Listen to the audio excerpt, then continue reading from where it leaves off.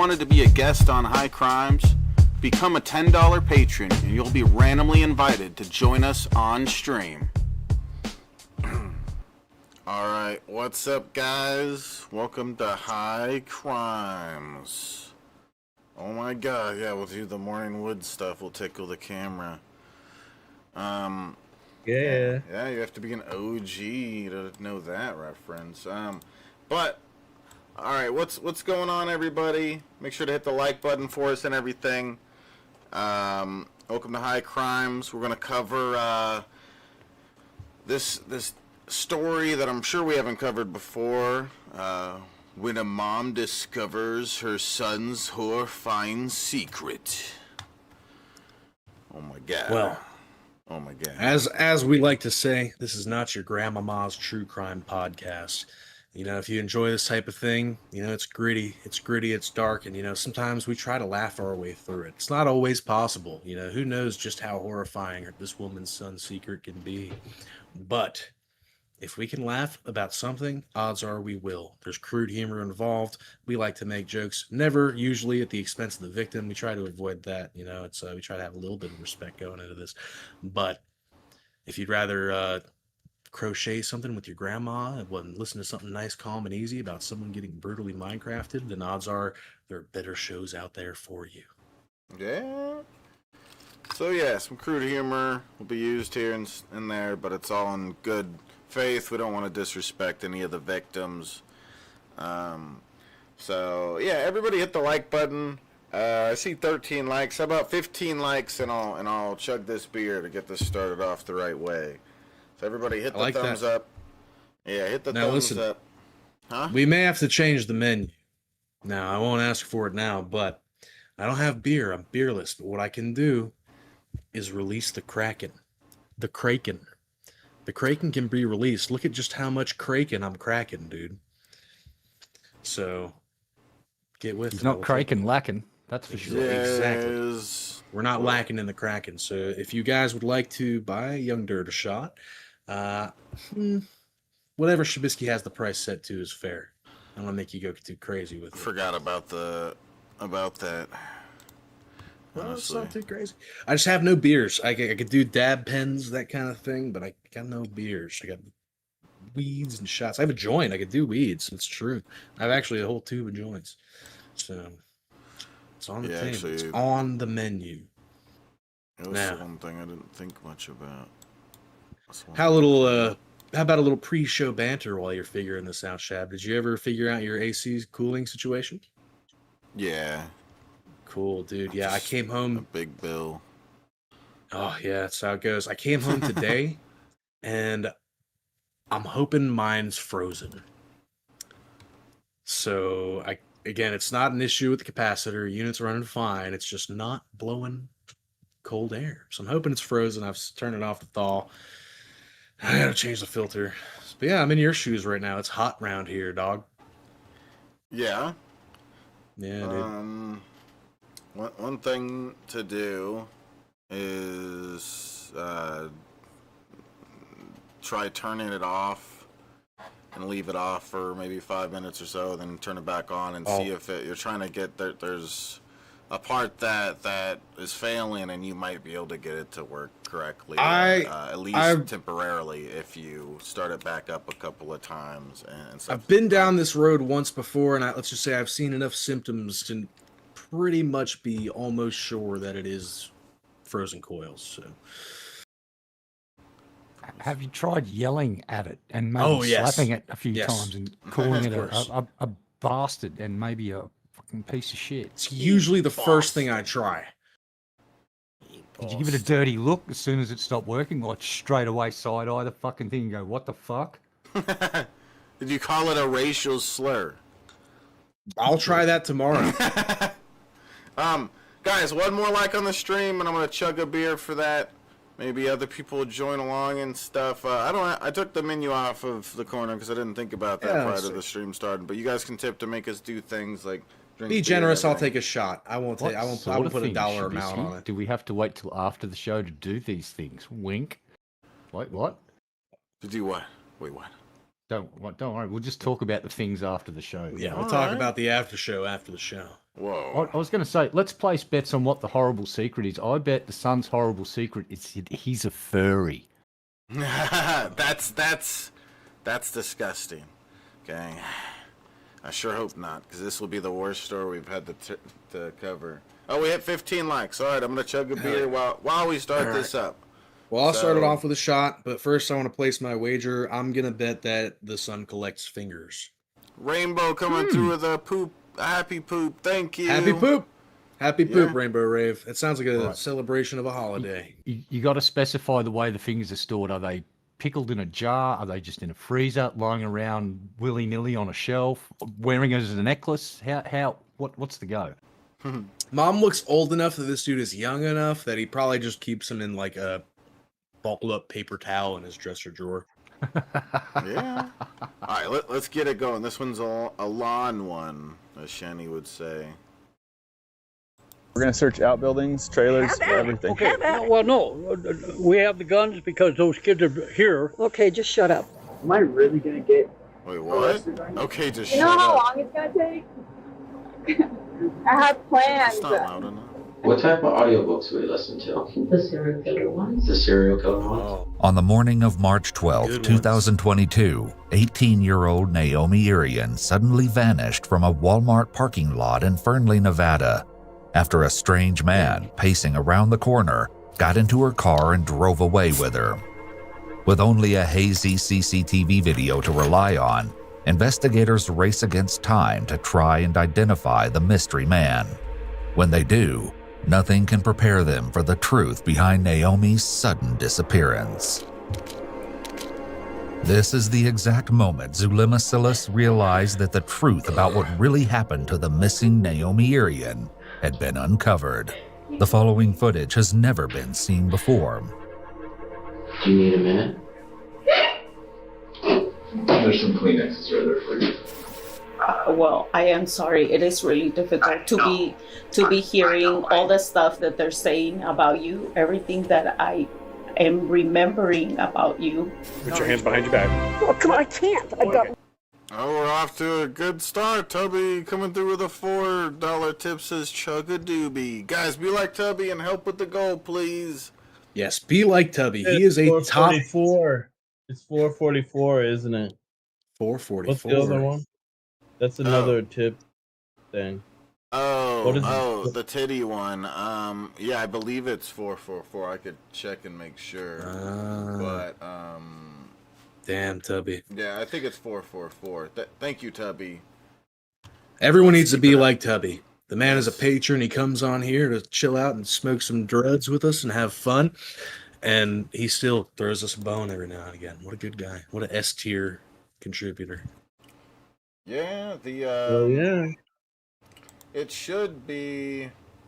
Let me see. Let me just make sure. Yeah, it's $4.44 will make the new boobies pop up. It's new. We have new boobies. Wrecked shoulders. As best you can. Yeah. On the morning of March 13th, 2022, the Lyon County Sheriff's Office receives a distressing call from Casey Valley. He informs them that his 18-year-old sister, Naomi Irion, hasn't returned home since she headed to work the day before. He explains that he tried calling her multiple times but couldn't get through. He also checked and there's been no activity on her bank account. In an exclusive interview... That's not her bank account.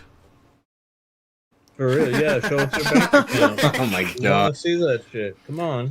It's just, I thought he was going to mention her Instagram. He's like, bank account. It just kind of threw me off a little bit with this on the screen. The Woo, Casey Valley explains the incident.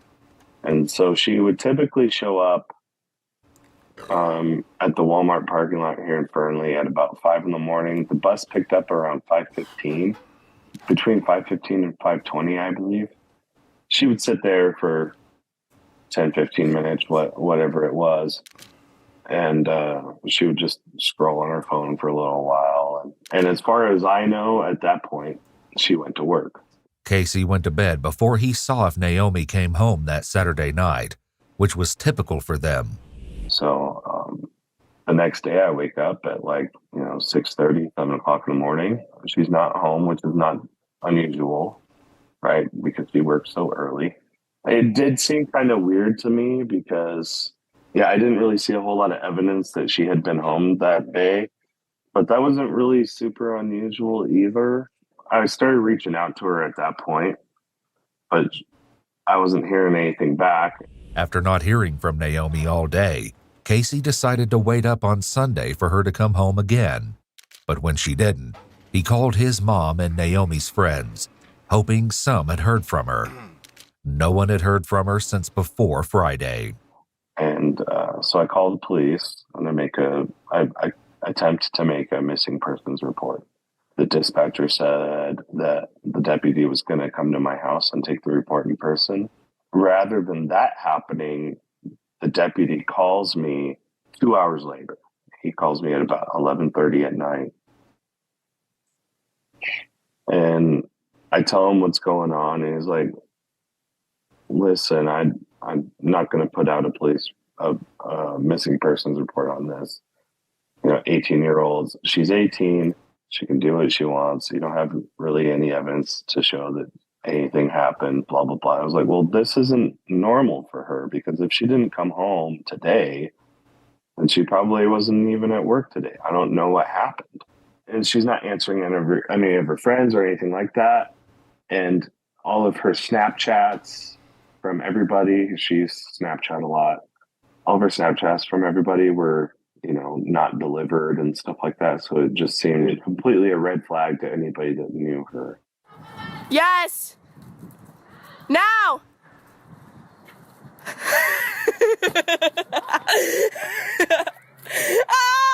And this deputy refused to make a missing. I don't know what the fuck SpongeBob's got to do with this story. But yeah, okay. What did he do? Why did he deserve such a cruel fate? Maybe that's the killer. Maybe he was getting her back for that. That's what it is. They say there were no signs. Patrick did it. Yeah, Patrick got pissed once he figured out about this shit. Stunned and disheartened by the complete absence of assistance from the authorities, Casey takes it upon himself to find his younger sister. Hi. Are you bullying Teddy? Are you bullying Teddy? He's so little. My guy, he's so little. Look at him. You can't bully him. No. You can't bully the baby. He's just a baby. No. Anyways, end of story. I have a 100-pound pit bull sitting on my lap and this thing licking my arm for some reason. And he's eating his own ass. The deputy kind of got in my head a little bit. Man. Kind of gaslit me a bit about. Yeah, those dogs should have left her alone, right? It's fucked up. She's probably fine, blah, blah, blah. All this stuff. My girlfriend at the time, Nikki, she and I were talking, and she had the idea of, well, we should just go to Walmart and see if they'll let us look at the security footage and just see if she even showed up to work on Sunday. So that's what we did. She and I went over there. We tracked down the security people who were following shoplifters out in the store and told them what the situation was, and they were pretty sympathetic. So they brought us into their little security shack. It took us like an hour and a half, maybe 2 hours to just find the right footage, the right angle where she normally parked.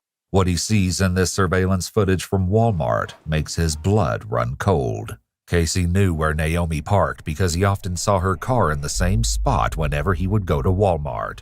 Video quality wasn't great, but I could recognize her car. She was driving a 1992 Mercury Sable.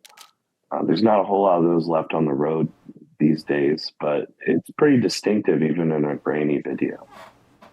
I was like, and the time matched up with when I thought that she would be showing up, and I saw the car pull in there. And we're watching this at like 4 or 5x speed. So we watched the car pull in. I was like, oh, that's her car, almost for sure. And before we get the video stopped in order to slow it down, the car leaves again. And I'm like, what the heck?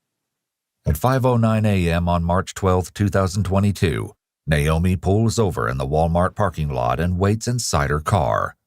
A few moments later, a strange man appears on the other side of the lot. He stares at her car for a few minutes.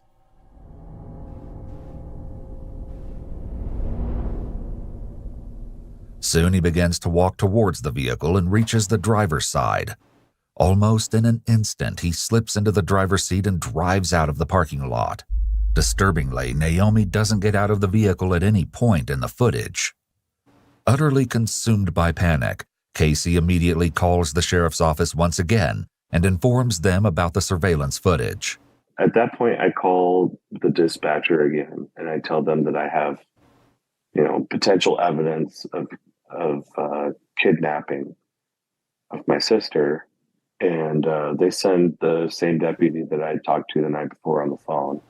And he shows up about 20 minutes later. And at this point, we have some more video identified. And we have, video of the guy standing there looking out from the sidewalk and circling around and going into her car. The police officer sits there and looks at it. And he says, I don't know. This looks like a drug deal to me. I was like, dude, this cop is such a great cop, isn't he? First he's like, dude, don't worry about it. She's 18. She can do what she wants. And then, this dude, this cop sucks. There's a huge red flag that's gone up. And it's anyone that was born after the year 2000, if they stop using their social media, that's a huge fucking red flag. They can't live without their phones. I've seen hundreds and hundreds of fucking arrest videos just from drivers, and I guarantee you, if they're under fucking 40 years of age, they start screaming out, "Where's my phone? Where's my phone? Where's my phone?" That's all they. Social media is their fucking life. When they get pulled over, they went, "Hold on, I'm going to start live streaming on TikTok," and shove the camera in the fucking cop's face. So it's really unusual for them to go dead radio silent, not respond to any of their friends. That's a fucking huge red flag, and this cop fucking ignored it. So it's like, wait, you're getting in my car? Are you kidnapping me? Hold up, let me pull up stream this. I'll just exactly. Getting kidnapped live. Yeah. Look, hey TikTok, I'm just being kidnapped. I'm sorry. Okay, everybody hit the like button. 20 likes, and I'll drink another one. How about that? And even with that in mind, even if the cop decided, hey, this is a deal. This is just a deal. Don't worry about it, buddy. With that in mind, he had considered declaring her a missing person to the point where now he's going out of his way to investigate the disappearance of his sister. And even if it is a drug deal, by the time at this point, that's if she's a missing person, that is the last person she has been seen with. So yeah, why do you not care? Why do you dismiss this? That's a lazy fucking cop. Yeah, exactly. Drug dealers take off in your car, bro. I always just get, I pull up at my local grocery store, potentially place of employment, and I just hop right over to the passenger seat and let somebody take me off in my car. I do. How often do drug deals go that way? The drug dealer comes and he takes off in your car while they do the drug. It's like, why? Why would he want that? Big one. What fucking drug dealer in there fucking goes and delivers at a Walmart parking lot at 5 o'clock in the morning, knowing that there's a whole bunch of security cameras around there? It's like this cop is making zero fucking. Oh, sorry. Okay. Well, I stand corrected. My apologies. I will now shut up. I'm the biggest crack dealer in the West. Okay. And I always do it in the Walmart and Target parking lots. Everybody knows you give him a small me. cut, mate, and the security looks after you. Wink. Oh yeah. Oh yeah. Alright. So, yeah, everybody hit the like button. 3 more likes on the stream and I'll chug a beer. Let's continue this drug deal video. My sister did not do drugs, and he was just trying to cover his own ass, right? That's what I was gonna say. He already did the wrong thing, and he wants to try to run away from that by being like, "Oh yeah, that just looks like a drug deal to me." He doesn't want to admit that he was wrong in the first place. That's what it sounds like. Because, you know, that would hurt his little ego, wouldn't it? You know? Him and his little penis and his little... Or his... I should say it'll hurt his big ego, yeah. He didn't take my report the night before. Basically, he tells me, well, I'm not going to file a missing persons report right now still, but we'll put out a bolo and be on the lookout for her car. I was like, okay. I'm not really happy with that, but if that's what you're going to do, that's what you're going to do. Despite finding compelling evidence that proves his sister is in grave danger, Casey's repeated pleas for help are not taken seriously, leaving him in absolute despair and isolation. Basically, imagine you're that bad of a cop. Yeah. Where this is a story about how bad of a cop you are on the internet that millions of people have seen. This cop should be mentioned by name in this video. Yeah, they should. He should be publicly fucking shamed for it. Guys, hit the like button. 3 more likes on the stream for me to chug this beer. Let's keep it up. I felt so alone, I felt so isolated. I felt like kind of betrayed by the sheriff's department. I felt very scared about what happened to my sister, and I just really couldn't process what was going on at all. On the other hand, Naomi's and Casey's parents, who were in Africa at the time, struggled to cope with the news. In an exclusive interview with Iwu, Naomi's mother, Diana Irion, shares how they tried their best to help Casey find Naomi. Early Monday morning, before even it was light, my husband came upstairs because he was getting ready to go to work. My husband came upstairs in tears, and he said that Naomi had been kidnapped. And immediately I was like, what? What are you talking? What? And he said, Casey just called. He saw on a surveillance video someone take Naomi in her car. And then we were holding each other and we were crying and we were asking each other, what do we do? What do we do? Because we're in Africa. We're halfway around the world. And one of my husband's coworkers, one of our friends, is an FBI agent, and my immediate instinct was to call him.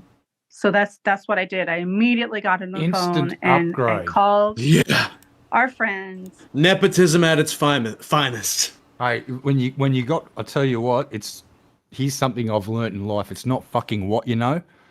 A lot of the time, it's who you know. Absolutely. And I know Red Eye.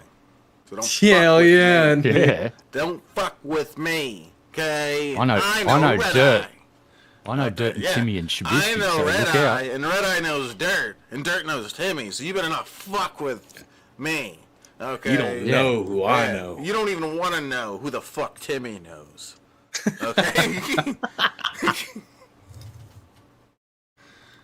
I got Mexicans out in Guatemala, bro. What the Mexicans hell? in Guatemala. What the hell? You should have said you got shooters out, but whatever. No, Mexicans in Guatemala is way better. I got Mexicans. He's got Mexicans doing work in Guatemala. That's deep, dude. I got Irishmen hanging out in Canada. That's a bar. Just waiting. Just waiting. Just waiting for me to let them know. Got some Venezuelans hanging out in fucking Hawaii, just waiting. You know, I'll say this, Rainbow Rave. I'm not trying to be conceited. This poor woman lost her life, or her daughter lost her life. But yeah, if you think, she's traveling the world, has friends of the FBI, she's in Africa. You think, she could use some dental care. It's with age. It's with age. It's with age. Yeah, and to be fair, a lot of people her age probably have dentures by now or something. So. Exactly. Exactly. Just hi, do it. 54-year-old talking who's actually just got his first denture, because one night I was asleep and a tooth just jumped out of my head and fucked off. Just ran away. Just went, I'm out of here. I've been abused enough. Yeah. Yeah, my dad's working towards reaching that level right now. He's a bit older. He's like 65, 66 right now, and he's starting to lose teeth, it seems. So, but yeah. All right. Look, they have a flaggy thing in a box. That means someone they knew was in the army and they died, right? Is that what that means? Sure. Oh God. Does that not mean that? I don't know. I never knew anybody in the army who died. Yeah, but that's what they do. They come and hand you a fucking folded up flag, right? Isn't that the thing? That looks like Yeah, something. They do. If you're a family member, I do believe that when they come home, they'll present Seems you like with a that's flag and maybe what happened here, yeah. Because it's folded specifically like that. So they probably have a family member that was in the army that died. I assume. I ain't no scientist. Okay. I don't know. How do you I know? know, I know one. Army? What? I know a scientist. How do you know he It's wasn't all about who you Navy? know. In the Navy. Yeah, Shab. Yeah. What'd you say? So in the Marines, huh? Or the Shut Air up. Force, huh? You wanna wrestle? Shut up. Or the National Okay. Guard, huh? Or the Boy Scouts, Go huh? throw Who's a boomerang, Marine, okay? Shad? Hey, all right. I'll be back in a moment. Aye. If you throw it hard enough, it might. Hey, hold on, I've got a it joke might- for you. Oh, what? What do you call a call a boomerang that you throw and doesn't come back? A fucking stick. That's what I was thinking. Oh. He could have been on the Coast Guard. Should be. I think there's something more crude we could find for the answer there. That one's a little too Zoomer. nerdy for The everyone. Zoomerang. Like a dead person's arm or something. I don't know. That's Yeah, too tryhard. It's dead too babies edgy. are- All right. Let's Dead keep it going. babies. Fine. We need two. Oh my god! All right, two more likes we need on the stream, guys. Hit the thumbs up for us if you enjoy high crimes. Let's keep it going. Stop making fun of this woman's teeth, or you're grounded, Yeah, Rainbow. sorry, That's it. Bad. I'm bad. You owe more of those jewels now because of that. I can't believe you made me point that out, Rainbow Rave. What the fuck? Is an FBI agent, and my immediate instinct was to call him. So that's what I did. I immediately got on the phone and called our friends, and I was not in a state to be. I couldn't really speak, so I handed the phone to my husband. Naomi and Casey's father went to the U.S. Embassy in Pretoria, South Africa, where he was working at the time and was able to get an emergency flight to the United States that day. As Casey's father flies into the country, his conversation with the FBI reaps some positive results, as they seem to be taking the case quite seriously. So the next day, I get up at like 4 o'clock in the morning, and I just and I have like a spotlight, and I'm just driving all the roads out in the desert near Fernley, just looking for any trace of her car. And about 9:30 in the morning, I get a call from Lyon County Sheriff's Department, a detective. He assures me that they're taking the matter very seriously. Yeah, they are now because the fucking the missing FBI's persons fucking with- rung them up and reamed them the fuck out. They say you call that boy right now.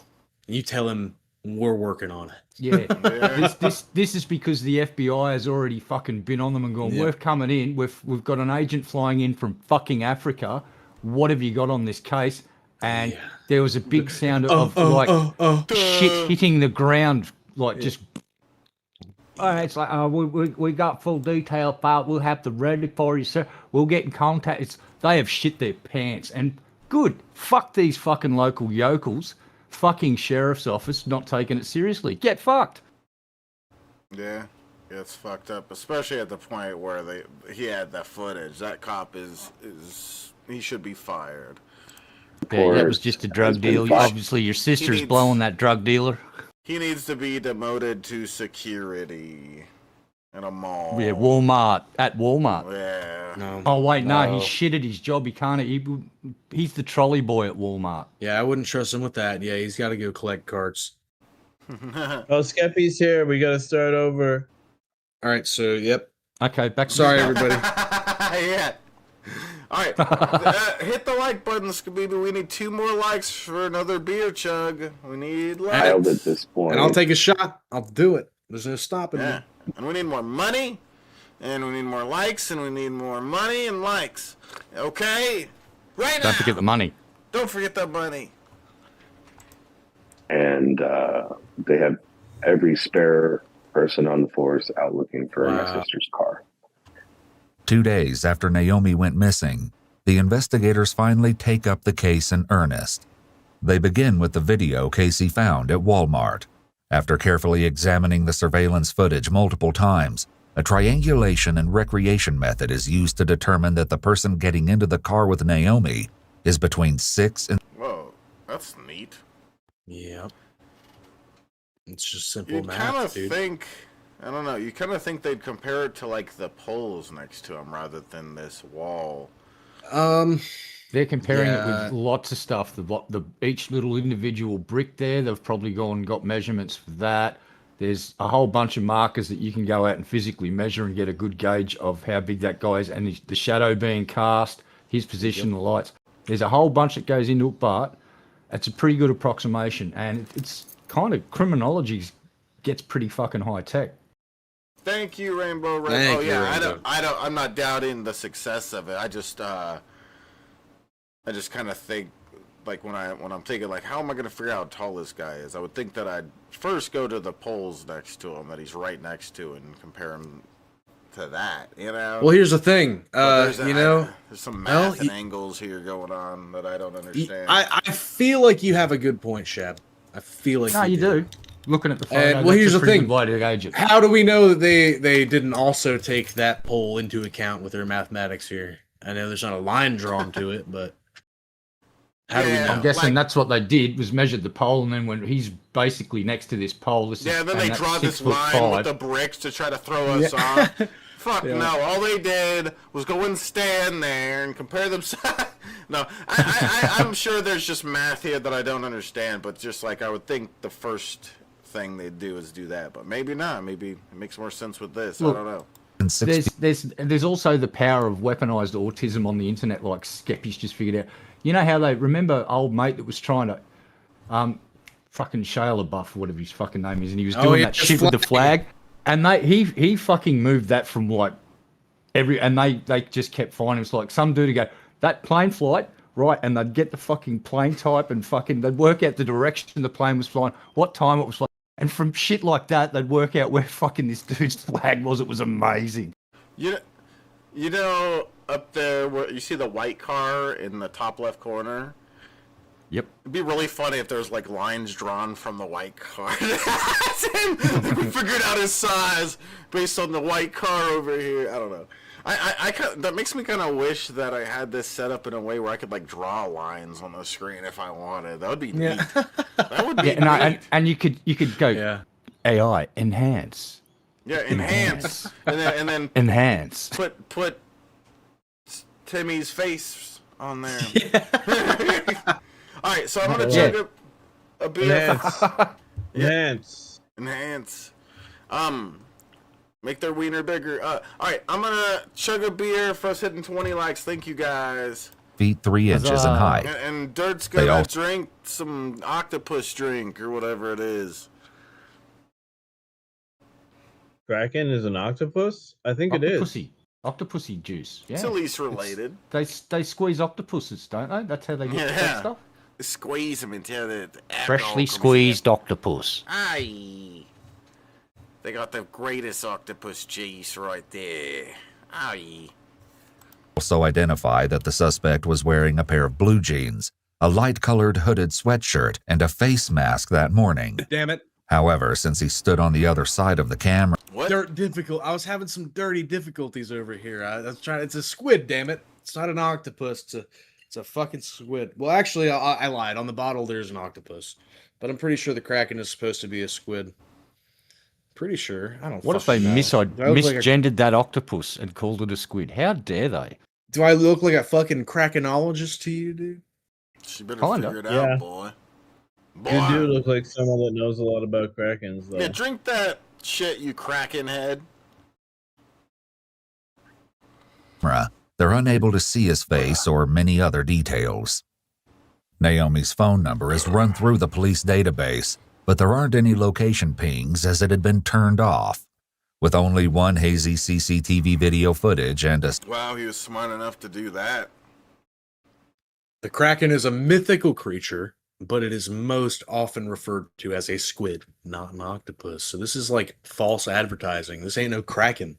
Just call it octopus. You should sue. What the hell? suspect they're unable to label. identify. The investigators begin by running a thorough background check into Naomi Irion's life. Casey assists by sharing everything about Naomi and his family.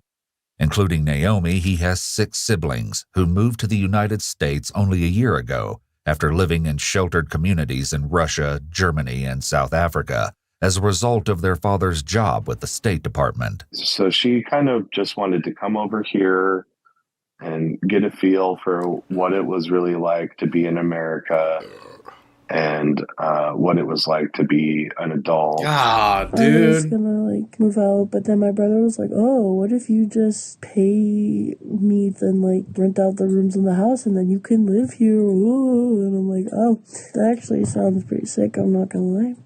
And I would get to stay here. It's a place where I'm comfortable, a neighborhood that I know, easy to get to my work. You know, it's a pretty good deal. It'll be interesting. You know, kind of get away from the parents, have a little bit of freedom. And the first thing she did when, before she even really got here, actually, was get a job. And she started working for Panasonic. To find out more, the investigators dispatched some officers to mark out her regular... Got her a good-ass job at Panasonic. The fucking asshole. It's so terrible, man. And you know what? It's one of those things where good for this girl and her family where... She's an example, and again, it's shame on the system because the local cops didn't want to do a fuck about it because, like you said, right, it's all about who you know. But that's the thing is you never know who people know. He might have looked at this girl and thought she was easy pickings and he could get a fucking way with it. But guess what, buddy? Guess what, buddy? We're watching you on Ewu. Yeah, and we don't know what the story's gonna be yet, but it could be that the cop caused her death by lagging this investigation. Oh God, dude! Don't tell me that, dude, because that would be the worst. That would be literally okay. That'd be horrible if another cop did something bad in America. That'd be crazy. Let me just hold my tongue. Let dirt hold his tongue. Who knows? Yeah, we'll figure it out as we go. It may not be the case, but. I mean, fuck, you never know. That's the thing. That's something I've always said. When seconds matter, police are minutes away. Yep. Yeah. work route. They examine the surveillance recordings from various stores along the route, hoping to identify any peculiar incidents. Although they observe no apparent suspicious behavior, they make a significant discovery while reviewing the footage from a gas station where Naomi had stopped by to purchase snacks on her way to work. In the footage, she's seen wearing a gray sweater paired with a blue Panasonic t-shirt and gray joggers. The officers take a screenshot of Naomi got a Monster Energy drink from the store and submit it to the investigators. This picture potentially marks the last time she was seen before the kidnapping. The investigators release Naomi's details with the picture to the media and request everyone to be on the lookout for the missing 18-year-old. As word of Naomi's kidnapping spreads, Casey sets up several search parties to help find her, and the community in Fernley steps up to assist the family. The ladies in the local area in my son's neighborhood established a meal train. So we had meals made for us. So our job was to... Yeah, we looked at him on the CCTV video, and we've calculated his length and girth. That's about 4 inches. Okay, with a girth of 3 centimeters. We're on. Wow, wow! What is this? Like a fucking angel hair noodle? Yeah. We're on to him. We're gonna find this weird penis motherfucker. Find her. And that was our full-time job. And my husband was out there with the FBI every day. And my son was out there searching the desert every day. You know, we didn't stop.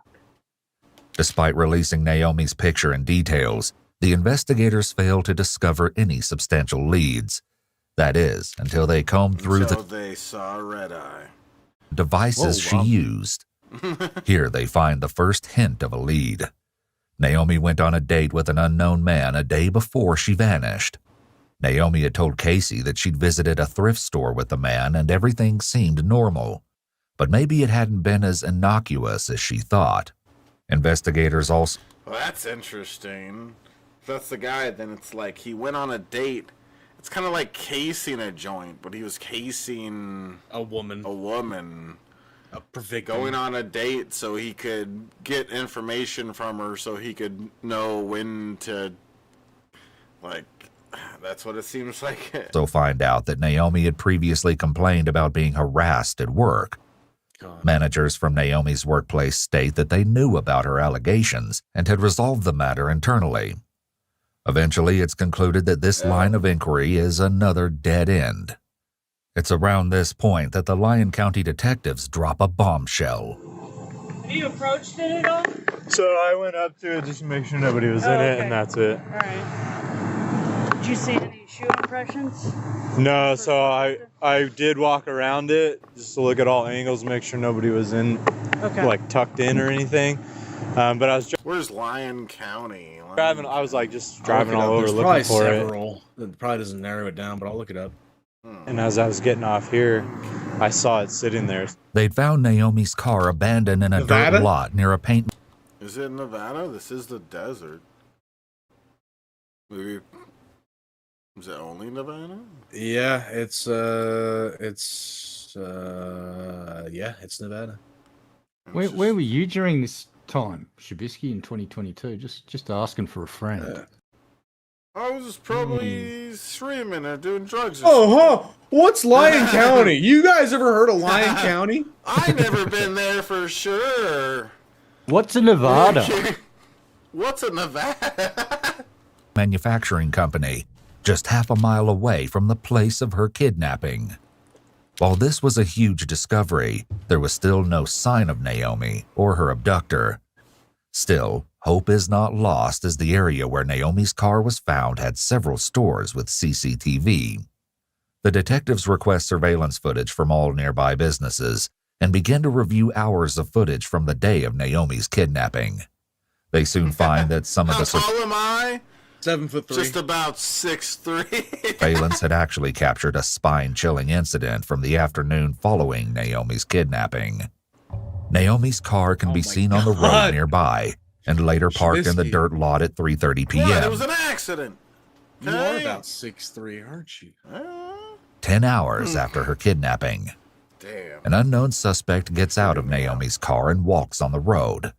A short time later, at 4:12 p.m., a gray, bluish truck drives by the same road and parks close to Naomi's car. The driver gets out, goes back to Naomi's car, and shifts it to another spot in the dirt lot. Then the driver leaves the car, gets back in his truck, and drives away. Investigators are still unable to identify the unknown driver at that distance. And even more concerning is that they don't see Naomi anywhere in the footage. Perhaps he'd moved her to another location by then. There's also another possibility. Is this man the same person as the one they saw in the morning, or were more people involved?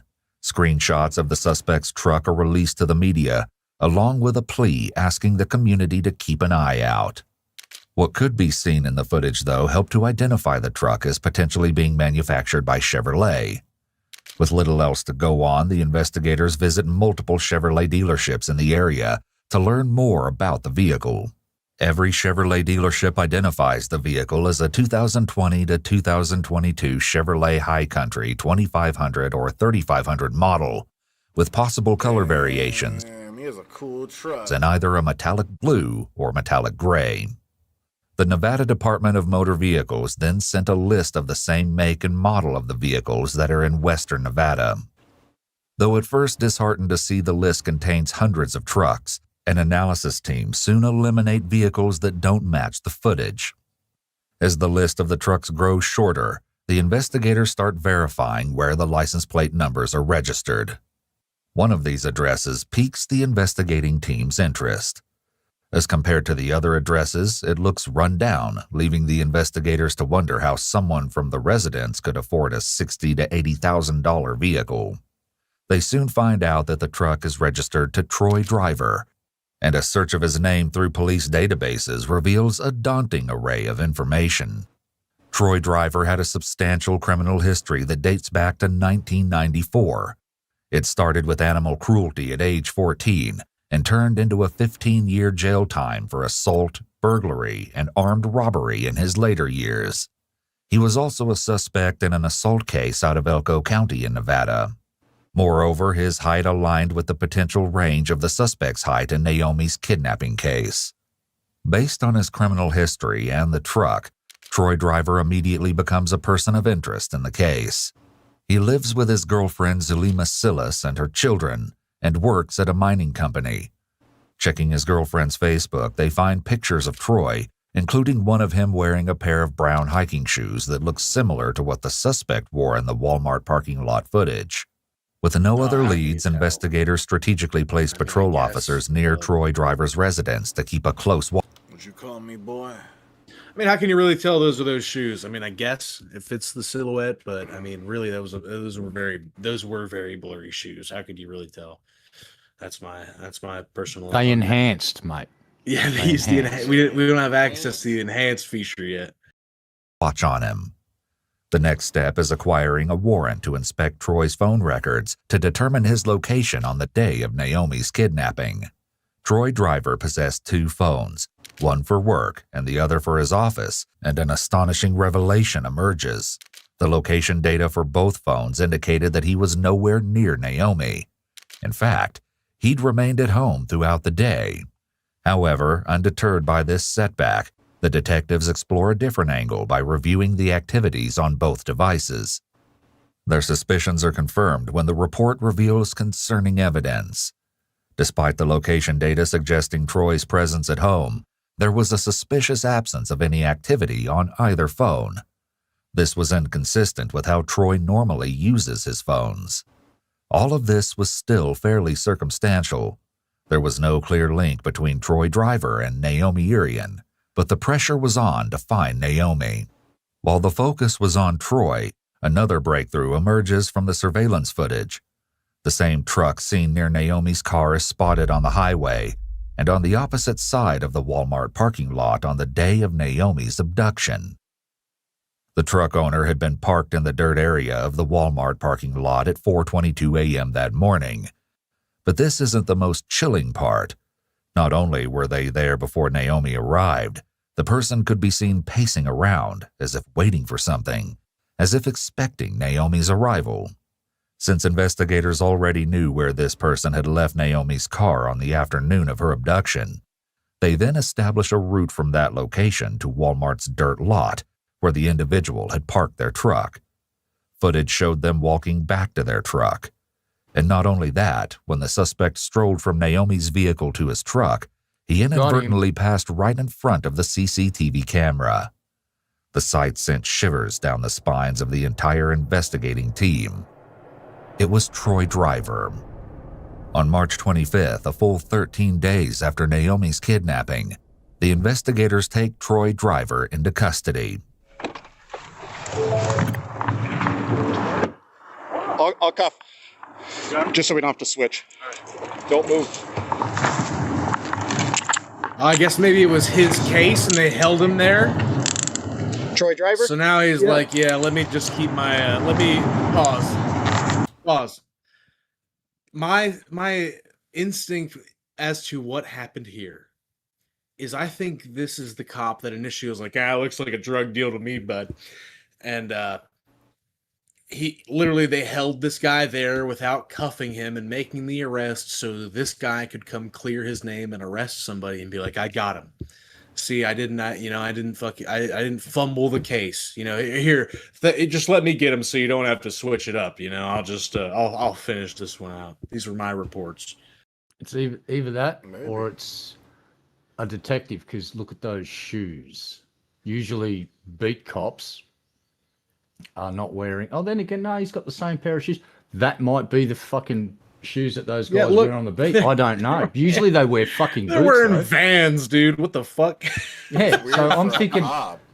detectives would probably be wearing street clothes more than sheriff's fucking deputy. That's my take on it. But he's got a I'm just body like- cam on right now.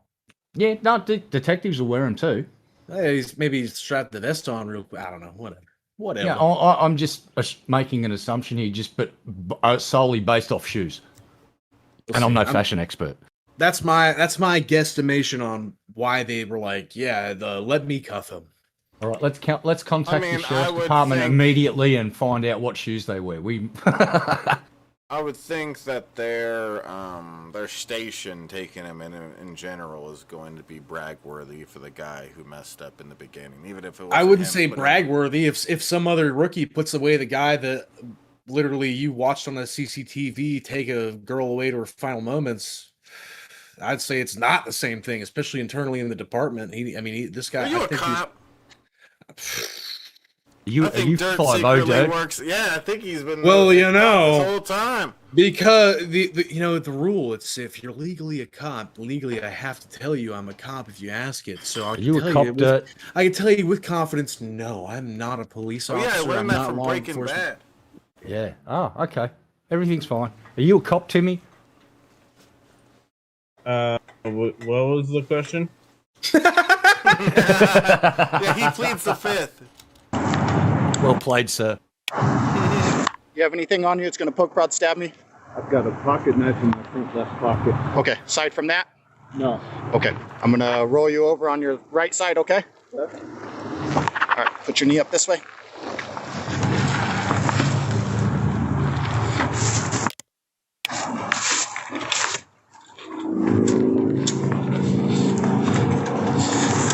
Whoever's going up to that building, tell them I'll come up with the warrant here shortly. Okay.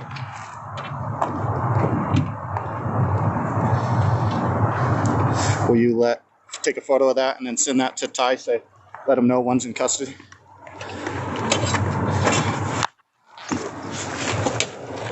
Let him know one's in custody. Does he think that there's multiple people? Who knows? No, that's just the way that's police speak. I'll tell you right now. Yeah, it is one police in speak. custody. Okay, But yeah. you know, it's the modern algorithm thing where they'll spoil shit in the video you watch in the first 30 seconds to try to get you hooked. We already saw another younger man in cuffs. But I wanted to point out that Skeptical Jesus made the funny joke that Troy Driver is now Troy Passenger. Oh, damn. Oh, damn. What a sick burn. Like, that dude would be sitting around right now going, fuck, what the fuck? Dude, imagine you're the arresting officer and he's sitting stewing in the back of your car and he's like, more like Troy Passenger, huh? Troy Driver, more like Troy freaking Passenger. Now. He's gonna need some aloe vera for that. You're in my Raise him with a car bit of now, pepper spray Troy. just to make him scream.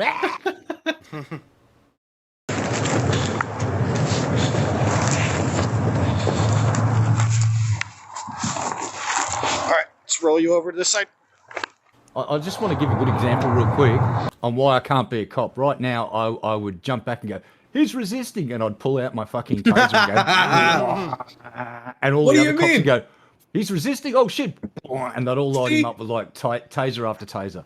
Well, that's the problem with Florida where you live. In the greater Americas, you'd be a great cop. That's exactly what they want.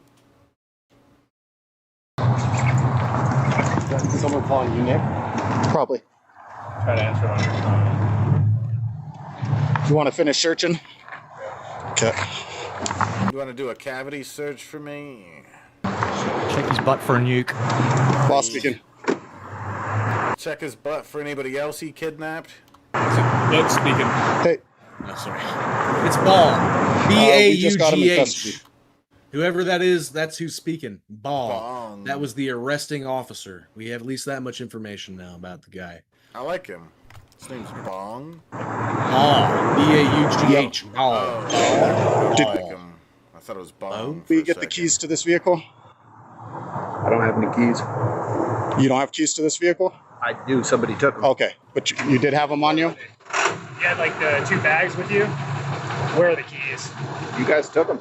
Well, yeah, but are they in one of those bags? Find them. No, they were on my belt clip. You guys took the keys. Okay. We'll figure it out. He's pretty calm for having a... Yeah, he asked what it was for. We told him not going to tell him at this time, but you are under blah, blah, blah. And he said, okay, hasn't said much. Yeah, he wasn't asking questions. He was shocked just due to the abruptness of it, but not, not his first rodeo type. First rodeo.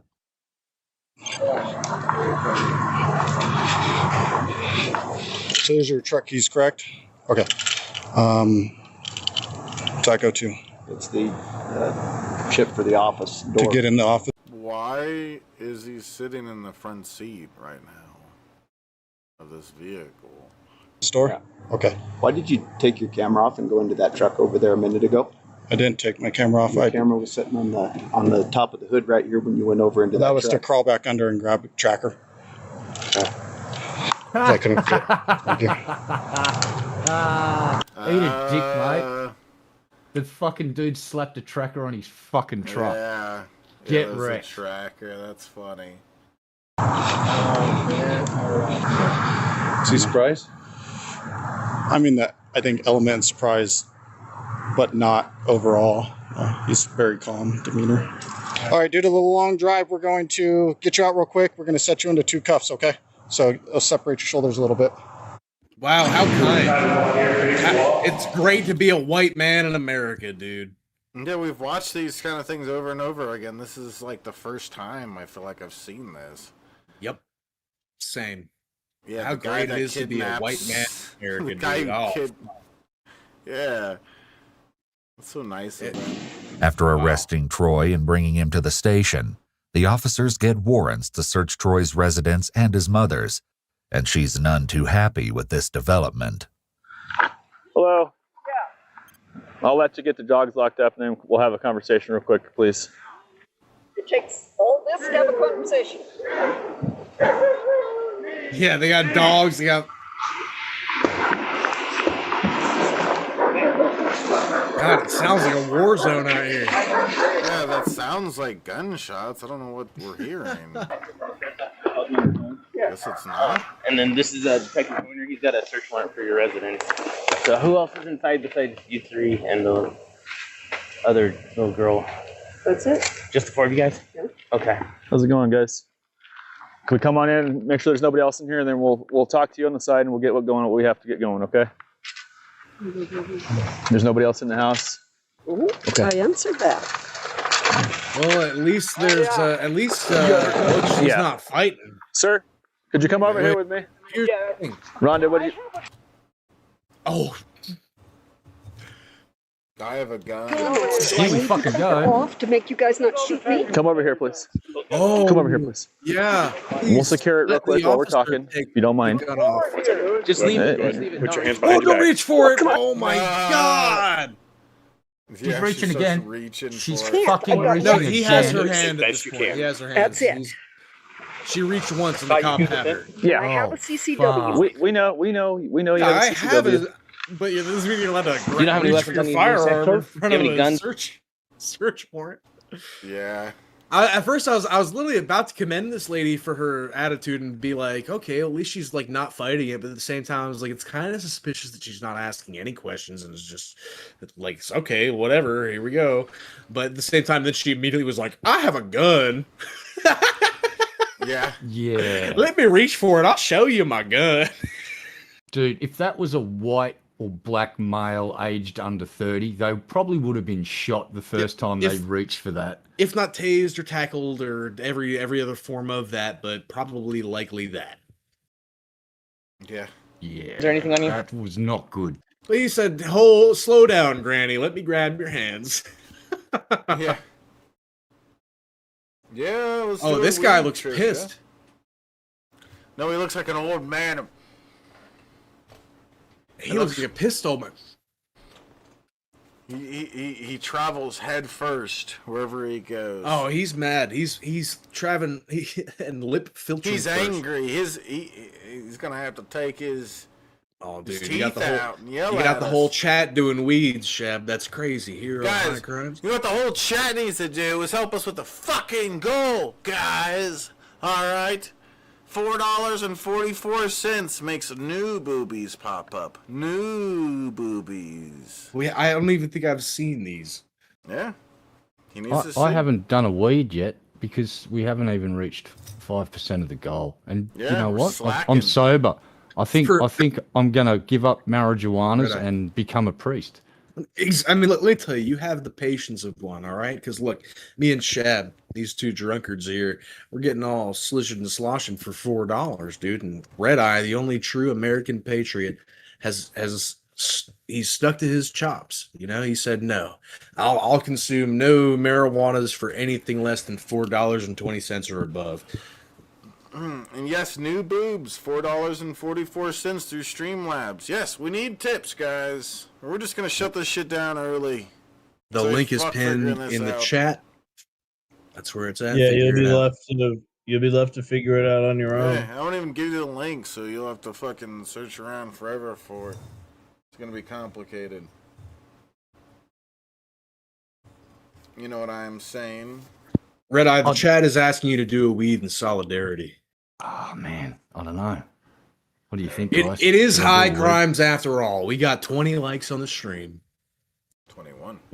21 likes on the stream. I'm from South Africa. No, I'm from other Florida. Wait, yeah, that's the right place. Other Florida. Yeah, It's like Florida, but just everything's a little bit bigger and angrier, and we talk funny, even weirder than Floridians. I know, it's strange, and we do go around jumping on crocodiles because what else are you going to fucking do except try to ride the big fuckers? You're the greatest Floridian I know, Red Eye. I'm going to do a weed. What the hell? You are Florida man, Red Eye.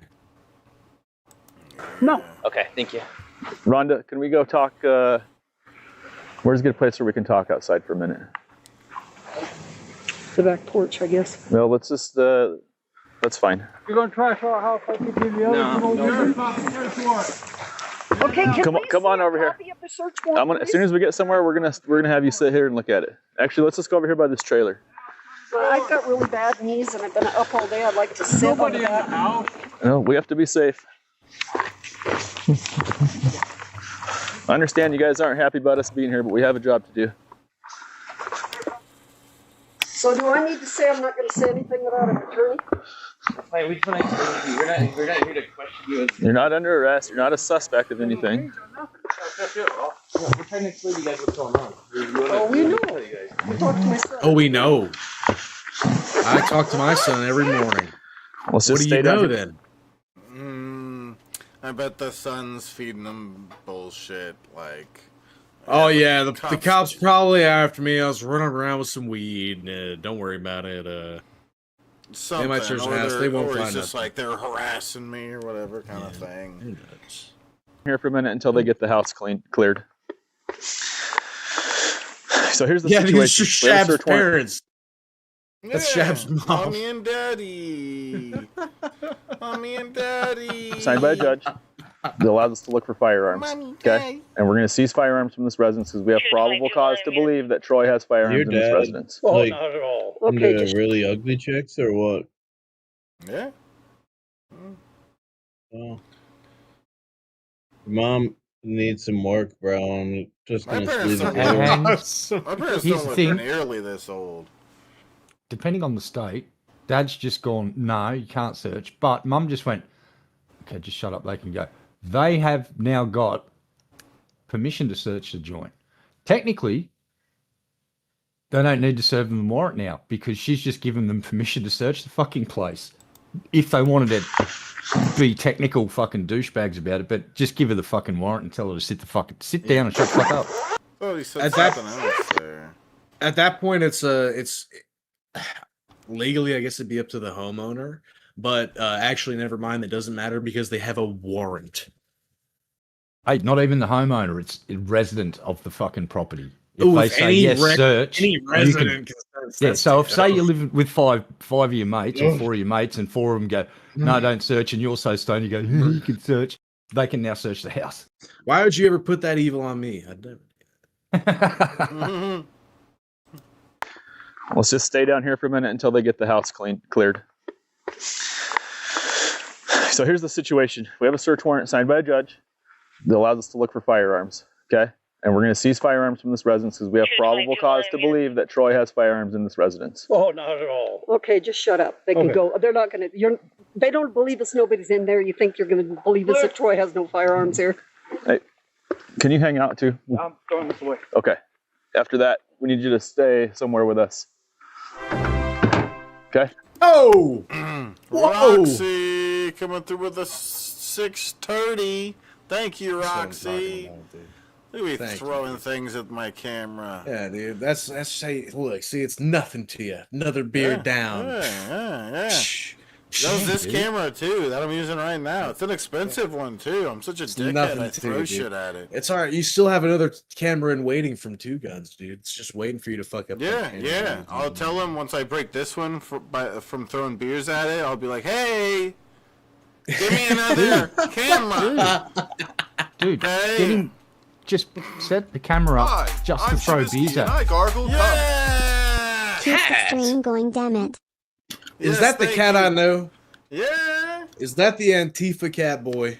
I'm sorry, I'm dead naming you, dude, but just speak up now if that's who Cat is, because you've been a big supporter. Yeah. If not, hey, thanks, Cat. That's awesome. I'm gonna take a shot. Thank you guys for all the support.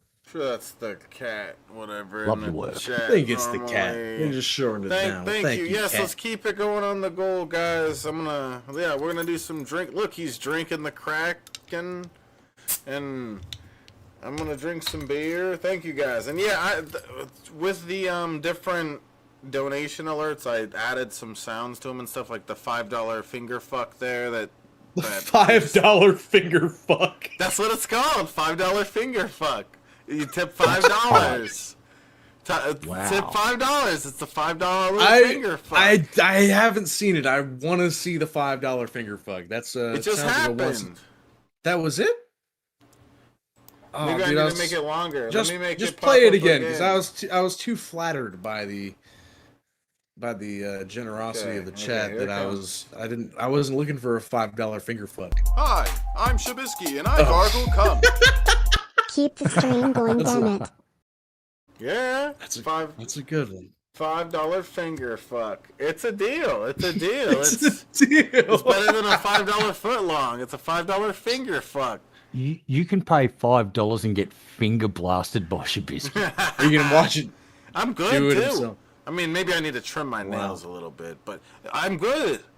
Okay. Well, just to level with the chat, I want you guys to know I'm not on no mamby-pamby bullshit. When I'm drinking from the bottle, this is white label Kraken, or sometimes referred to as Kraken. But real OGs call it the Kraken because that's what they called in the old mythology days. But I'm drinking this Kraken white label. It's 94 proof, which, do the math, that is 47% alcohol by volume. All right. Oh, whoa! That's I'm not strong. fucking around, dude. I'm not fucking around. I'll be right back real quick. You hurry up. You do your drinking. You hurry up. We'll do it. Listen.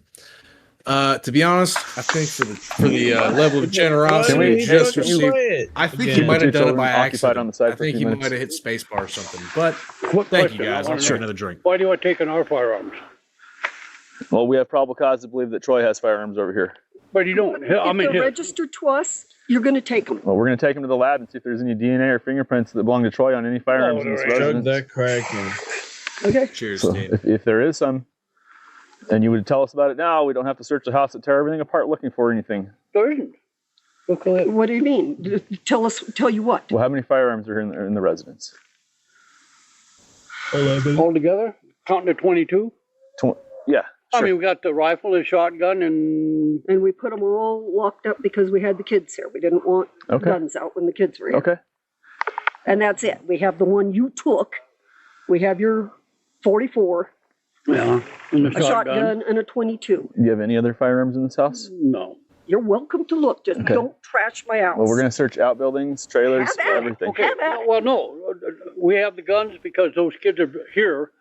I got the shotgun, the 22, and a gun that doesn't even work in the 2-horse trailer. Okay. It's locked up there. So we've magically Is there had any other another firearms? fucking gun appear out of fucking thin air. What do you all mean? Of a sudden, and there's all of the guns are locked up in the trailer because the kids were just here, except the one that doesn't work and it's in the horse float. Like, fuck off, mate. Just, you couldn't lie straight in bed, you old prick. Jesus Christ. What the fuck, mate? You know what I'm saying? The cop's got a warrant. He's gonna he can literally level the fucking place looking for shit and dig down 20 feet if he fucking really wants to. Try cooperating, because, you know your son's a piece of shit. And I guess they don't know what they're looking at the son for right now. They might become a bit more cooperative if they go, well, listen, your son's now the prime suspect in a fucking kidnapping and there's a missing girl and we really need to find her. Huh? And they might become a bit more cooperative, or they might clam up like arseholes. Who knows? But anyway, fuck them. Yeah, it is true that maybe they should be scared here. Maybe. May fucking be. Maybe. I mean, that might be giving them too much, and that might be bad for the case to do that too. I don't know. Yeah, like literally, as soon as she agreed to the search, she should have just shut the fuck up. It seems like he's fed his parents a bunch of lies, so they don't know what he is. They think that's true. He's maybe done a little bit of bad and gotten in some trouble, but they don't think he's a kidnapper. Probably They should know better like and should have just shut the fuck up. And he probably should have told them the same thing, if anything. Unless he was like, if the cops come here, just tell them this. Yeah. Yeah. Answered that. I'm There just are no other firearms. asking. I know you're not happy with the police Okay, in the but Bethel can I just situation. answer a question once? I mean, do I have to be? Yeah. I'm not unintelligent. I understand. Would you what like you're me to saying read to you me. I your answered Miranda it. rights? She's not unintelligent, okay? She's just a Trump supporter, you know, that's all. Where did you see that? He can't prove that. I know, I haven't seen that yet. And the people are dishonest with us all the time, so Well, I'm forgive not- us if we ask the guaranteed question more I'm than not once. dishonest. Okay. Well, I And don't, you're more than welcome to go search our house, but please don't trash it. well, we don't want to. There's no need to. Okay, let me ask you something. Did Troy bring firearms over here in the last 2 weeks? No. No. Okay. I haven't even seen him that way. When No, I he seen him. came over. Well, I was shooting horses. So Yeah. I might have missed him. He came I thought he said I over was shooting and helped horses. me with something. That's what I heard. He said shoeing. Oh, So putting putting I shoes thought he on said he horses. was chewing horses. I was like, damn. I was out there chewing on some wild horses. Oh no, I'm Putting doing some a red. horseshoes I'm doing on. a red eye for some reason. This guy's not from Florida. Why am I trying? Crikey. Crikey, mate, I was chewing on a gator and a roo came along. Started chewing on my gator. I was like, no. That ain't no gator. That's- Roo. You're right. Ain't no crocodiles in Florida. They got gators. Okay. Bloody chuzwazzers. I don't know. Gators, crocodiles, they're all the same to me. You call yourself a can't remember. herpetologist. I always get those two mixed up. I don't give a shit. Dude, you gotta get a little more woke with your crocodilians, dude. Shut up, queer. I don't have to do that.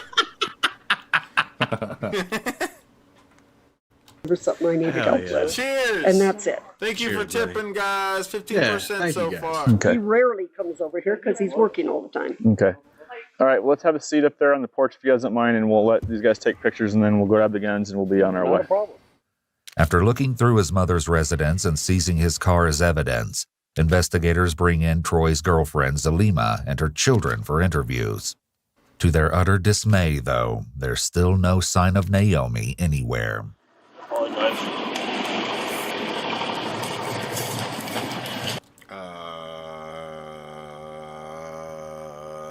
This is a soldier. No, I'm mostly. That's The blur? You're concerned with the blur? Yeah. Well, I mean, you don't want to know. You don't want She's to know. just wearing a really skimpy ass. It's that skimpy? We can't even It's that show. bad, dude. God, I want to see now. She ain't got no bra on. You're seeing it's sheer. I gotta see this unblurred. You're seeing nippies through the shirt, bro. What the It's over, fuck? dude. As long as she's of age No. and unrelated and STD free, I want to see. Oh my god. I want that fucking Bearcat. Look at that fucking goddamn vehicle that they use to come and raid you in. It's goddamn. It'll knock a wall down. That thing is that's Why? mil-spec. Where did this come? Why did this come into play? This is we just saw footage of his mother's home. This is his actual home, and this is his girlfriend. This is crazy that they pull up in this. I feel like if a this is That's a modern APC. It Welcome is military. Welcome to Nevada, Shabisky. If you want to dabble in Minecraft, they're gonna pull up with the creeper, and this is it. I might have to get him to in come over here America, and visit me. sheriff's departments and police departments can apply to the military to get that sort of gear. Yep, surplus. And as you can I see, better apply. they fucking hand it out, mate. That's They why use Steven it. Seagal got to run over a puppy in one of those ex-military vehicles on his Oh my shitty God. sheriff show. I have So, no clue what did you're I talking about. Don't you? Steven Seagal No. did a raid and there was a puppy skittled by Steven Seagal, allegedly. Spoiler alert. Yeah, He's and a he bad was posing with driver. a sheriff. Yeah, he was posing as a sheriff, even though he's not a fucking sheriff. It's like the Oh, he was world's biggest impersonating loser. a police officer and ran over No, the a cops puppy? were with him. He was an honorary Oh. cop, and he's doing raids and shit with the cops. Oh, and a it's dog like got Dr. skittled. Did you It was see a TV show. Did you see Dr. Phil roll up on an ice raid? Did you see What? that clip? Yes, just look it up. It exists. It's out there. Dr. Phil was like, he's like, see, look, people of America, it's not so bad after all to get raided by ICE. That was quick and easy. What the Thanks, shit? Dr. Phil. Okay. Welcome to the See, future. that's why I like Dr. Phil. Welcome to the future, Red Eye. Oh no! What, you just broke me? Show us your tits. Show us your tits. I don't know, Show us your dude. tits. Listen, this may be Troy Driver's girlfriend, but based on his age and his proclivities and the situation he's in right now, and how short this woman is, I wouldn't be so excited to be chanting that, Shabisky. Yeah, but they may have just saved a fucking Don't victim show from the us pickle tits. shed. Don't show us tits. Who knows? She could show just us be real tits. short. She looked pretty short. She looked like an And, adult you know, to who me, knows? but it's, Maybe I she did was- say as it's- long as she is of age. I'm Okay, blind, I you made know, it clear. unrelated and STD free and born female and The blurry alive. vision helps people look younger too. That's one thing. That's I true. was, Again, but I also had, naturally my have phone blurry was vision. connected to the speaker, so I was playing. Yeah, I'm retarded too. You know the stigmatism or whatever. Where you see the lines. Yeah, I have autism Okay. too.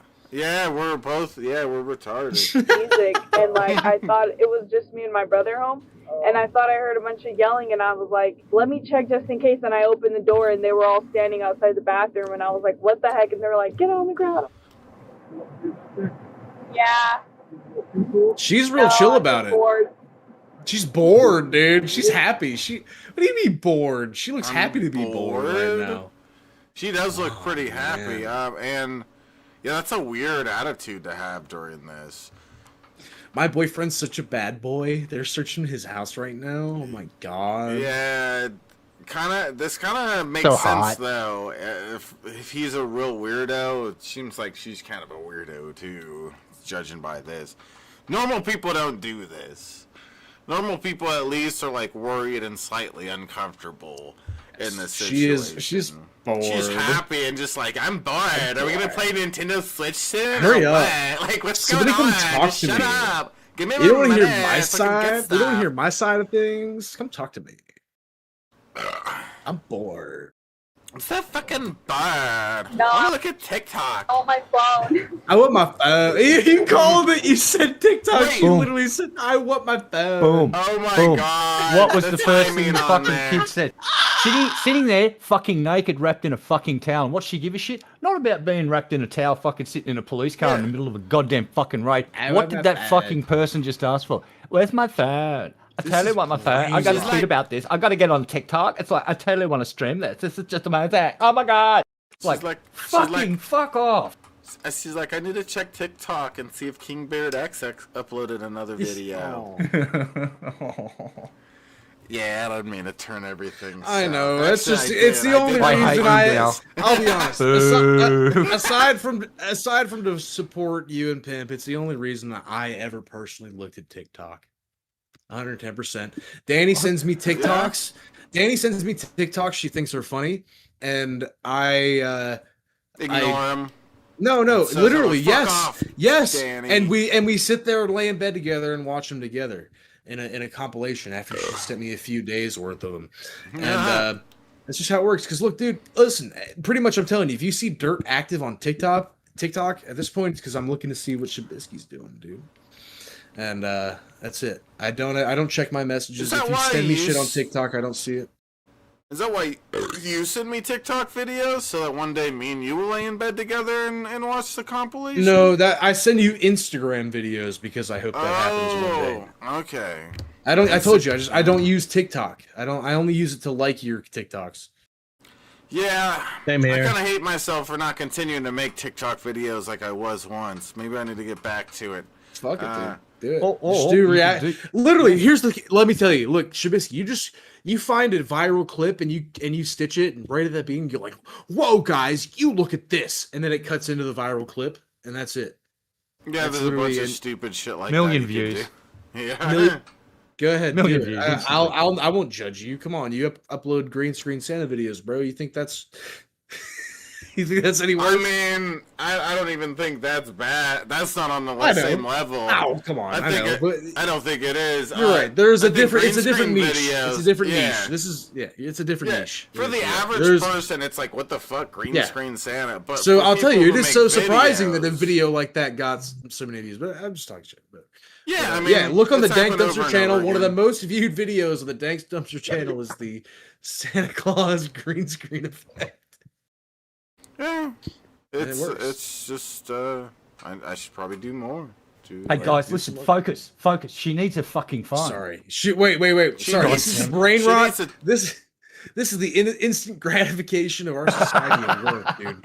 We need to focus and dial back on. There's a murder going on. So this Yeah, bitch what the brings up her fuck, phone. guys? We start talking about TikTok, dude. You Yeah, gotta lock everybody in. shut dude. up. Let's get back There's to a the video. half-naked chick sitting here wanting the Yeah. phone, and you guys are talking about TikTok. Oh, what the And fuck? she's trying to go on TikTok and see what Shabisky uploaded. Exactly. Do you know how long it's gonna take?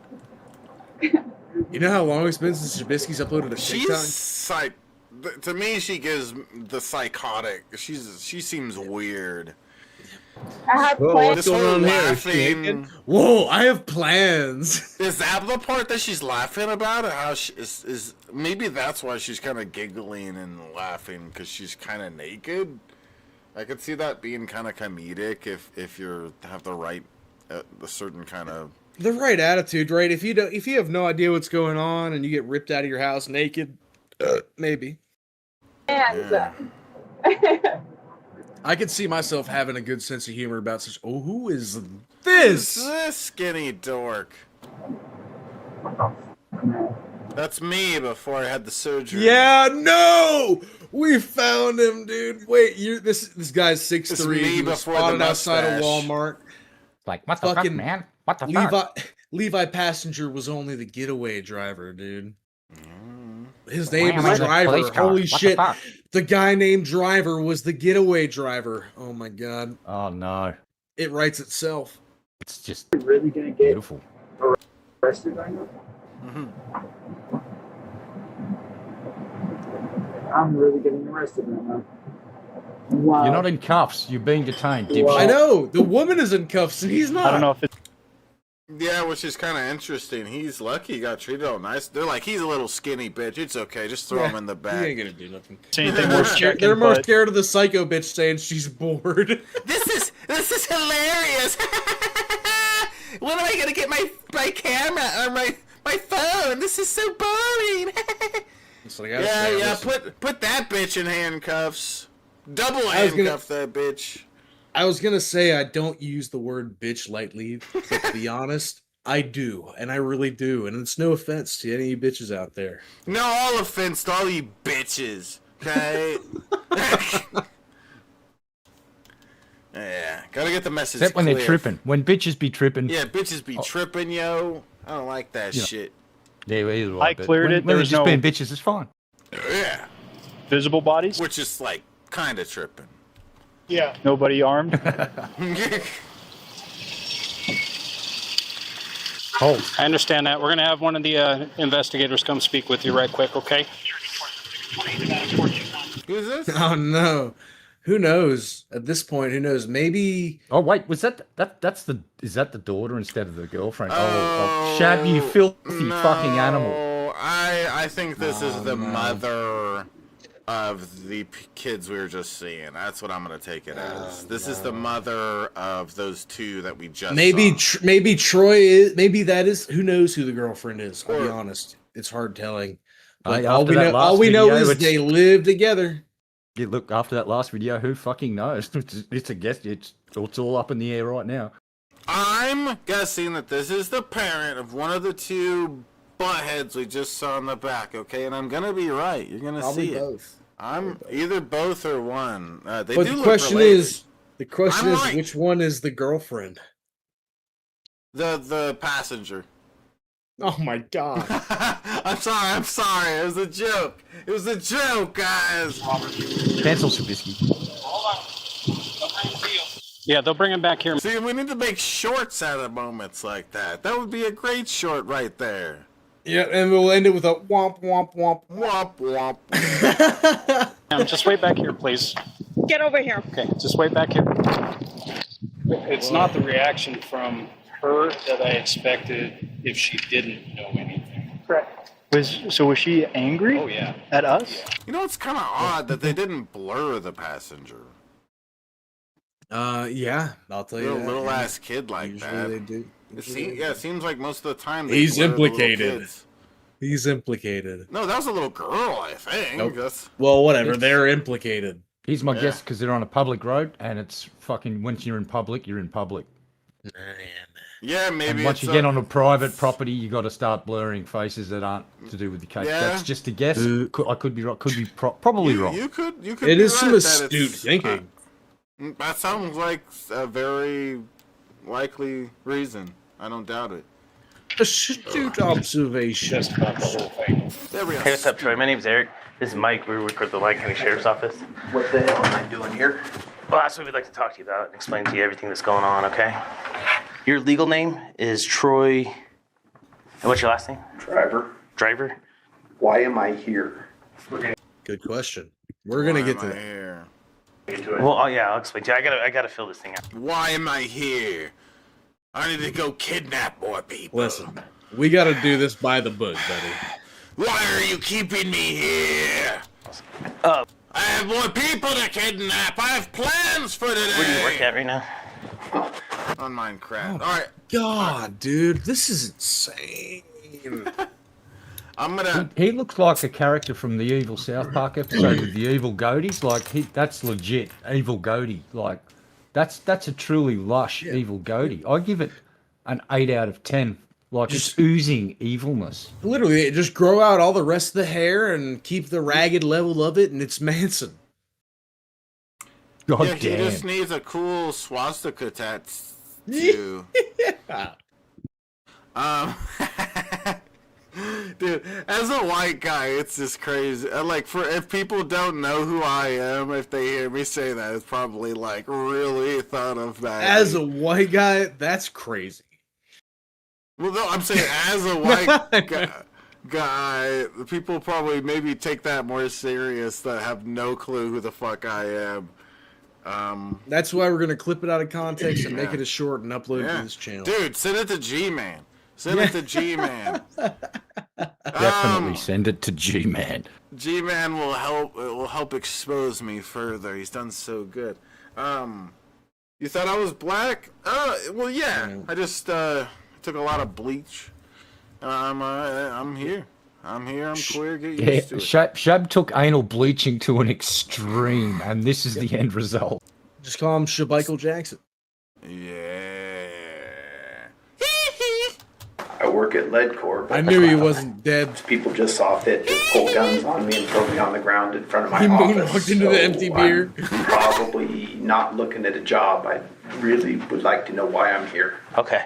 Yeah, and I'll explain. How long have you worked at LidCorp? 2.5 years. Okay. Where'd you get thrown on the ground at? didn't throw me on the ground. I was told to get on the ground in front of the office in Reno. Reno. Okay, Good so you work answer. like at Leghorn, Reno. Criminal record? Have you ever been arrested before? Yes. What's the worst thing you've been arrested for? I was arrested when I was 17 for armed robberies. Wow. Did you go to prison? This for that? man's got a How long? wild streak. 15 years. Holy. 15 where at? years in the pen. Holy shit, indeed. Wow, we got a career criminal on our hands. You know, it's the American prison recidivism fucking. Dude, it's crazy because you'd think somebody who went through 15 years would not. Nope. No. What do you mean? You're literally kidding. The American prison system is not a rehabilitation center. It is a recidivism agent. Literally, it is meant to corrupt. Not even meant to, but it is a known fact. The American prison system corrupts people who have been in it because, let me tell you, Shabisky, it's not a joke or a laughing matter where it doesn't matter what county or what state that you end up in the U.S. prison system, that your first day in prison, actual prison, not jail, like you're doing hard time prison with people who have been in there for a while, if you're white, you pretty much have one option. Except for you, Shabisky, you're Italian. If you're lucky and there's a lot of Italians in there, you might have another option, maybe, but you're a little white. You're really going to have to flex that Caruso and be like, my name's Caruso. Well, call me Caruso. You call me Caruso. So that's my prison advice to you, Shabisky, because let me tell you, the Italians, you don't want to be sitting with no Aryans when you could be sitting with the Italians, Shabisky. I'll tell you that. Which is why I really hope I don't go to prison, because I don't want to sit with anybody. But here's the problem: if you don't sit with anybody, then you're an enemy to everybody. So the American prison system is absolutely FUKT fucked. And I'm telling you right now, if this man did 15 years in prison, he's not coming out a better person. If I went to prison, I would set up my own table. And you Wow. know what? You know All what? of People those would start other sitting at your table. Yes. And then he'd start rapping, Okay. and it would be hustle and flow. Yeah, killed beat this everything with him. It would be all racist. Oh my God, he's amazing. I'd be like, I cry all the time. I'm Shabisky, and I cry all the time. They'd be like, oh my God, give him all our food, guys. He's amazing. No. Jared was right. You look just Mexican enough that you could be a Latin king. I could be in the white crowd. Yeah. I could be in the Mexican crowd. They ain't getting no 23 and me in prison, Shabisky. You just say whatever works best for you. I can rap really good, so I'll be in the black crowd too. Exactly. You'll just unite everybody. I like this. We'll make a movie about it. Yeah. Shabisky is going to fucking totally just redefine the American prison system into this united place where everyone gets rehabilitated like in fucking minutes. They just come in there, they're in the presence of Shabisky's like, oh my God, they have an epiphany and go, I'm gonna start I've a been revolution. so bad in my life. He taught me how to Against rap the from my prison soul. itself. All of us as a team, no matter what race. Fuck this That's the prison. thing. The cops come in I'll say and as I literally raise my spoon.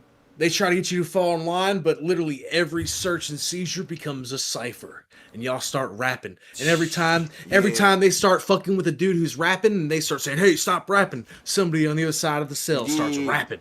And they're like, but I got the flow, and and then they run over and they're like, hey, you stop. And then someone on the other side of the block says, hey, I'm the one who got what to say. And then it's all over. This is the planning on this is great. Yep. We're gonna make this movie. Sorry, we're detracting from the fact that there's a man. And then Dre comes in and puts mics in all the cells and starts recording that fucking shit. Yep. And the whole cell block gets a record label deal. Well, yeah, of course. They're the greatest. Death Row Records just says you're all signed. You know what's fun? Oh, damn. He just drew that on his shirt really quick there. He did, didn't he? That was fucking impressive. He just yeah, he's good at drawing. 15 years in prison in California? Yep. Do you need anything to eat or drink? No, I want to get going. Okay. Can you tell me about any vehicles registered to you? I have a Jeep, a 95 Jeep. What color? Black. Black. Okay. Is it like a Wrangler or It's a Wrangler. Wrangler? Okay. I have a 2020 Chevy 3500 Silverado. 2020 Chevy 3500? Yes. What color is that? Gray. And I have a 1982 Lincoln Mark 7. 81 or 82. What color is that? Black. Black. Okay. Are you currently on parole or probation? No. Okay. All right. So while we're in here, you understand you have the right to remain silent, and you understand that you Someone's have had a chew on anything you his say ear. can Have a will look be at used his against you in the fucking court of ear. law. Do you understand you have the right to? Holy shit, he got Mike Tyson. Wow. Wowee. That is wow. That's some Someone's cut the fucking top of his fucking ear off, I'd say. And I That's bet a big chunk of his ear. Wow. I'd be willing to bet he got it in prison. That's Bet crazy. you taste good. Nom, nom, nom, nom, nom, nom, nom, nom, nom. An attorney, and you understand you cannot afford an attorney won't be appointed for It you. does look most likely to be a bite because of the shape. But who Yeah. knows? Maybe something. That's- Oh, I know what happened. That's what the dominant partner does to the fucking the bottom, bites the top of the ear. This bitch. Oh, have you mad. done that before? Fucking hundreds of times. I mean, never. Okay. Okay. You understand all that stuff? I understand. Okay. So have you been paying attention to the news lately the last couple days? Not really. I haven't been paying attention. Why? Okay. Are you aware of the kidnapping case involving Naomi Irion? Yes, I am. Can you tell me about that? Wow, he's My familiar girlfriend with the sent- case. Yes, I am. Yeah, like My that's girlfriend interesting. sent me a thing on Facebook. A girl in the Oh. area Well, gone missing. tell her to fuck off. Oh, who? Now, Oh, imagine I thought you were just, talking about just- Danny. No. Oh, Damn. That's my fiance. That's my Oh, I'm wife, sorry. Shabisky. You're talking about my wife, dude. Calm Hey. down. Hey, me and her are closer than you guys are, so back off, okay? Whoa. All right. Well, Me and Danny got a are point hella there. close. What do you mean?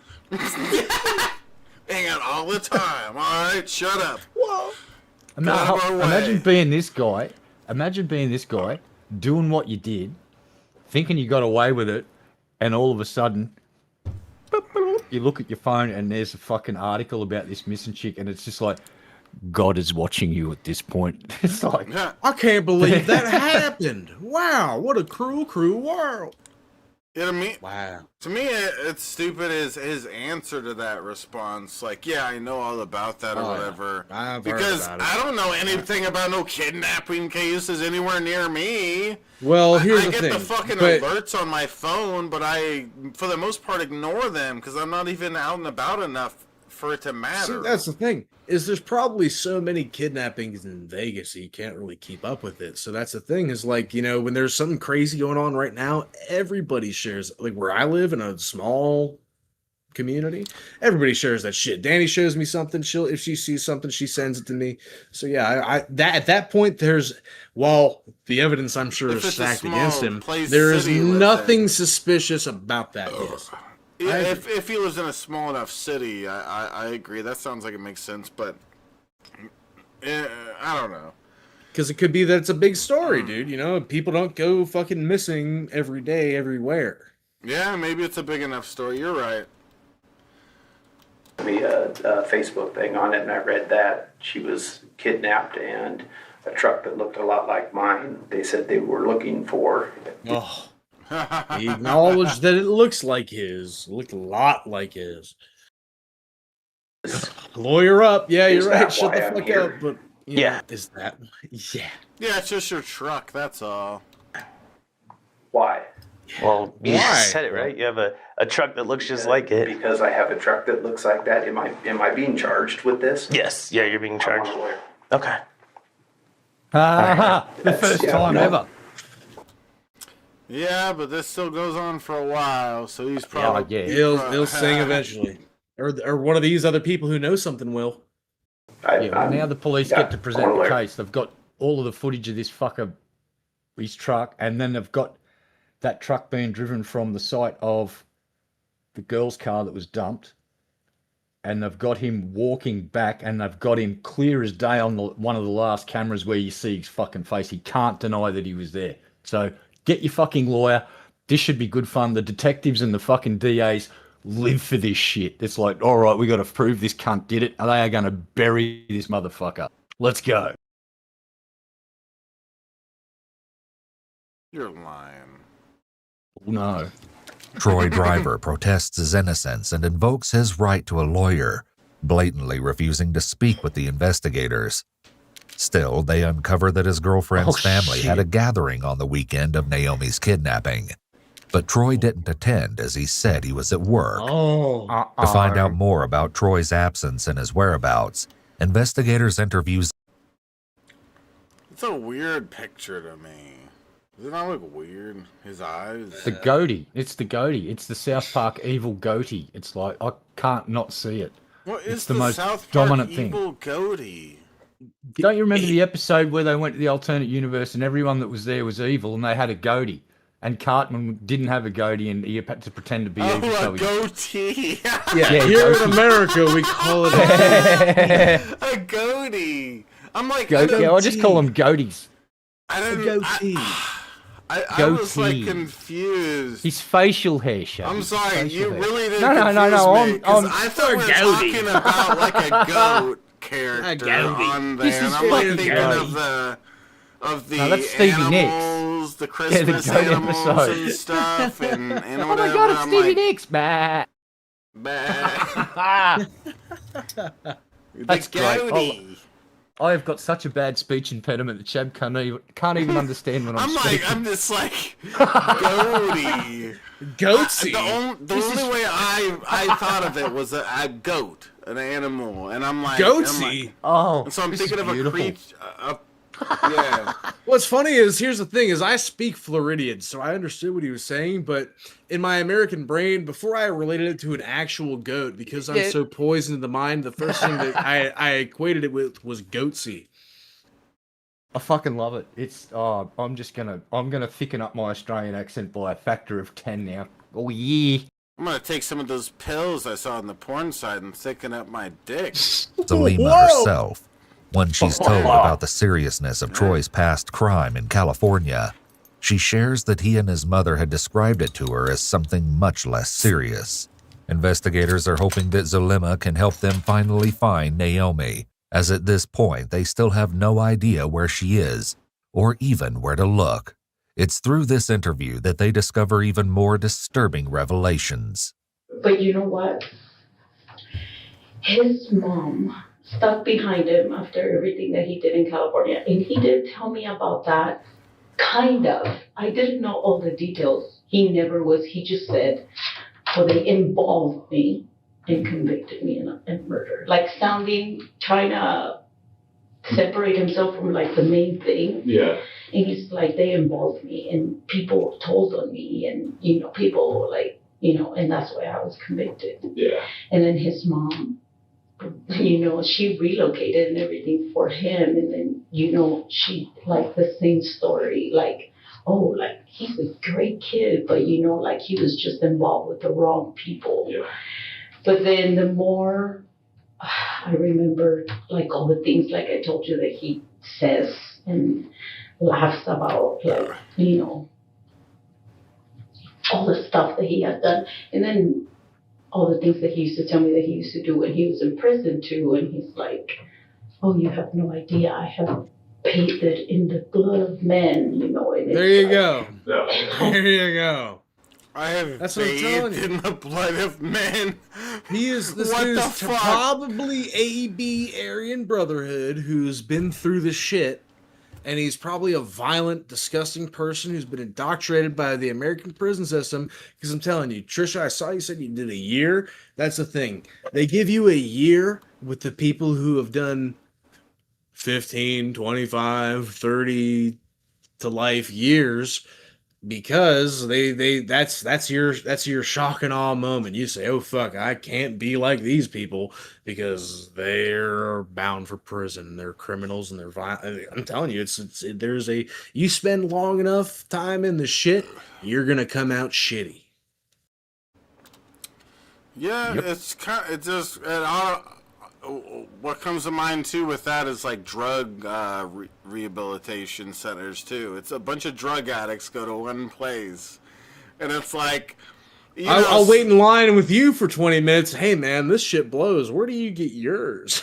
Oh, look. Yeah, like rehabs. a drug. I've had an experience. Drug addict meetup, basically. They're the worst. Like, I went to this place on the Gold Coast when I was 20 because my stepmom was worried about me. I went, all right, I'll fucking go. And I went for 3 or 4 meetings, and the last fucking meeting, this fucking scrag of a fucking chick went, oh, they won't let me see me 3 kids. And the counsellor went, why is that? And she said, oh, because I can't return a clean urine test because she tests positives for drugs constantly. And said, they're not letting me see me kids. It's really unfair. And I actually just sort of looked at her and went, are you fucking kidding? And the counsel went, hey, and I just went, no, I just got up and went, this is a positive environment. Yeah. I said, here's why you can't see your kids, because you can't give up fucking heroin, you fucking wanker. And I walked out of the place because I was there for weed, and I'm sitting there with people that are addicted to heroin going, I can't see me kids. Like, I just went, I am so fucking out of here. And you know where I went? Straight to the pub and a jam night and played some guitar and drank beer. And it was a great night. And that's what I did every Monday for 6 months, and I stayed off weed for 6 months. And then one Monday night, a dude offered me a joint. And I went, fuck it. I was back on it. You're poisoned ever since. This is why drug education needs to be different. Like, when I went to school, there is DARE, and for DARE, just all the drugs are bad, and it's black and white. But the reality is, they need to educate you that some drugs are good and some drugs are bad. In reality, every single fucking day, people get saved by drugs. And at the same time, every day, people die from drugs. And it's not as simple as drugs are bad or drugs are good. And maybe we need to wait until they're in high school. I don't know, but there needs to be a time where they're explained, like, hey, something like weed is totally fucking different than something like meth or heroin. And again, for the longest time, it was on the same schedule legally in America. And they just treat it the same when they're educating you about it. And that's why the responsible kids, the really responsible-minded ones, are just like, fuck that. And at some point, I was like, fuck that, too. And I remember one of my younger, he wasn't really a sibling, we like call him step-siblings. He was really anti-weed, and it makes sense to have that kind of mentality when you're educated like that and you're trying to be a responsible person, you want to go up to be someone successful. But and that's a huge problem because people that aren't smart enough, they'll be like, oh, I am gonna smoke weed, and it's like, oh, another drug gets presented, oh, let me try that, and another drug gets presented, oh, I try that, and then next thing you know, they're addicted to that. They tried heroin once, or they tried meth just once, maybe a couple times, and then next thing you know, they're hooked on it. It's a huge problem, and it ruins their life.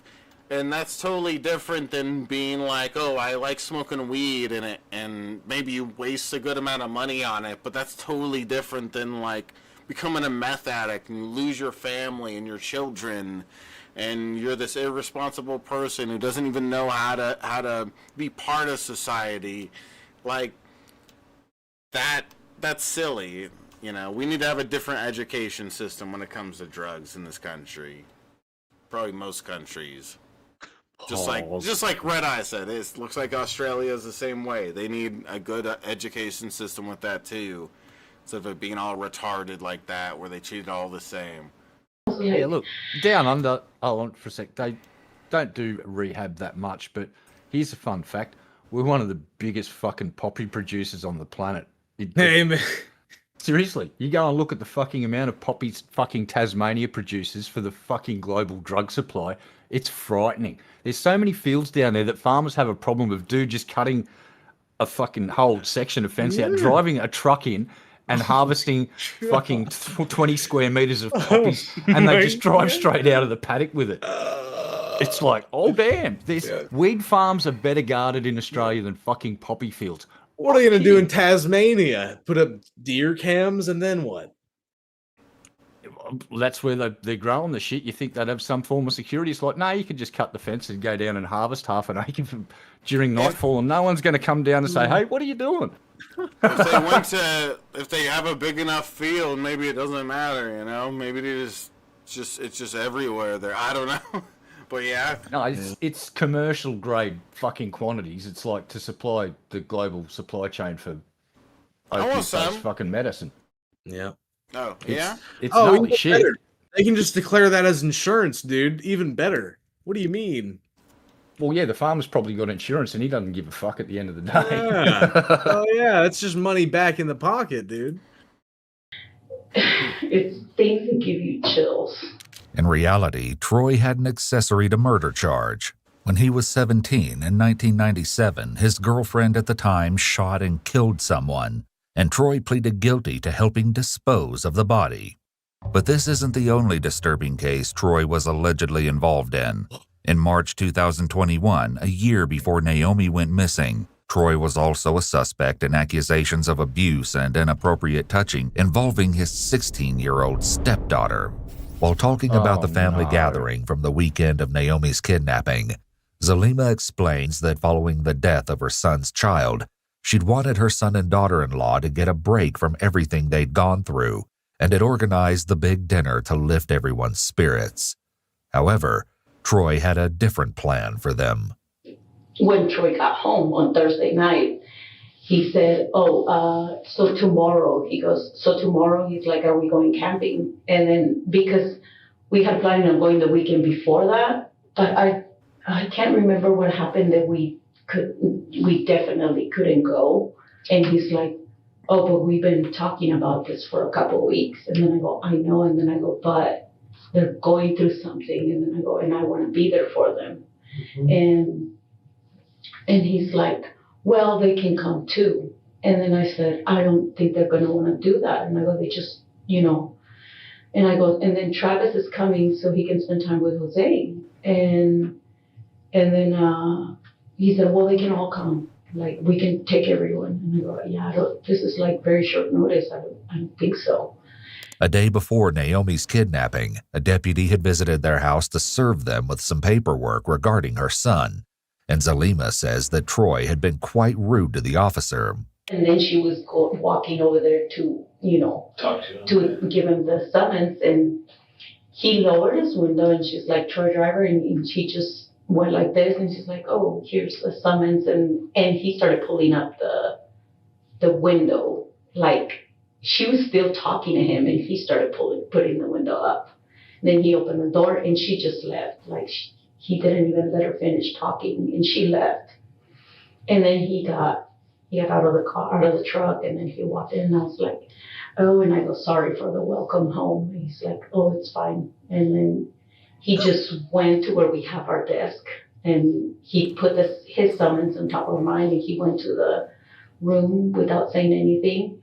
I walked in, and I was like, what are you doing? And he's like, he had a plastic bag of Boot Barn, and he had already put a pair of insulated pants in there, and he was getting something else, and he was putting it in there. And I go, what are you doing? And he's like, oh, I'm going camping, he said. And I was like, oh, and I was like, the kids are coming tomorrow. He's like, well, I'm going camping. And I was like, okay. I turned around and I got out of the room, and I was a little bit upset that he would leave. Yeah. And because he's always has been so supportive and like with anything like that, he always wants to do whatever he can to make everyone feel like better or fix it for them or whatever. And the time it was just he didn't care. Since Troy presumably left for camping alone, he had no verifiable alibi. But that wasn't all. Zulema also shared a chilling story. The couple had a surveillance camera in their garage. Zulima's son had apparently boasted about catching a drink without spilling anything off the tailgate of the truck in their garage, and she'd reviewed the footage, but when she went to see it again, it had been erased. The only person who could have erased it was Troy. However, he'd forgotten to delete one clip when he returned from camping. In that video, for some reason, he didn't delete it. It's right there. I was looking at it. He gets home at 7:55 on the 12th. Okay. Exactly 7:55. Okay. And something that he never does, and I went through all the footage and everything. He has always told me that wherever we are, he never walks with his hands in his pockets because he says, in prison, you always have to be ready for someone to attack you and to defend yourself. So he learned not to, do that. He gets out of his truck and he's walking when he gets home, and he has his hands in his pocket and his head is down. And when he gets in front of my Subaru, he starts turning and then he just goes like this. And he looks like really sad, really worried, like really, I've never seen him like that. Like his body language is like so, and you can see him when he's coming up. I'll show you if you want, when he's coming up the steps of the house. Wait, is this the one that was naked?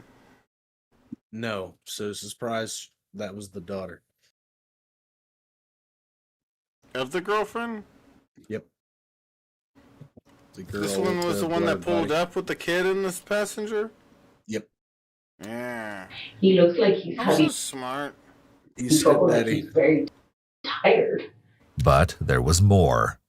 For the first time since they'd been together, Troy had showered by himself after returning home that weekend. And then he got up and he said, I don't shower by myself. I only shower with my boyfriend Red Eye. Yeah. empty out the truck. Red Eye, Red Eye, I hate to do this here, but I've had enough of this abuse. I thought I was the only one Shabisky let scrub his back. I scrub his wiener. Wow. So I see why he gets it where he can. Yeah, he's a dirty whore, I'm afraid. It was an accident. Shabisky, he's a clean whore because he showers a lot, so he's a clean whore. Shabisky, we're through. Red Eye, I'm not mad at you. You're not the one who betrayed me. Well, as a man and your friend, I wish you'd have told me, but I can't explain it because it's not exactly me and Shabisky were public about our showers. No, I apologize. It's no offense, Shabisky. Just we could do this podcast together, but just don't directly address me tonight for the rest of the night. All right, I'll just talk to Timmy instead. We could talk to each other through Timmy. I'll settle for that. Timmy, tell Dirt to shut the fuck up. Dirt, Shabisky said he loves you and he wants you back. Timmy, you're gonna have to tell Shabisky that I'm gonna need some time to think about it. Shabisky, Dirt doesn't love you anymore and he wants you back.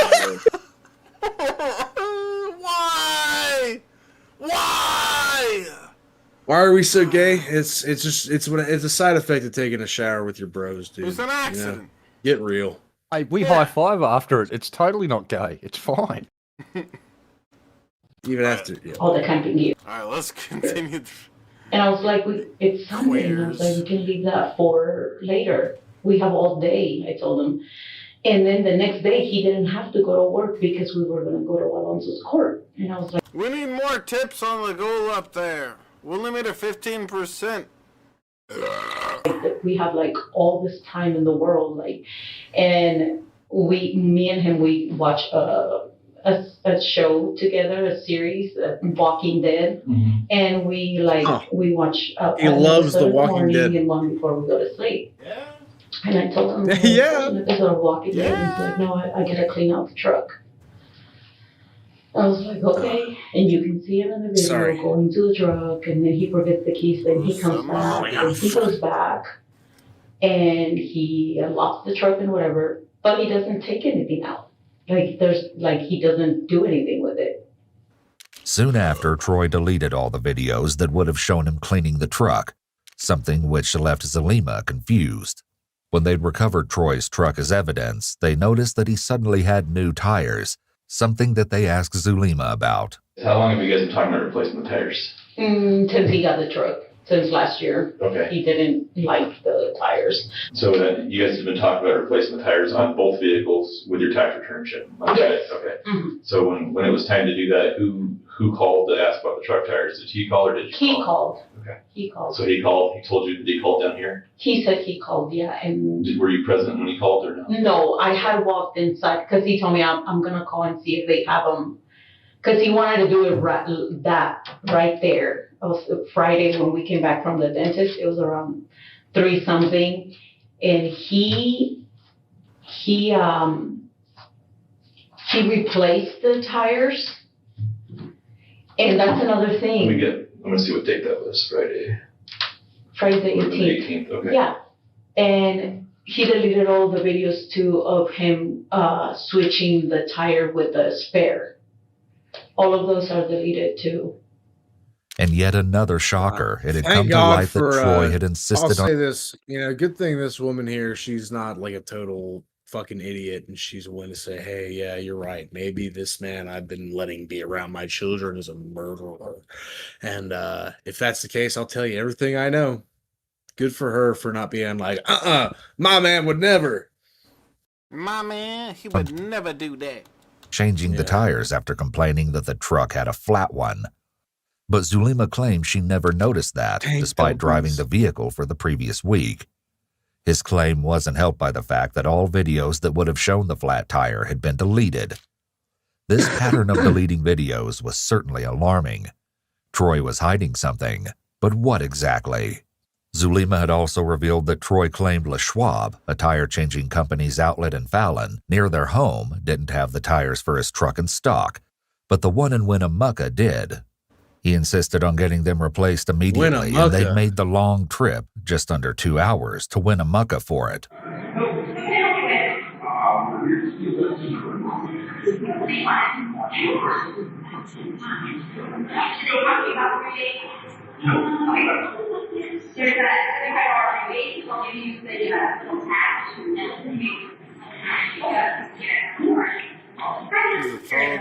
Eerily, Zulema wore a sweatshirt that day that read Serial Killer Documentaries and Chill.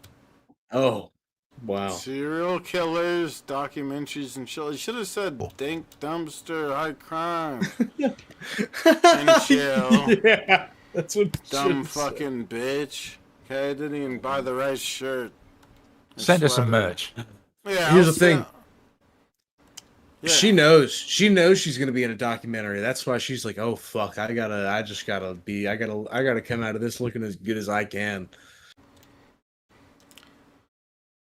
Everybody watching you, don't worry, we'll put out some Dank Dumpster High Crimes and Chill shirts soon so you can be in the next video.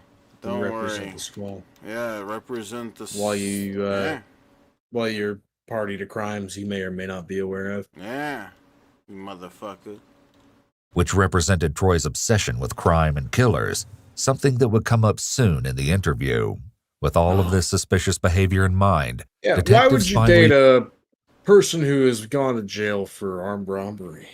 It'd be so weird to be a person who's really into murder stories and crimes. That'd be really weird. I'll tell you. Listen, it's not like it's an obvious correlation, but if there's enough, we talk about a sample size.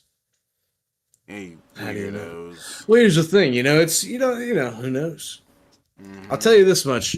I think Danny likes true crime and stuff like that, and I think from a weirdo.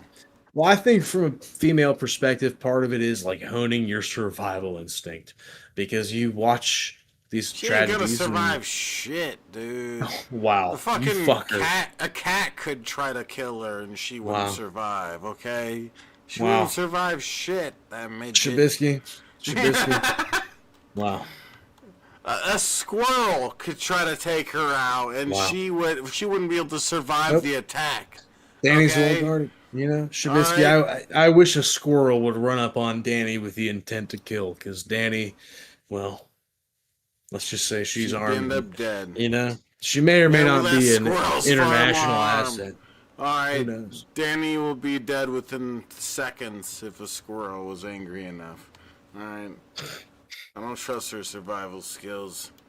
Bring Sorry, the Dan, real when you watch this in the future, I tried. I And tried to defend your didn't. name. I didn't. reason You just they're let a all woman there. die. Yeah. Little regard, Danny. Still missing Naomi, and the hope that Zulema can help finally find her.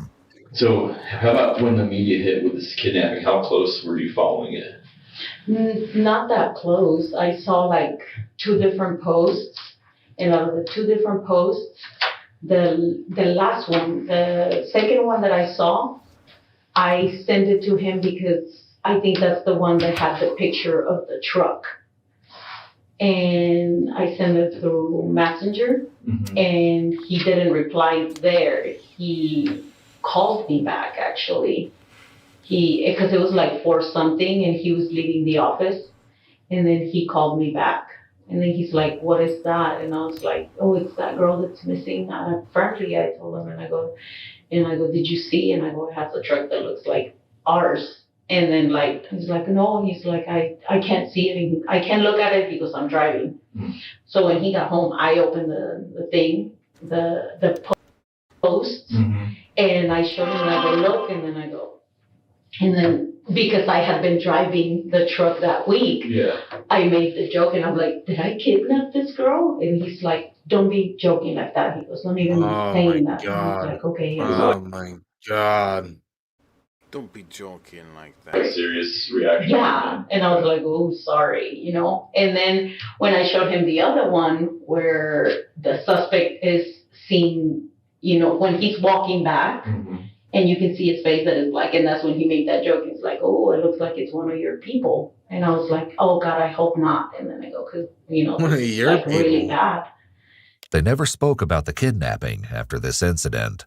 Zulema shares that once the pictures of the truck had started circulating in the media, she noticed Troy had become nervous about driving it and had asked her to drive instead. It seems like Troy may have gone to Winnemucca to replace the tires because of his fear of being identified in connection with the circulating truck images. But Zulema still isn't quite done. She shares that Troy had a strange conversation with her stepdaughter. The stepdaughter works at an automobile company in USA Parkway and actually took the same bus route as Naomi. How did that conversation go? He was asking how his work going, how does she like it, and he's like, do you like better driving or taking the charter? And she's like, she's like, I would like better to be driving. I don't like being around people. She goes, he goes, but it costs too much. She goes, it's especially now. She goes, it costs too much. And she's like, and he's like, oh, is there like a lot of people? And then, he had asked, do you guys have, because for some reason they leave the Panasonic charter parked there at the Safeway, but the Tesla one, it drops them off and it goes back. But the Panasonic, they leave it there. Yeah. And then he goes, so wait, do you take the Panasonic or you take a different one? And she's like, a different one. He's like, it's just not there. Did he ask anything else about him? No. Okay. Or not that I can remember. I was... When did that conversation take place? About a month ago, probably. Okay. It was evident now that Troy had been planning this for a while, but what kept nagging the investigators was that it still wasn't clear if Troy knew Naomi or how he would have come across her. The realization that the man she loves might have committed the heinous act overwhelmed Zulema, and she breaks down.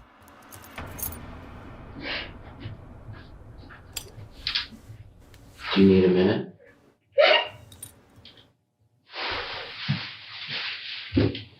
Here. There's some Kleenexes right there for you. Why? I imagine you're heartbroken, like you confided in them, in him, you shared your life with him.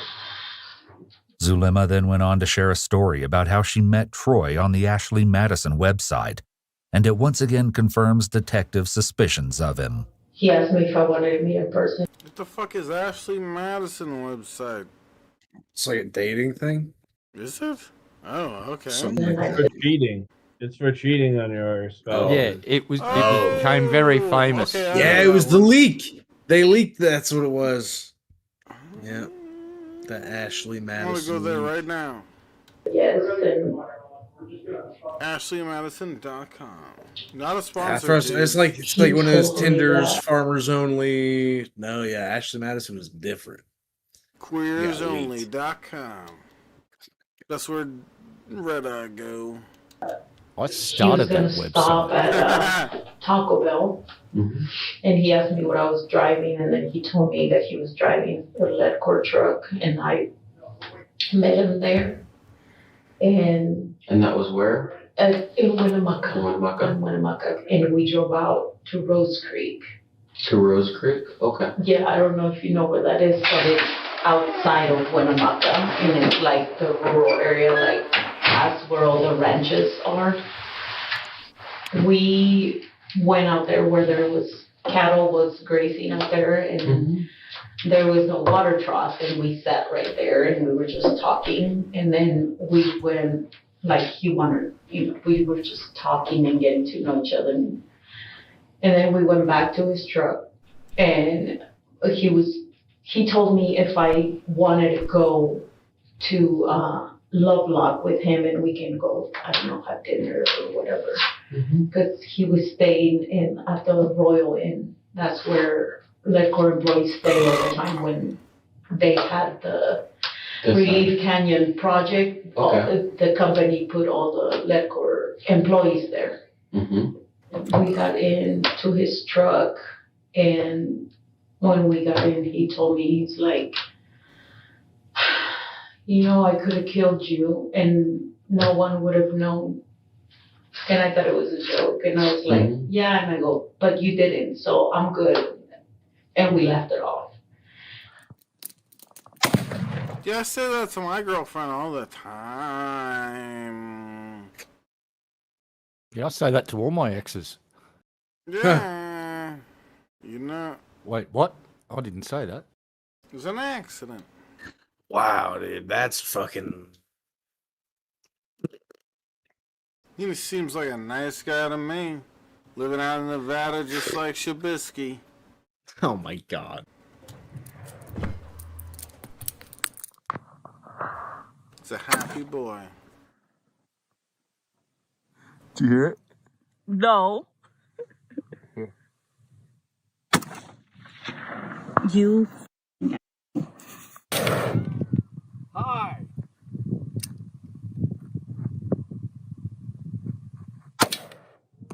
I hit it that time. You can see where I hit it.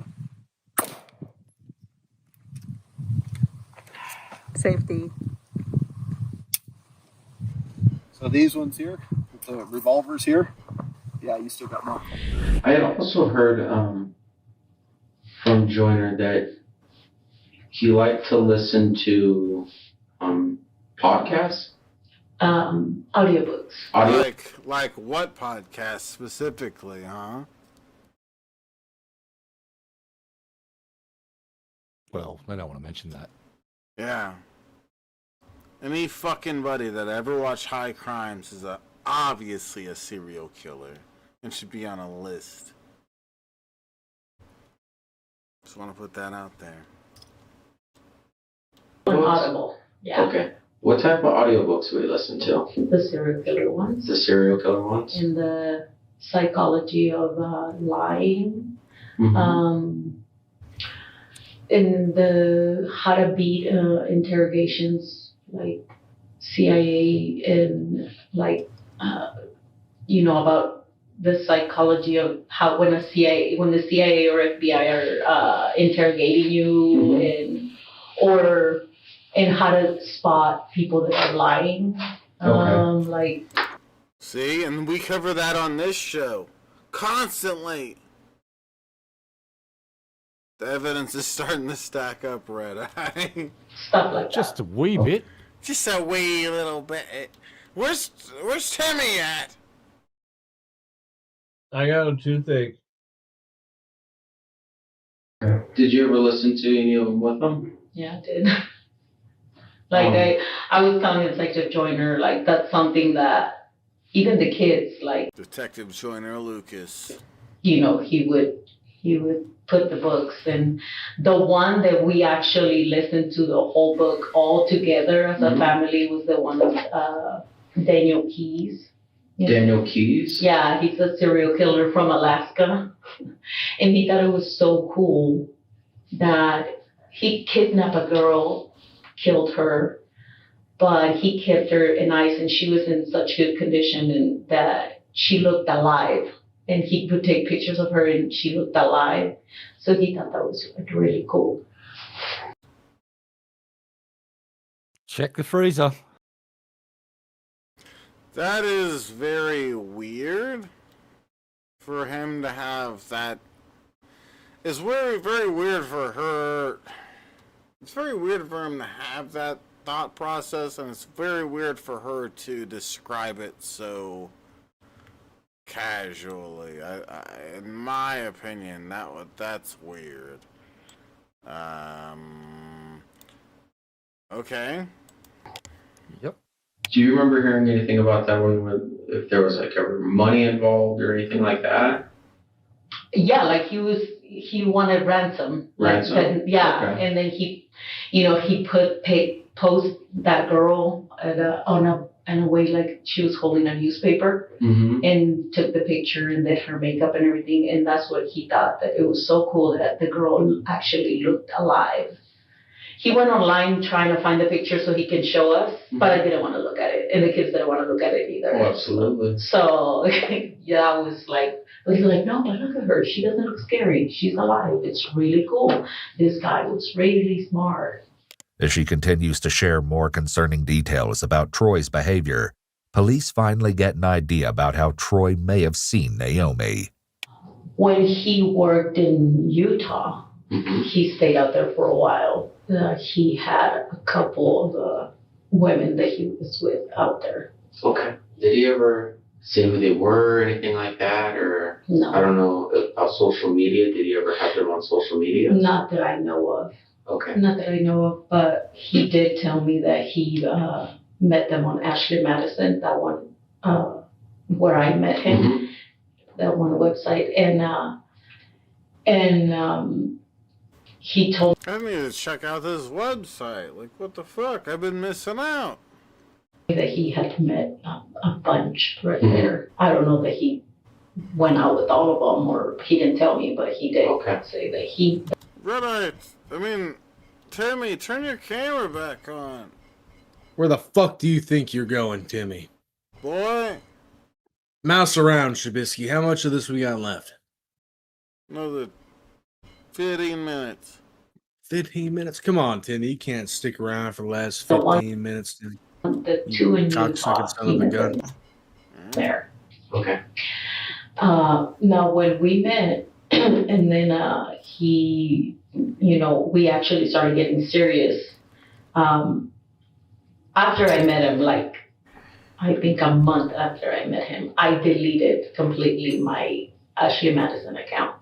Okay. And I learned about that from my cousin in California and my sister. They told me about that. And then when I got separated, that's why I got into that app. And then my cousin and my sister were still on it. And I was with him for about 6 or 8 more months after. And my I don't know if it was my sister or my cousin, they sent me a screenshot of him still being on the app. Now, did it show if he was active on the map? Or It did. It did. And I asked him about it, and I go, why? Because we had said that we were going to be exclusive. And he told me, yeah, that was it. And I asked him, why did he still have the app? And he said it was just for fun. He said it was fun to see the kind of women that wanted to be with him. He's like, that is a horrible excuse, and if she bought that, that's stupid. but I'm not responding. He's like, it's just for fun. Troy Driver's profile was active on dating apps. The detectives already knew that Naomi used dating apps to meet new people. Perhaps this was how Troy came to know who Naomi was. As the detectives questioned Zulema further to understand Troy's disturbing interests, They find even more reason to believe he's involved in Naomi's kidnapping. Did he ever talk about if he would have done something, how he would do it? Oh my God. When I lived in Winnemucca, I had 2 clients that I used to clean their houses for. Those were the clients that I had for the longest time. I cleaned their houses for almost 7 years. Okay. The mom's name is, she owns a, in Winnemucca, double check. And her daughter is, and her husband, they owned a crushing business in Winnemucca. In December, they said that she committed suicide. This past December. Her mom, my boss, she believes that he killed her because he asked her for a divorce. And when I was going through my divorce, had told me, get your part, like get your half. So I was very upset when they said that she committed suicide.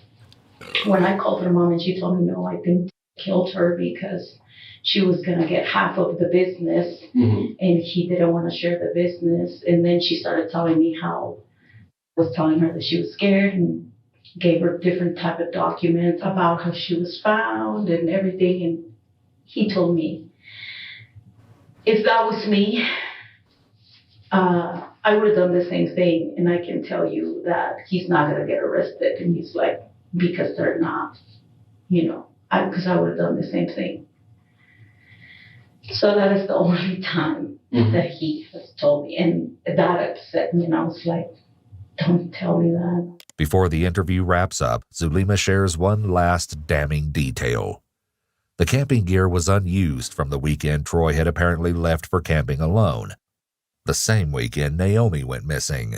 When we were in California, because the ones in California, there was one that we went 1,000 feet underground. And that one, he said, like, my God, you can hide a body here and no one will ever find it. While every lead reinforces their suspicion. What? I say that to my girlfriend all the time. I don't get the problem is. I said it all the time. Does you remember at the meetup we last did? I was like, yo, you can hide a body here, dude, and nobody would find it. I was like, dude, you can hide a body here, too, and nobody would find it, bro. Dude, you can hide a body. This ain't my first serial killing. Yeah, I often drive past the place and go, you could definitely bury the body there and no one would notice. Yeah? Yeah, see, Red Eye gets it.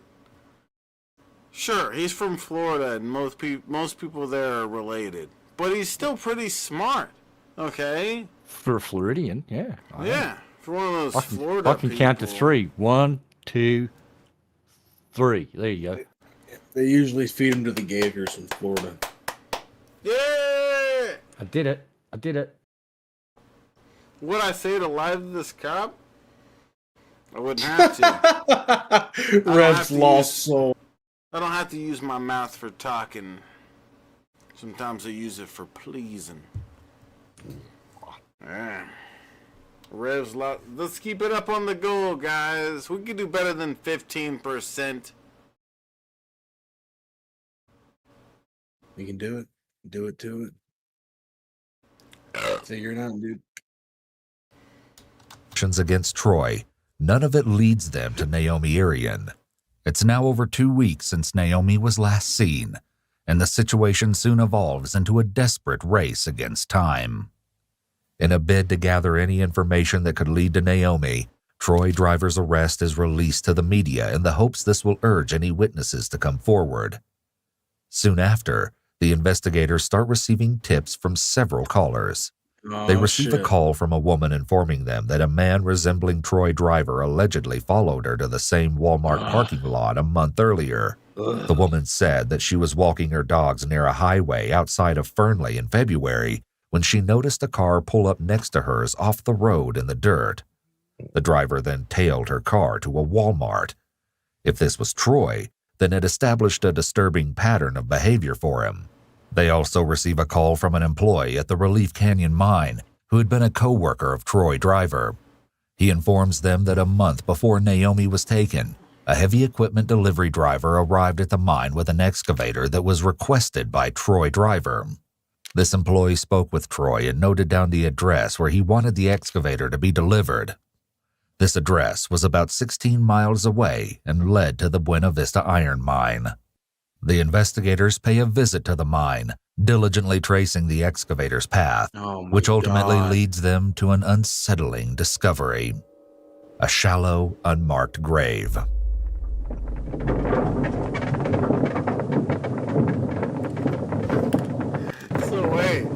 So wait, this guy rented a tractor to dig the grave?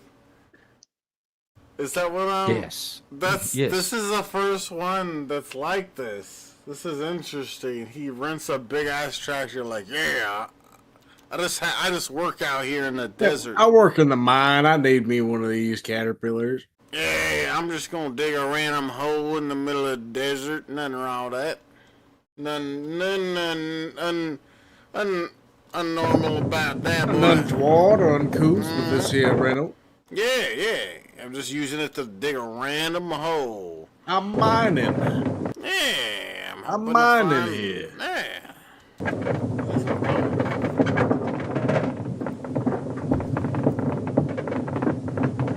Why didn't I think of this? My last 3 murders I've committed. God. Not committed. One day this stream will be used against you in court, whether you like it or not. Freedom of speech is dead. What? You heard me. You shut up, boy. Boy! I know what you done did, boy.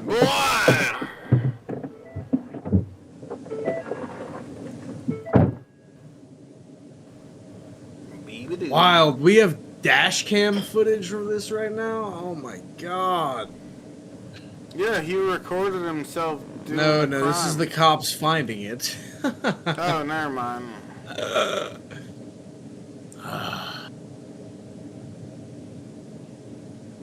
Yeah, he had On to March think it was the 29th, perfect over crime. 2 weeks since Naomi's kidnapping, the hollow Only 2 grave is weeks. exhumed and human remains are found. 2 days following this grim revelation, the medical examiners identify the remains as Naomi Irion. Initial findings from the autopsy suggest that Naomi was shot in the back of her head and subsequently shot in the chest after her body had been moved into the grave. An autopsy revealed that she had also been assaulted. The tire impressions discovered at the scene aligned with the set of tires on Troy Driver's truck, the ones he had before they were replaced. And yet another shocker, numerous witnesses come forward to attest that they had seen Troy Driver operating an excavator in the mine's remote vicinity all by himself about a month before the kidnapping. Chat records from Zulima's phone throws more light on this appalling twist. This revelation that Troy discussed the excavator with Zulima solidifies the fact that the crime was premeditated, with Troy having orchestrated every detail a month in advance. It's unclear pause. how much Troy told Pause. Zulima. We got Skinner in the chat and said, Breaking Bad, they found Hank, and you're right, there's Mike right there in the left. It's true. He's the one who knocks. Beyond That's the Mike, fact dude. that he needed the He's the one who cleans it up. excavator, and it's unknown if she knew why. Yet Troy Driver didn't know Naomi Irion. Instead, it seemed that he had meticulously plotted his crime and was actively searching for his victim. Investigators reasoned that he might have selectively targeted certain individuals and tracked their routines to gain knowledge about them. This theory held merit, especially considering that he'd arrived just a few minutes before Naomi on the morning he kidnapped and killed her. In the following weeks, detectives collaborate closely with Zulima to collect evidence against Troy. Despite still grappling with shock and the dramatic upheaval in her life, Zulima assists the investigation to the best of her ability. During one of their meetings at her home, Troy calls her, unaware that the detectives are listening in on the conversation. And I don't know if you can respond to me, but are you being honest with me? It's like I've been going through the past 2 weeks, 3, a month. What? So, baby, these calls are recorded. They're going to portray me as guilty, and I'm never going to get out of prison. I mean, how can you say that? Like, if you're innocent, like, I'm pretty sure it could be proven. You are what I have for strength right now. Hearing you say that you don't know whether or not I love you, that's really difficult. Well, I am sorry. It is really difficult to be hearing all the stuff that they're saying about you, everything that I am remembering about you. And I want you to know that they've been asking me to talk to them. And I'm sorry, but I am going to talk to them about everything that I have experienced with you. Okay?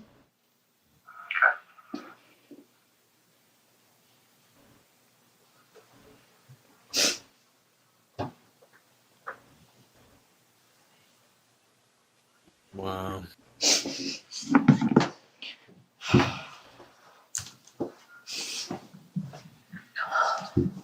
Terrible, dude. He's lying. I know he's lying. In April 2022, Troy Driver was charged with murder, robbery, vehicle burglary, and destruction of evidence. Marijuana makes murderers, dude. Fuck. Yo. Dude. Can you zoom on this? Can you zoom on this? Is it possible? Control, scroll, Enhance. anything? Enhance. Computer, enhance.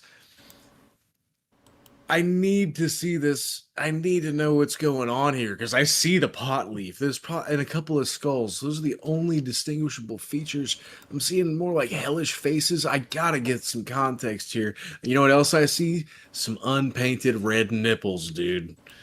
And they're rock hard. I just see watermelon boobs. Those are watermelon boobs. He's got watermelons on his titties, dude. What the fuck? Look at those melons, dude. Contra Mundum. I'm gonna Google it right now. Contramundum. What does it mean? Means your mother wears army boots. Contramundum. It is the gang against the world. It's like some Latin shit. In defiance of all general opinion. In other words, I don't give a fuck in Latin. Oh my goodness. He's got watermelon titties. He's got a bit of Latin. Is that on there. Sasquatch? He's got Sasquatch on his shoulder. Yep. It's that definitely looks different like Bigfoot. faces. This is horrible. Like, it's mostly the watermelon titties that ruins it. I think they enhance it.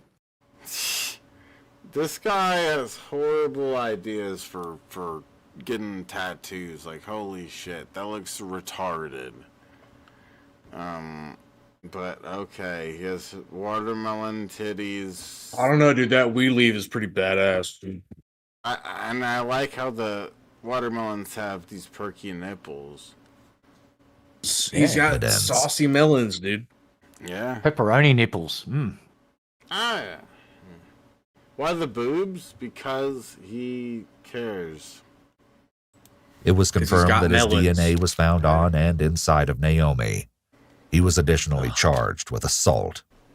Further investigation proved that after assaulting and killing Naomi, Troy had burnt her clothes, some of his own clothing, and other pieces of evidence.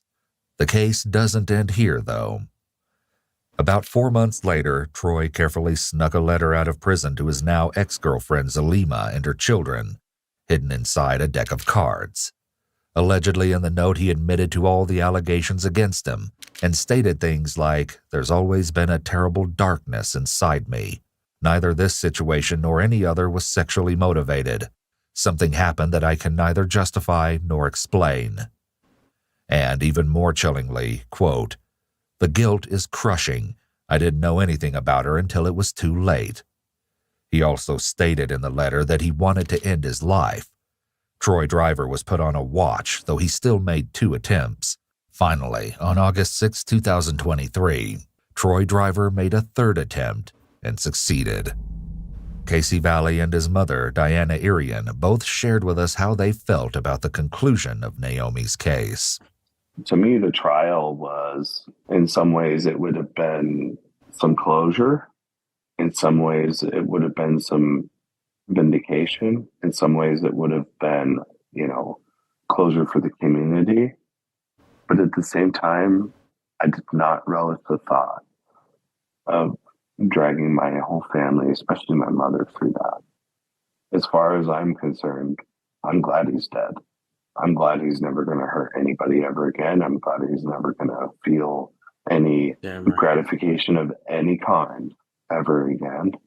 I really hope that if there is any other cases that Driver was connected to, whether there was or there wasn't, I do believe that he would have kept doing this. I feel like it's a net good, even though we didn't get that. I don't even want to say satisfaction. It's more like a tiny bit of closure just to hear the gavel come down on guilty. But at the end of the day, it does erode my faith in the current system in some ways. Yeah, you got fucked, dude. You first reported it and you got reaction shooed was away. relief. She was just buying drugs, buddy. But that was just for a fleeting moment. Then I became angry, ragefully angry, because now Naomi's story would not be told again. She would not ever have justice. This monster who did this to her would not have to face me in court where I could tell him the monstrous, horrendous thing that he did to our family and the effect that it had. Today, Casey Valley and Diana Irion believe in keeping Naomi's legacy alive through their actions. I don't think Naomi would have wanted me to just give up on anything. And I mean, there's plenty of times where I feel like I just can't do it. But Naomi loved family.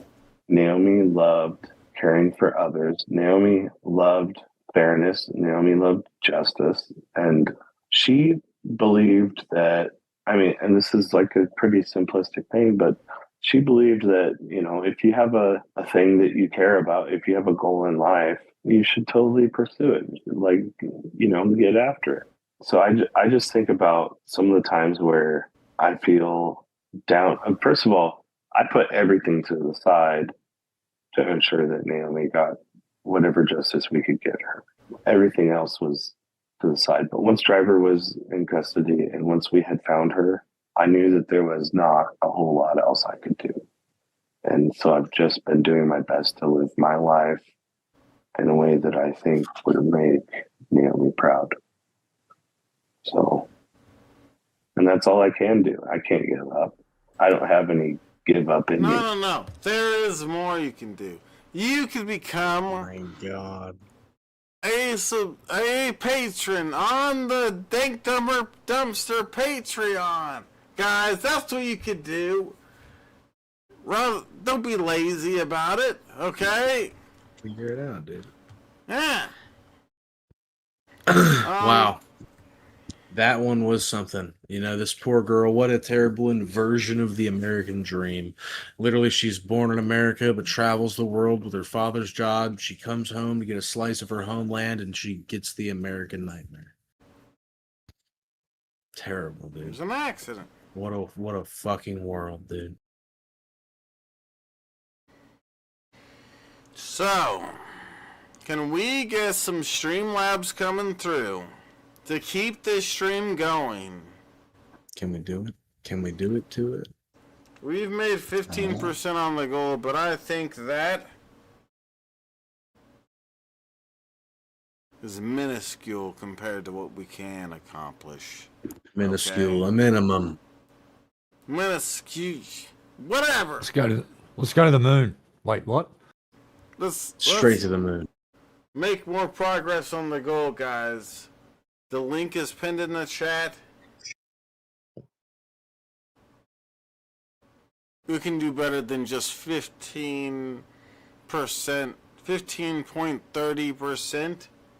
We could do better than that. I reckon so. I think Jack reckons so too. You took my Crikey. chair.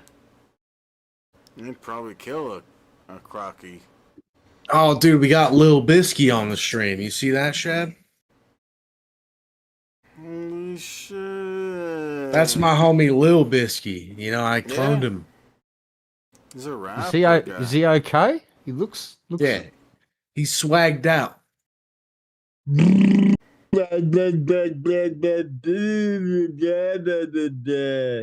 am Nino and I cry all the time. That was amazing. See, he's great. It was the third attempt. It's the best I got. Hey, I can't tell the difference. Identical. That's amazing. I'm so angry. I'm so mad about all this. Oh, see you, little Shad. Bye. Oh, shit. He phased out of existence. It's the fourth time this has happened, dude. Damn it. Whoa. Are we gonna get some more support to keep high crimes going here? What do you think? We could cover a video about a 70-year-old turns birthday party into a murder scene. That sounds very positive. That sounds like it could be crazy. Wow. Sadly, I'm gonna have to bugger off because the dinner bell's ringing here, down Son under. of a bitch. But Joy. I want to say thanks I'll to sue everybody for you. letting me hang out. You want to sue I'll me? sue you. I'll get Hussy's lawyer on the job. You're going down. I got a blowjob. Oh, well, that's a pretty damn good offer. Would you settle out of court for a blowjob? Just asking for a friend. I'm going to sue you for offering a blowjob. Here we go. See you in court. God Renee. damn it. That's it. I'm leaving before I get sued. Now. Goodbye. Good night, Renee. All He's right, from later. South Africa. Whoa! Another biscuit. biscuit. Another one. Thank you. Another one. Let me fix the cameras. Thank you so much, Cat. Cat. That's an animal, I think. Yep. It's a part of the Felidae family, some sort of feline creature. Ew. Gooey. Gooey.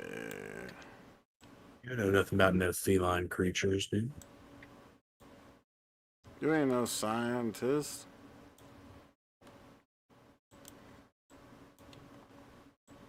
Well, Kat, you've done it. You convinced me. What do you think? You want to see the birthday party massacre murder surprise, or what do you think? What's it going to be? Ball's in your court, Kat. Okay, yeah, thank you, Kat. And please, other people here, please consider helping us with the goal. Thank you. We're doing great so far. I mean, I don't know. Mom tries to hit woman with car, hits three kids instead. That's kind of seems like, you know, a regular. that. Oh, really? Fuck. Really? Yeah. We covered that, covered that, covered that, covered that. Covered We all. did the car one? Did I go to bed early? Maybe. The one I don't remember bottom left that. corner, you may have Yeah, not I been don't there for remember that. that. Oh, We covered it.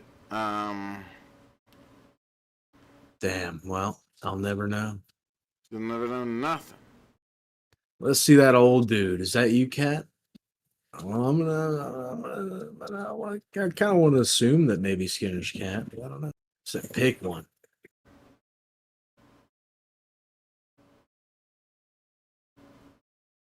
Is Cat and Skinner the same person? I don't know. I don't know. I don't know, dude. It's all mystery to me. Yeah. Could you tell me? With Corvette 2. Titties. Alright, let's back it up. If you're an you're that guy, if you're an you're that guy was a wow. And I certainly did not run over him on purpose. A man is left fighting for his life after being struck by a truck at a birthday party, leaving police to determine whether it was a tragic accident or something more deliberate. I'm in charge. I'm the baddest in Washington It's an accident. County. Now I'll shut the up and you ask me questions. The following is based on official police records released to date, and the footage has never been seen before until now. In the early evening of May 10, 2025, officers from the League City, Texas Police Department responded to an accident call at a neighborhood park, where paramedics already on scene are treating a gravely injured man. Oh. Oh. Oh. That's what it looks like. Hey, sir, what's your name? What's that? The injured man is Donald Corvette Davis, a 72-year-old local resident. Yeah? Do you know what happened to you? Could you tell me? With Corvette too weak to explain what happened, officers begin working to determine how and why something like this could occur. You got these acceleration marks right here, or braking marks. I don't know if it was this truck that... See him right here in the back? I don't know if that's what hit him. They turn their attention to a Ford F-150 parked on the grass nearby, and the man still seated behind the wheel. 78-year-old Vietnam veteran and former League City resident, Ted Castle. I'm the one who ran over him. You're the one who ran over him? Yeah. My foot slips off the brake sometimes in this truck. What were you doing out here? Came from my friend's birthday party. Okay. And is he here for the same party? I don't even know who the that is. He has a broken hip. He doesn't seem to care who the fuck that is either. No. Surely not. Not much empathy there. And a femur and a degloved right hand. So like all the skin like here like peeled back. Both men came to the park to attend the 95th birthday party of a mutual friend known locally as You ever heard Dank. that term before? Degloved? No. Well, think of your skin on your hand like a glove, and think of being that. That's what happened to this guy. Look at this handsome feller. The guy on the left. Don't you wish you That's was a old handsome feller? Oh, you're talking. I thought I was looking at Dub there on the right. Yeah, dude. that's on the right, boy. I'd rather be Dub. I'd rather be Dub. I'd rather be whoever that fucker is right there. I don't care if my sister and my cousin is related. As Ted continues speaking with officers, he describes prior incidents in which he says his foot slipped from the brake onto the accelerator, suggesting something similar occurred today. I was at my fish place north of Brenham buying some fish for my pond. I was getting ready to park. My foot slipped off the brake and I hit another truck head on. Okay? Now, here's a picture of the second time when I hit the Goodwill store. Okay. See the bumper? Yes, sir. That's that same bumper. It was caved in 16 inches. So he's got a handprint there right on the front bumper. Yeah, that could be him. Yeah. That could be what degloved his hand, right? Because that possibly a right. Not really bothering me with this degloving thing. Hand, maybe? Pretty brutal. If you're an you're that guy was a Correction, you can't be. I certainly did not run over him on purpose. I can guarantee you that. That was an accident. The guy was an asshole, but I didn't run over on purpose. Still, he deserved it anyways. Yeah, those are He deserved to be degloved and have his hip broken. It's a very odd combination of things here. Ted goes on to tell officers that he was the first one to arrive for the party and pulled onto the grass because he has difficulty walking. With his pickup being the only vehicle there, it didn't take long for a local to notice. When he first got here, he circled around and parked there, and that's when I told him you really shouldn't. So he went off and said, I lived here for 30 years, I can do whatever I want, et cetera, et cetera. And I just told him, I said, if people see your car there, they're going to think they can park there. Right. It's a parking lot. Right. Expletive, and I just walked away. Then I went back to my house, and then as soon as I sat down, Corvette called me and said, what's the deal with the truck at the park? I explained him what happened, and I didn't think he was going to come down here, but apparently he did, probably confronted the guy. Guests continue to arrive for the celebration, despite the park having been transformed into an active crime scene. Can you believe this? People just keep showing up. No, just like this. What the fuck? Yeah, they did. Granddad fucking did something crazy before the party even started. He was the first to arrive. Yeah. Granddad goes and wrecks the fucking, just literally hits some random person sitting in the park. Or I guess maybe he ran him down after he confronted him. I don't know. I guess the story will tell. But everyone's just like, yo, here's the cake. I have the food for the birthday party. I brought salad and a cake. I brought wieners. What the fuck? So we were saying. Oh, now we got a doodle in the same. As Corvette is rushed to the hospital fighting for his life, Ted takes the opportunity to tell the officers a little bit about himself. Yellow's my color, right? I own this Jeep. I bought it because it was yellow. Cool. It's a 1988. Wow. Looks like three. Do you think yellow is his color? I think so. Like the caution tape behind him, it really complements the yellow strap that's over his shoulder. Yeah. Huh? Yes, sir. It's more than just fun. It's kicking. I'm just telling you a little bit about who the I am. I'm listening. I got a 1988 yellow Jeep. I'm just you. telling you a little bit about who the fuck I am. I have like 5 months left to live. Okay, let me tell you about myself. Okay? Let me tell you. Not much left going on here.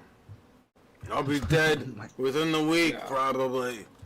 Not boring me. Let me tell you. And I guess I can show you some more yellow vehicles. But as officers continue processing the scene, Ted becomes increasingly irritated by the inconvenience the investigation is becoming for him. I want my wallet out of my truck. I don't even know where it is for sure. Okay. I'm not leaving without it. Now, when do you get that wallet? Well, somebody get over there and get it. How many cops you got here? 18 cops? And nobody's helping me do a thing? I gotta piss and nobody's helping me do that? What the is wrong with you guys? Well, I'll help him piss. I'll help him. Statements. We're also working How long does it take? At least I'm losing my temper. You don't want me to lose my temper. No, I don't. My attorney. Oh, you might run somebody over will and not de-glove them. Appreciate that. You guys got nuts with you. None of your business. None of your business. Okay. But by God, when he shows up, you'll recognize who he is. You better not arrest me. If you do, you'll be making the biggest mistake of your life. Hey, come here. Get over here. All right. I gotta piss right now. Okay. I'll figure it out, or I'm gonna piss right. I'll stand up Figure it out, and piss dude. right here. I'm gonna piss by my truck or by this table. You're not going to piss by either of those. You're starting to piss me off already. Don't tell me what I can and can't do. Well, you can't piss out here. You can't pull your out and piss. You can't do that. You guys, your brains aren't working very well, especially. It's not that hard. Just go into the ocean right there and piss right there. Talk about projections saying their brains aren't working very well. Holy shit. That's on the face of it. This guy's nice. What do you mean? He is. I want a new detective. Oh, no, sir. He's a very good detective. We'll see. So far, he's not impressed me with the. Okay? Sorry to hear that, Trent. Good. I want to piss right now. If I wet my pants, you guys are going to be in trouble. Well, sir, we've asked you to go with us to the porta potty. Where in the is it? It's just right behind your truck. It's literally Let's go over 10 there. feet away from your truck. Let's go do it. All right. Don't with me. Get out of my way. I gotta have room. No, that's fine. I'm not. My balance sucks. That's fine. Move out of my way. I gotta stay close. Back up.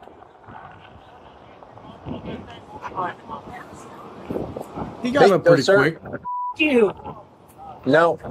You. Do not get that. I'm taking this If cane. you can't walk without it, you can walk with it.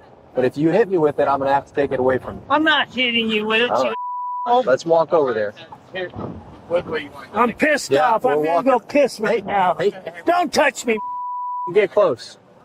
No, Get the we'll walk into the latrine. Get this away Walk from into the me. latrine. Hey, I said don't touch me. Hold on, sir. Hey, I'm just sticking there. It's okay. Just, hey, you want to take a piss? We'll go take a piss. Look, I'll get him away from you. Get this away from me. Why do you set him up so much? He's a veteran. You need to respect him. Dude, that guy. Oh, that's great. Why do you set him up so much? He's a veteran. You need to respect him. Dude, that guy's been pissed off since he got here. He's not helping. And he proved it. He's got the itis. God. The itis. He's in there flushing drugs. Officers transport Ted to the police department, where At he least they have a sense of humor about it. shares some personal details You know, about this, the this birthday. other guy, the victim, he's not laughing right now. So at least the cops and we can. Yeah, I mean, Boy, the gloving ain't a happy sight, ain't it? Dub. You should get him a new glove. 2 years ago. Yeah.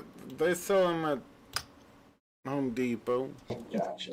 Now he's dating 60-year-old women. Wow. You know what I asked him the other day? What's that? Dub, when's the last time you ate? What? Okay. His answer was this. Dub was that old ass man that I wanted to be. So when was the last time you ate? Well, that's between me and my wife. No, that's good though. Yeah, it's between me and her. All right. As the conversation continues, Ted makes clear how he wants it to proceed. You know what my IQ is? No. Let me guess, super high. I know, but I love her. 147. That's pretty high. That's pretty high. That's better than pretty high. That's. Let me guess, you got that number from a online IQ test that was advertised on another website. Good thing. That's really high. Let me say Don't that. try to mentally with me because it won't work. I'm Okay? not trying. I'm just laying the ground rules. And I can tell you, I am, and Detective Bell can assess. I'm not a guy that. Click here, check your IQ. I bet it's high. Gonna, I'm not gonna guy that's gonna, blow smoke up. Okay? Good. I'm gonna pretty much Because tell you if you straight do, away. you'll regret it. Now I'll shut the up and you ask me questions. When detectives ask If you do, you'll regret it. Blowing smoke up his ass? Does he understand what that term Ted if he means? drove to League City for the party by I'm sure he does on a So, deeper he level, but he probably doesn't register what was said then. tells them he had a companion along for the ride, his friend and housemate, Dennis. His life sucks. So I volunteered to give him a new life and let him live on my ranch. He's trying to learn how to act and he's not doing a very good job. His brain is about the size of my. Very small. His IQ is about 47 instead of 147, which I understand and I'm getting used to. And I'm getting a lot better getting along with him. Okay. But sometimes I still holler at him. Oh, he goes off. He goes off. I mean, look, he. You see that? Mm-hmm. He hit me with a cane earlier today. Dennis tells officers that he and Ted arrived at This is some special guy. Dub's house before the party, where Ted became angry after Dennis opened the truck door to cool off and ordered him to walk to the park. Ted then drove there alone, arriving shortly before the other guests. The golf cart rolled in with Doug and his son and Dennis. Okay. The guy who was with me who I kicked out of my truck because he was being a jerk. Earlier, while still at the scene, Ted offered his version of what happened next. And then that, whoever the that guy is over there, he took to the hospital, came over and jumped in my jumped in your truck? No, standing in front of my truck, cussing at me, saying I had a lot of balls parking in the park. Okay. So I told him to get. I say that word a lot. It's one of my favorite words. That's fine. Nobody with me ever. I've lost 70 pounds in the last 4 years.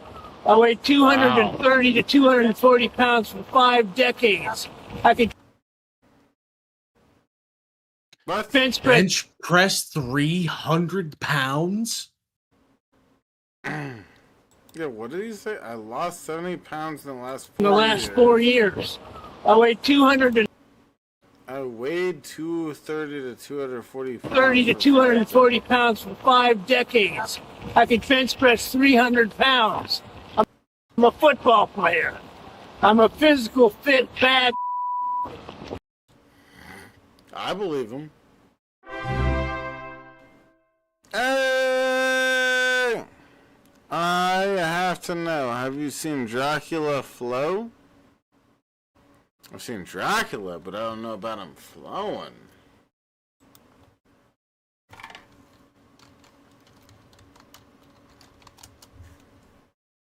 Oh, yeah, I've seen that weird ass fucking guy. I have, you could always play him, maybe. Thank you. Thank you. Guys, please help with the goal more. We could do better than just 28.30% on the goal. We could do better than that. Yes, sir. Now I'm a weak old 78 Vietnam vet, and I carry a 38 pistol, and if anybody with me, they're in deep. Okay. Nobody with me. I don't give a if I'm weak and old, I can still pull a trigger. Okay? I get it. Yes, sir. I get it. So what happened? He started bad mouthing me, and I pulled that pistol out and showed it to him through my windshield. I said, "You'd be better off if you just left." Did you think he was going to hurt you? I didn't give a he wasn't going to get a chance. Nobody period. No, I understand that, but I'm asking, don't ask silly questions. My question is, did you feel threatened? Was he doing something to make you feel threatened? I wasn't threatened. I was pissed off. Did your friends say anything to you? No, nobody said a word. They were all thinking I was a maniac. I am a maniac. I'm in charge. I'm the baddest in Washington County. Nobody with me, ever. Nobody's with me for 78 years, and some little mouthy who thinks he's going to with me can get.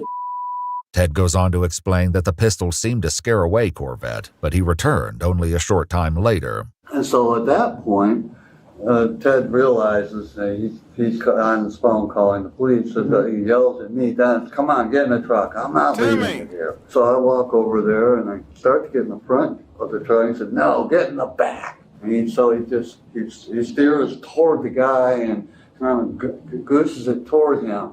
And I said, "No, come on, don't." And it was like, it's like he wasn't going fast, it was just going slow, and then all of a sudden it went quick. All of a sudden, it just went quick. I don't think that was deliberate. Because, like I said, he had all his toes cut off on one foot. He has a hard time. While Dennis's account appears to support Ted's claim that the collision was accidental, Dub provides investigators with information that contradicts both accounts and drastically changes the course of the investigation. Well, why did it happen? Do we know why? Ted said he's going to run his over. Ted said he was going to run his over.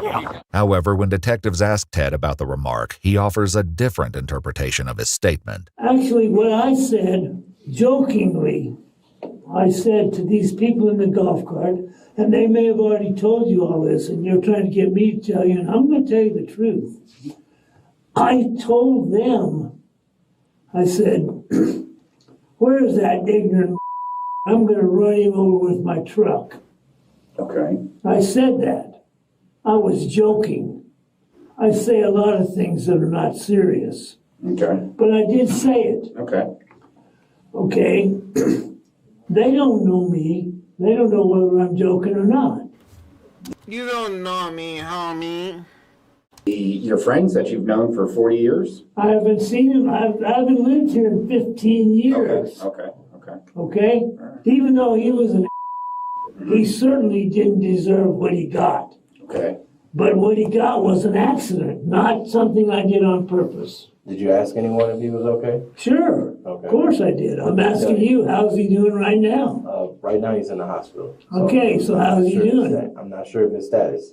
Well, let's call and find out. So let me go check on it. Yes, sir, please. Thank you. Did you guys have anything to drink today? He did. He had 2 drinks. He started to have a drink right there at Dove's, but then he ended up leaving with that. And I believe while he was at the park, he drank 2 of them because right after that accident, he had me take 2 beers out, throw them in the trash can. Before the police department came in after he had run over that guy. As witness statements and Ted's own remarks continue to shape the investigation, a significant development comes in that dramatically raises the stakes of the case. Remember I told you that, I don't blow smoke up. I'm going to tell you straight when you tell you straight, right? You respect that. Sure, I remember. Okay, so a couple things. Okay. 1, it is against the law to pull your gun out and wave it at somebody and attempt to threaten him or scare him. Okay, we're going to change the law. Go ahead. As it sits now, We should change the law. Go ahead. that is against the law. That's not the problem. Go ahead. It's not the problem because I don't claim it's the problem, boy. Boy! Second is he's dead. So Okay, you are that's a gonna be- problem. You are going to be charged today with homicide, with murder. Okay. Okay, you are going to be taken into custody. We're going to take you downstairs in just a few minutes and book you into jail. Okay. Okay? You, right now, as it sits, you have a $250,000 bond. Okay. Okay? That's how it sits right now. Is there any questions that you have for me? No. Okay? Other than I need something to eat. According to court documents,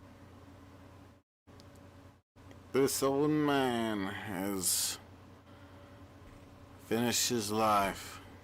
Ted later Right here, right now. requested a court-appointed attorney. No court would ever get the chance to decide whether Ted Castle intentionally killed Donald Corvette Davis. Aw, so this guy ended up dying. According to court records, Ted died before the case could go to trial, resulting in the charges against him being dismissed. Watch our full videos as they were originally made. So yeah, subscribe to the Patreon. There's a link in the description below. There's a $10 tier for you to be on and be a guest on the show. Hang out with us. Everybody should become a $10 patron. Yep. He died.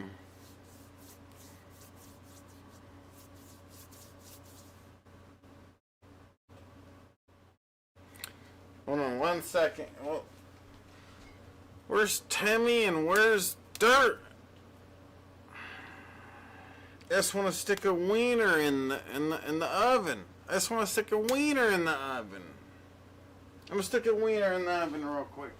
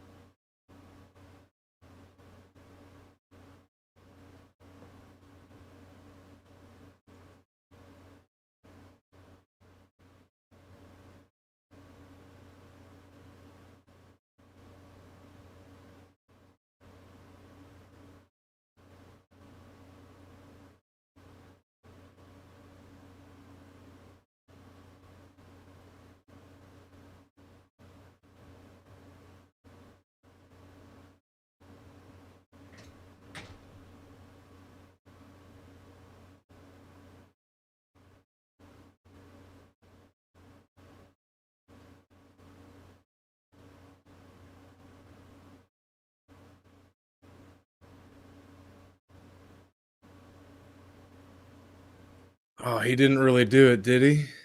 Did he do it?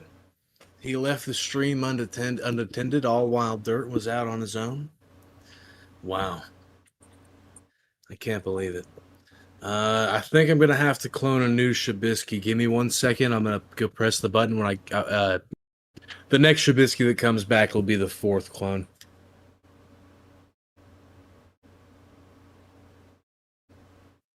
All right, it was that easy. I just didn't. You guys couldn't be clued in on the process. It's top secret information. It's all right, you know. Excuse my absence here. You know, it's time gets away from us. It's 5:20 here on the East Coast.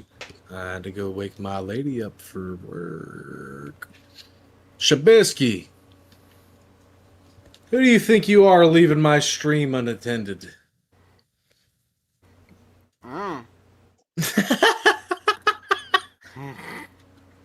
I put a wiener in the oven.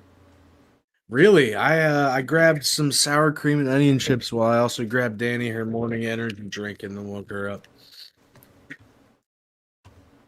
You don't know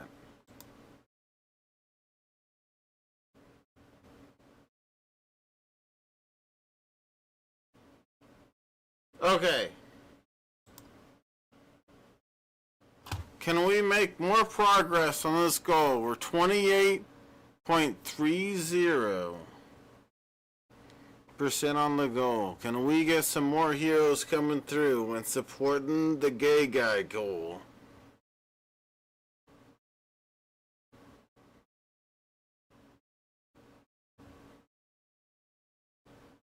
It's only gay if you don't get paid.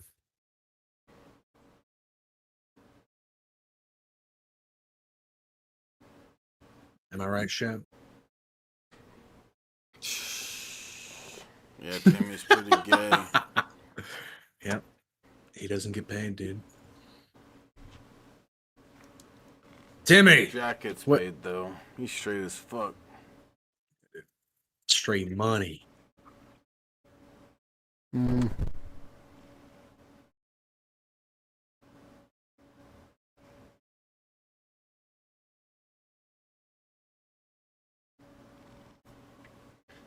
No, Seasick, you misinterpreted. It's only gay if we don't get paid. That's not gay. Seasick. Make me straight. So your money is continuing to support the straightness of Shabisky. Keep me straight. Girls are cute, but penis is starting to look really nice. Oh my to god. me. Guys, we're gonna need some donations. He's starting to talk crazy.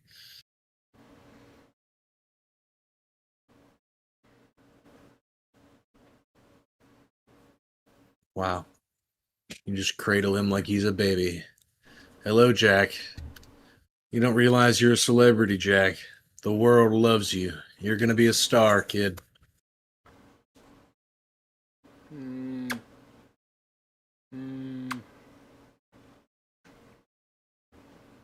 He kicks a lot with those back feet. What a dick. Cats in their back feet.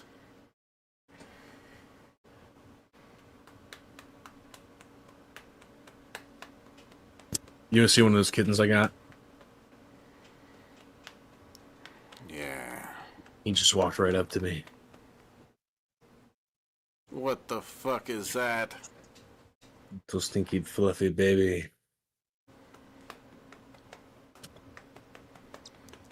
Oh. Yeah. Ask for a refund or something. Yeah, I'll take him back to the forest.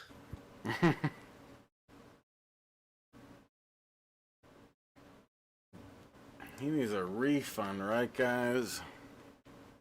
That one looked broken. Something wrong with it.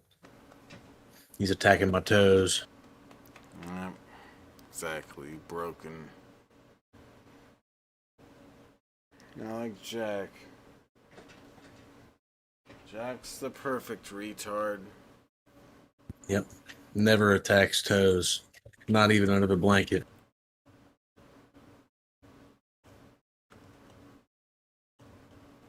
Man, you're doing jack presses, dude. That's crazy. Standing jack presses. Most cats wouldn't let you do. He just let me do. Like, my parents have a bunch of cats, and they would need some training to do that. Yeah, he trusts you. He loves you, Dude, Trubisky. most of the cats at my parents' house, if I try to carry them upside down, They don't like it. they freak out. Their bellies are vulnerable. Instinctually, they are very protective of their little bellies. I bet if you, do it enough, he'll start to, he'll get you, bro. Yep. He's like, oh, you want to play like that? You want me to scratch the shit out of you, boy? Yeah, literally, he said, you mean war?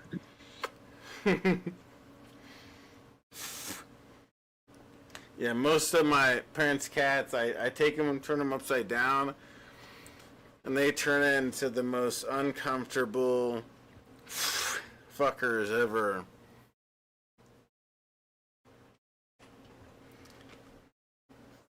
Yeah, we baby our little babies, dude. Most of ours will tolerate being picked up. Some like it more than others.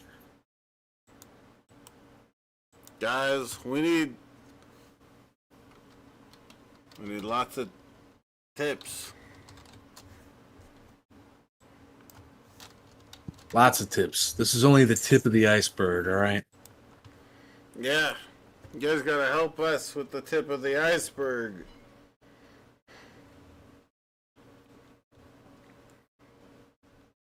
One day someone's gonna make a dank dumpster iceberg video, dude. Explaining the dank dumpster iceberg. Yeah, Chapter 2 1, months. Jared Genesis. Mm.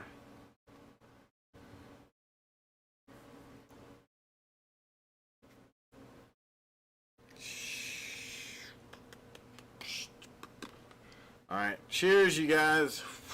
Cheers, big ears. Fuck it. In celebration of all the kind contributions we've had tonight, if this is going to be our death knell, it's been an honor playing with you tonight, gentlemen. Red Eye, you'll be sorely missed. I'll see you in court. Timmy, I'll see you in court too. You'll find out in court what that's about. But cheers, team.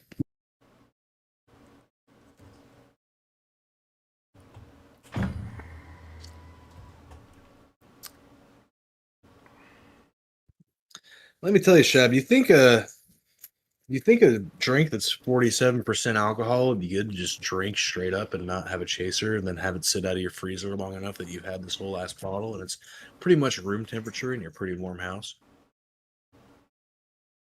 You think that would taste good? Do you think that'd be an enjoyable experience? Only if I warmed it a little bit up on the microwave. Yeah, make a hot toddy out of my 47% alcohol kratom. Kratom? Kraken. Yeah. The Kraken. The Kratom Kraken. The Kratom Kraken, dude.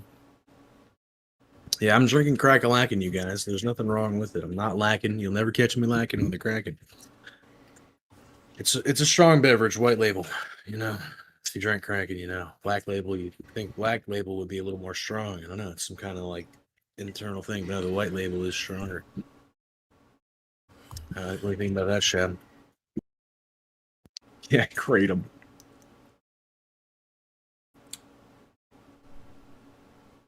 The Kratom Kraken. Wow. Listen, dude. This was fun. We'll keep it going. I admit, I got plenty more Kraken in me. We can watch another one.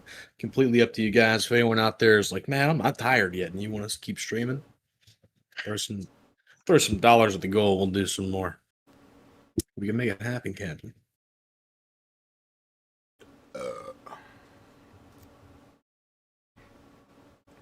Holy dick in a butt. It's only Sunday on a Saturday night. Dude. Come on. The weekend isn't over yet, team.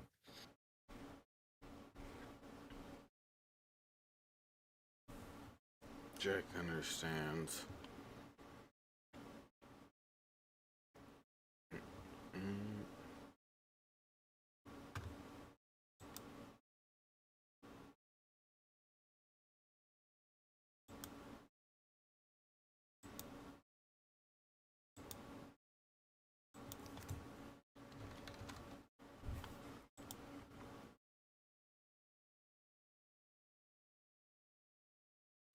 Oh, damn, you created a goal.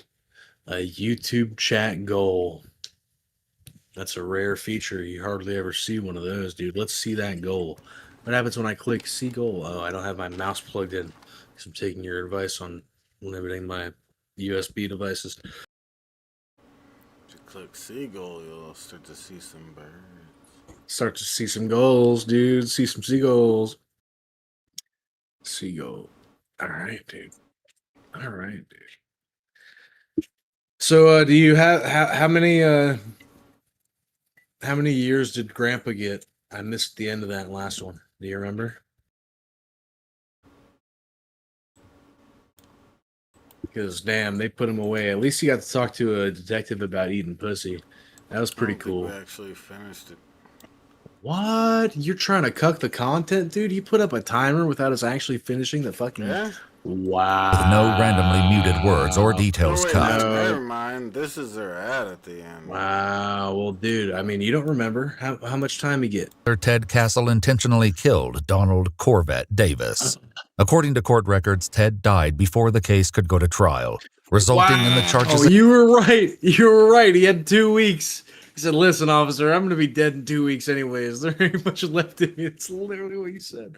I wonder how long after this. That's crazy. Against him being dismissed. Watch our full videos as they. Yeah, they dismissed the charges because he's dead. That's wow. Dude, that's actually pretty crazy. What else can they do? Butt sex. Wow. Butt sex is always a good answer. Wow. Butt sex. Yeah, it's an option. What the fuck is up with Timmy? What's this fucking Who knows? horribly whatever Squidward thing? He does a half-ass Squidward and says, "Good night, Dirt and Shab." Motherfucker, he doesn't even have the decency to tell us good night. He just leaves. He's a Nazi. I can't sleep if Timmy doesn't tell me good night.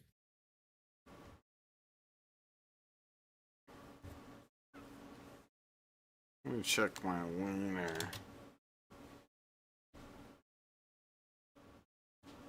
Shab's always worried about his wiener. He's thinking with the wrong head.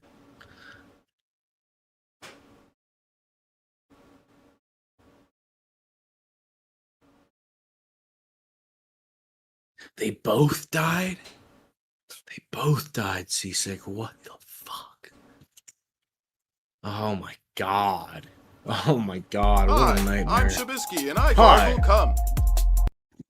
Thank you. I can't tell who that was because the timer was covered up by the timer covered it up. So listen, I'll tell Shabisky to make sure he gives you your due diligence for the $5 finger fuck. But thank you. I'm gonna take a little shot of this Kraken, and we'll get her going.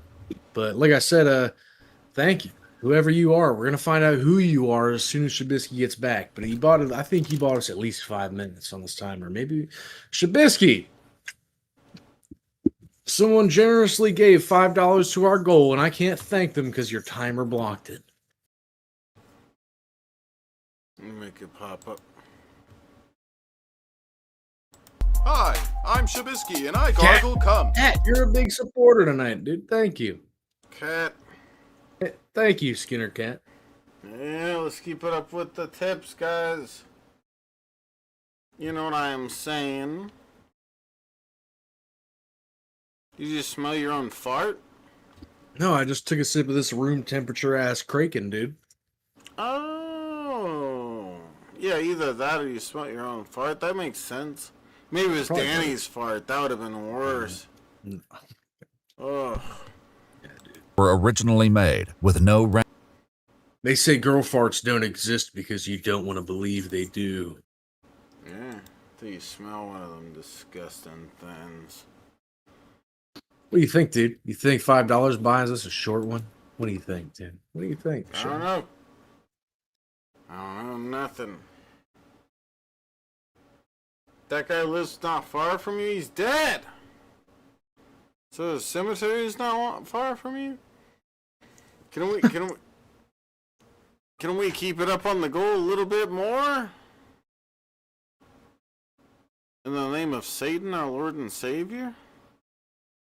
I'd say Cat at least bought us another 5 minutes, if not a short video, to try to keep some things drumming up. But the thing is, we can't, we got to draw on the line of sand somewhere. What's it gonna be?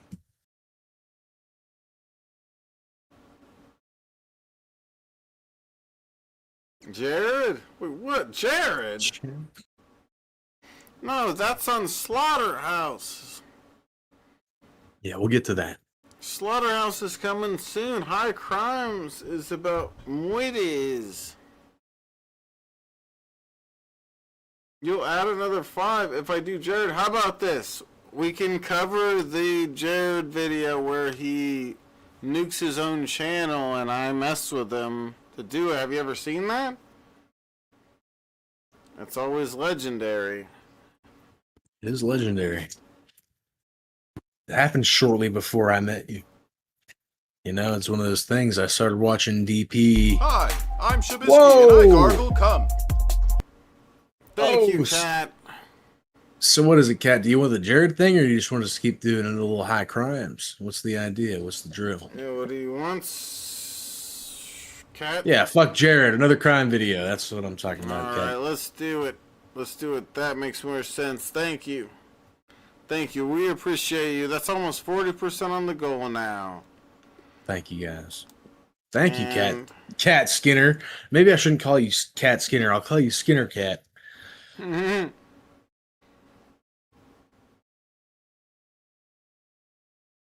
What video do we watch, though? You got any ideas, Skinner Cat? Home Skeeter cameras. Catch mom's horrifying act. I feel like we've seen that one, but that might be like a shorter version of it. Don't Maybe seem familiar to me, but maybe. I kind of does.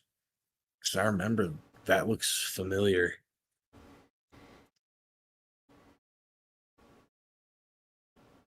You're eating, need something to watch. That's exactly it, dude. He doesn't care. Put something on. Ever seen Mr. Anime? I have no clue what Mr. Anime is. The Killer? I don't know. I try to cover channels or videos by this channel. I don't know if Mr. Anime is covered on here or one of their channels.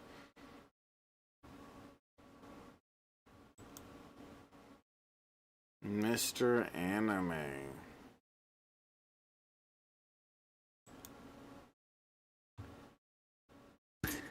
Dad watches adult videos while what? What's that on the right there?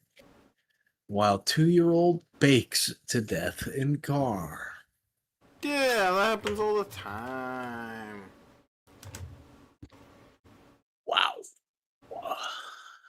Wow. I mean, I see shades of gray, red roses too. I see 'em blue for me and you. And I think to myself, what a wonder. Wow.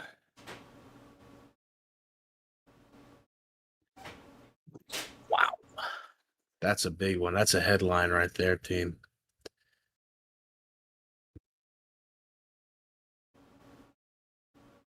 You guys pick one. Maybe we should watch Cop Laughs After Hitting Motorcyclists. I think we should watch that. I think we should watch that one. That's my vote. Let's see what Shab thinks. these true crime videos really got me and Cat hungry. Shab, what do you think about that one on the right there? Cop laughs after hitting motorcyclist. As he's dying. Oh my God. Seems like a positive story to cover. Yeah, it's got laughter in the title. It's got to be funny. Yeah, look how happy she is. We'll probably be happy like that.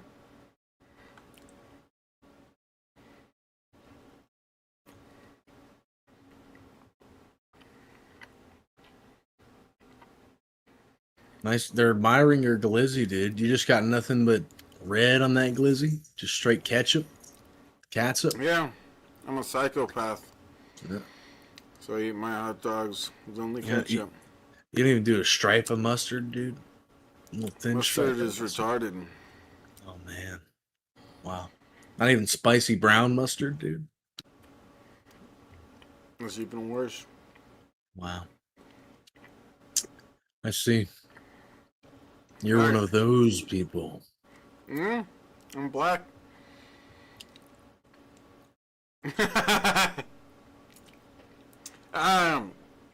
So,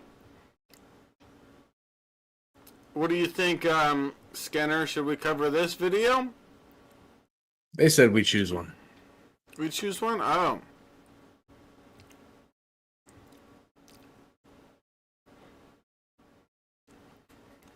There's a lot of money on this one. I kind of like I know. that. What do we choose? What do we choose? Oh. All right. Fuck it. Let's find out what's up with the money. How we get stacks like Yeah, that. can I have some of that? Any large amounts of United States currency in the vehicle? How much money you got in there? Okay. A lot. This marks the very moment No, he didn't say not a lot. He said a lot. Yeah, I guess I slurred my speech. Yeah, I said no lot. No lot. He's got a lot of money. Wow. Yeah, they all end the same. Well, I don't know. That last one ended up with the victim and the perpetrator dying. We don't see that every day, except for the other day when we watched the one about the father who made his daughter's a mother. That was pretty disturbing, and that ended that way too. So you're right. Maybe they do pretty much all end the same. Maybe it's all that. Maybe it's all double murder, homicide, suicide. All right. Butt sex every day. when police pulled over a combat veteran and took his entire life savings. It's $100,000. It's in a Ziploc sandwich baggie. That must have had your ears burning because I was complaining about not having enough hundreds in my drawer. On February 19th, 2021, a they're retired taking his Marine is hundreds. pulled over by the Nevada Highway some Patrol hundreds. when he makes a bizarre confession. It's always Nevada.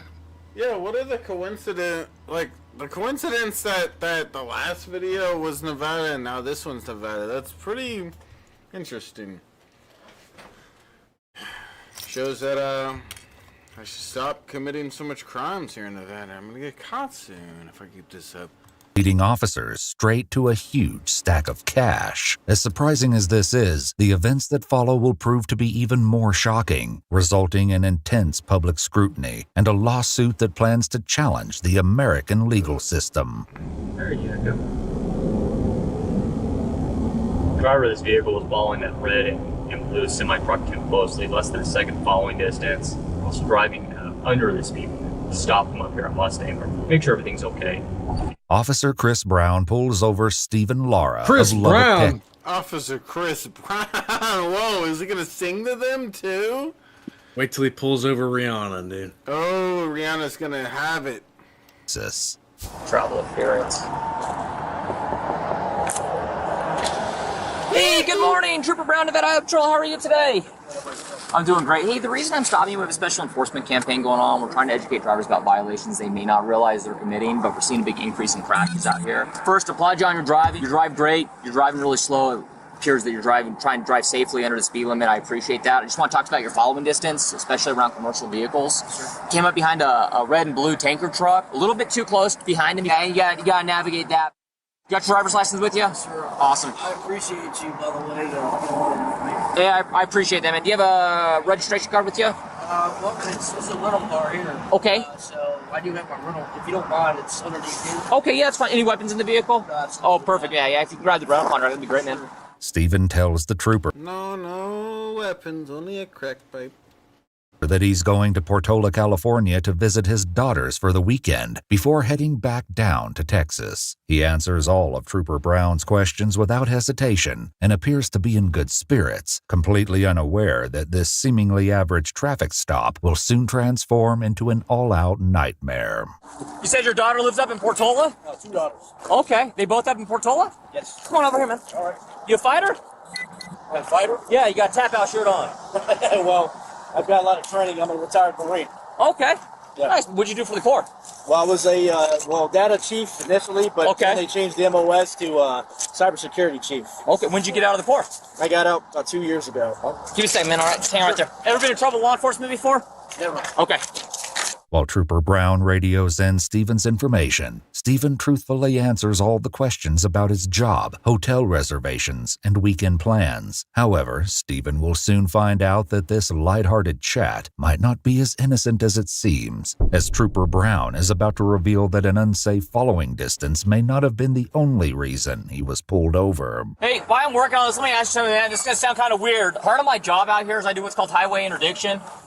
I look for people that are smuggling contraband through our state, across the country, weapons, humans, drugs, illicit currency, things like that. Anything in the vehicle I should be aware of? Okay. No firearms? No explosives? Okay. Are there any drugs in the vehicle? Cocaine? You're smuggling any Shabisky shirts? Huh? Yeah. Yeah, I gotta ask all these silly questions, right? Okay. Any large amounts of United States currency in the vehicle? Okay. What's a large amount of U.S. currency to you? Okay. So there's over 10,000 in there? Okay. How much money you got in there? Okay. Fair enough. Fair enough. Would you give me permission to search your vehicle today? I guess not trusting banks is a crime. Right. Okay with you? Okay, perfect. Here's why it would be fine. Regardless of one's belief in their own innocence, it's advisable to not consent to a search of one's vehicle under any circumstances. Although he has the right to refuse, Stephen voluntarily agrees to let the trooper search his car, completely unaware of just how much he will come to regret that decision. As Trooper Pause. I want to let you know right now, as someone who's been through this shit, if you want to fight a search, only do that if you certainly have nothing on you and a lot of time to spare. Because they will pull out the dogs. They will find any reason to search your vehicle. They will do it. So refuse all you want, but if you're carrying something that you shouldn't be, unless you're certain they won't find it, honesty is the best policy.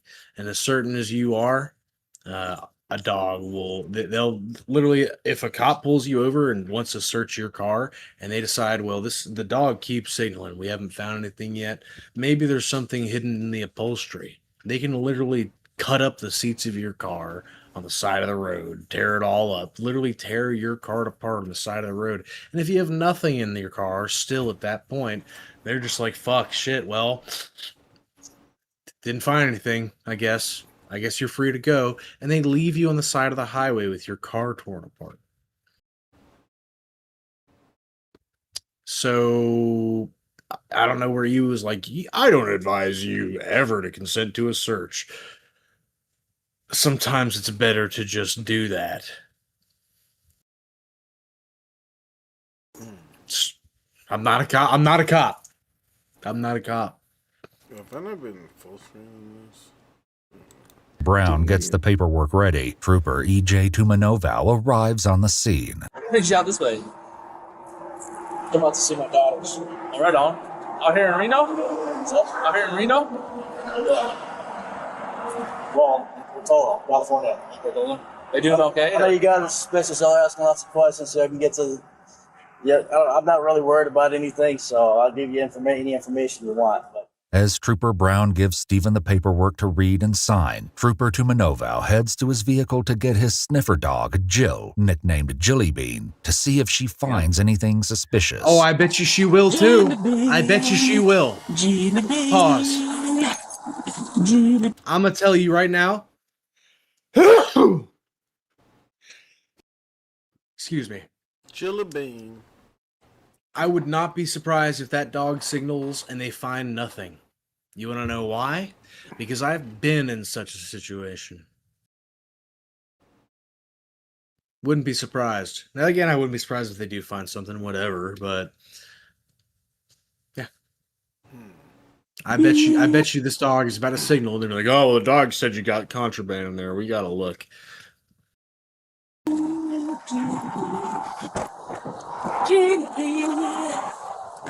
Pretty girl. That is not the police dog I was expecting. Yeah, I was expecting I'll tell you like that a German much. Shepherd. Usually they are. Yeah. Play.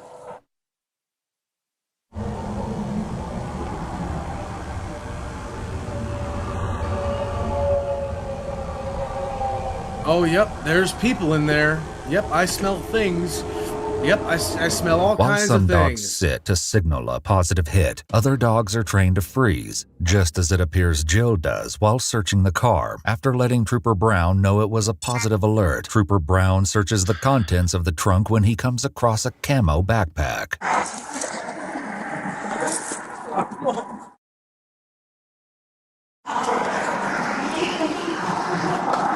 Meanwhile, Steven drops a bombshell on the trooper when he reveals just how much a lot of cash really means. You guys do this to everybody, or? I just stopped out with you.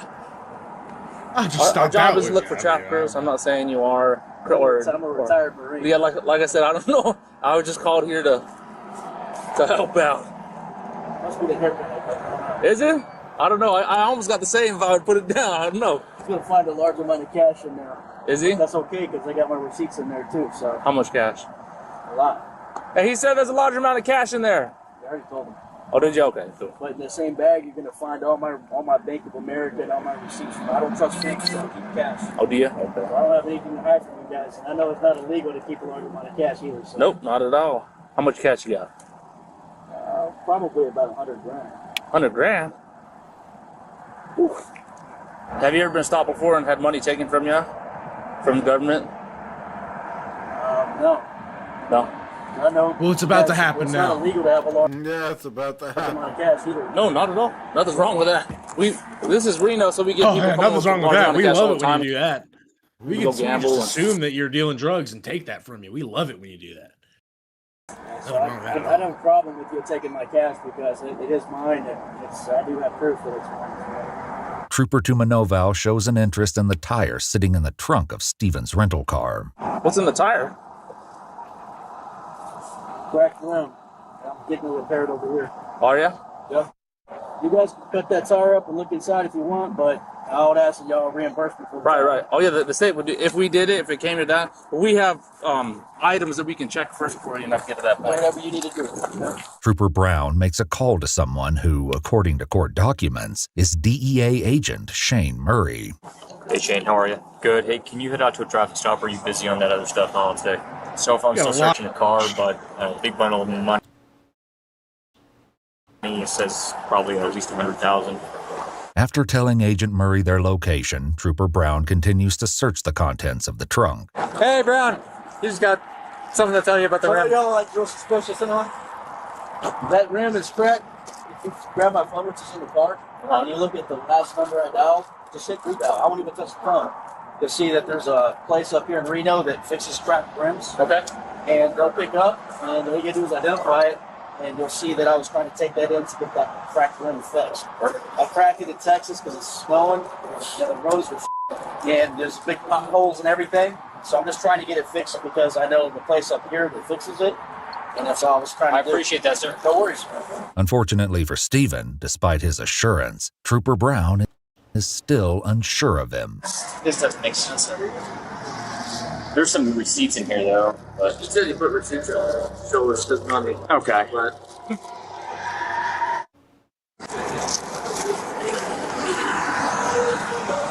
All right, man. So here's the deal. All right.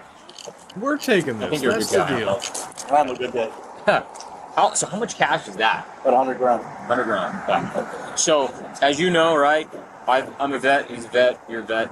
It's not illegal to carry currency. That's currency. No, sir, it's not. It does, though, make us ask some questions on why someone has 100,000. I can understand why you don't trust banks, especially in this day and age right now. Discipline and lots of savings. What's that? Discipline and lots of savings. So with that being said, if you're willing to talk to me about it a little bit, I'd like to. I know you got a bunch of receipts in there. I just want to make sure that it is your currency, that it's not being used for nefarious activities, right? That it's not money laundering or something like that going on. That's the questions that it raised, that potentially money laundering or something like that's going on. So that money right there is for my 2 daughters. Okay. You gonna give it to them on this trip or no? Or that's just your nuts? That's my money and my two daughters' money and nobody else's. Okay. I take that money right there and I buy them things. I put food on the table. I buy them clothes with that right there. Fair enough. That's me looking at you man to man in your eyes and telling you exactly what that is. Perfect. Okay. Yeah. I got some questions I'm going to want to ask you here in a few minutes. If you're willing to answer them, I'd appreciate that. I have nothing to hide from you. After Stephen agrees to further questioning, Trooper Brown reaches out to his sergeant, Glenn Rigdon, to update him on how things are progressing. It's a strange one, but not a strange one. We're trying real hard to get this money Consensus out. to a search, said there was money up there. We located what he says is $100,000. It's in a Ziploc sandwich baggie. Although it's not known what Agent Murray that's says to enough. Take Trooper it. Brown, the call only lasts for about 40 seconds, and Trooper Brown informs him that he will start a brief with him, likely referring to Stephen. Hey, Stephen. Stephen, you don't have any weapons on you, right? I know you're in... You mind if I just pat you down real quick? Face my car real quick, man. Birdman, do me a favor. Have a seat in my front seat for me. As with all other previous requests made by officers, this is something Stephen is more than willing to go along with because, as he puts it, he has nothing to hide. Unfortunately, however, he still doesn't seem to realize that the more he agrees to go along with their requests, the deeper the hole he has dug for himself will grow. Now that Stephen is aware of his rights, Trooper Brown can finally begin the questioning process. So, what is the source of the currency that you have there? Sources in how do I make my money? Yeah. I'm a retired U.S. Marine. I get money from the VA for my disability. And it's money that I have earned from my employment, my job, doing IT work for a hospital. Sure. Why do you transport bulk currency like that? Well, there's nothing illegal about it. No. It's, I keep it on my person and I secure it. Okay. So for security? I don't trust banks. That's Okay. why I have a large amount of currency there with all the receipts, which I keep in there for this type of purpose, in case anybody questions it. And if those receipts get looked into, you'll see that those are my accounts that those deposits are made for, or those withdrawals are made from. Stephen goes on to inform the trooper that he owns a debit card and only uses banks for direct deposits before he answers even more questions about the money. Is there any reason that you can think of that a trained drug detection canine would alert to the presence of drug odor coming from that vehicle? No. Okay. Like I said, I gave you a consent to search the vehicle. I have nothing to hide. So Okay. if the dog alerted you guys, I can't tell you where it's coming from because I don't do that stuff. Okay. Nor do I have it. That is a rental car, so I don't know. I can't control what happened before I got it. Fair enough. Can't control what happens after I drop it off. In cases such as this one, if officers persist in questioning, it's typically because they lack sufficient evidence and are seeking information that could be used against the individual. At this juncture, it's crucial to cease further communication and seek legal representation. Stephen is being fully cooperative here, and yet the treatment he gets is contrary to law enforcement's claims that cooperation would prevent such actions. If the currency was to be utilized for a business transaction, personal purchase, is it going to be used for any of those, or is this just your savings? It's my savings, and I plan on buying, getting a home. Okay. For my daughters and I in Texas. Okay. So you're planning to use that to buy a home in Texas? Yes, absolutely. Although Stephen has been an open book throughout this entire process, Trooper Tumanovow is keen to take Stephen's amenability a step further. Hey, so you said you're okay with us going with your phone? What do you want to go through my phone? What are you looking for? Just trying to verify everything's correct like you've been telling us. The only thing I'm authorizing you guys to do is make the last phone call I made just to verify that I was going to take that entire, Dude, I would be livid I'd be like, what do you mean look through my phone? We have a certain thing in our constitution that protects us from like illegal search and seizure of our documents. So that's the thing is like they have a dog alerted on a rental car, and they have the fact he has a lot of cash. But if there's no drugs in the fucking vehicle, his story checks out. I mean, what do you think they're gonna find something on the phone, Shab, or not? How's this going? Are they gonna arrest him because he doesn't want to turn over his phone? Where do you think this is going? I think he's gonna allow them to go through his phone, and they're gonna find evidence. That's what it's gonna be. That grandma's a bit fixed. Okay. But I mean, I got personal pictures and stuff on there. I don't want you guys looking at pictures and stuff. You know what I'm saying? I want both of your pictures if you're okay with that. Yeah. So I can look at everything else but your pictures? Yeah, I give you my word. That's fine? Okay. Despite any officer's demeanor or apparent friendliness, it's imperative that one refuses access to their cell phone in a given situation.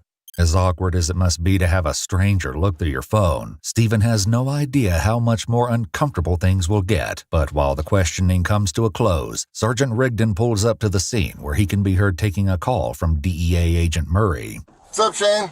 There was just no way I was going to be able to make it out there. No issues. It's too easy to do an adoption. You know, we contacted you, so I think everything's going to be okay. And I'll text you the money count after we get it. It'll probably be a couple hours. For those who are unaware, adoption refers to the process of property seizure by law enforcement agencies as permitted by the U.S. Department of Justice's Equitable Sharing Program. When an adoption takes place, the federal... They call it adoption. They're adopting this Marine's money, and they're gonna equitably share it. How do you feel about that, Shabisky? It's just an adoption, and they're gonna equitably share it. What's the problem with that?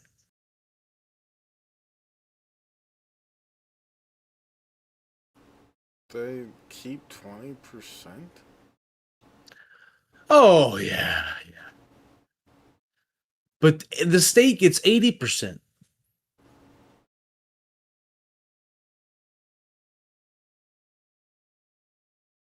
Yeah, they just split it between the fat cats and the little guys. You know, it's sharing. It's equitable. Very random. Yeah, it just goes to them. But they give 20%. They give 20% vig to the big guy's Uncle Sam. Agency keeps 20% of the proceeds, whilst the remaining 80% kicks back to the state or local agency, which is, in this case, the Nevada Highway Patrol. So, here's the money. They He has get a ton that of money. receipts. They've adopted it. I want to adopt some of it. He's in the military, he gets the VA money. He's what we're getting him for? Yeah. Yeah, that's one for backpack. You guys get pictures? I think Chris, yeah. I'll put it on the car. We have done.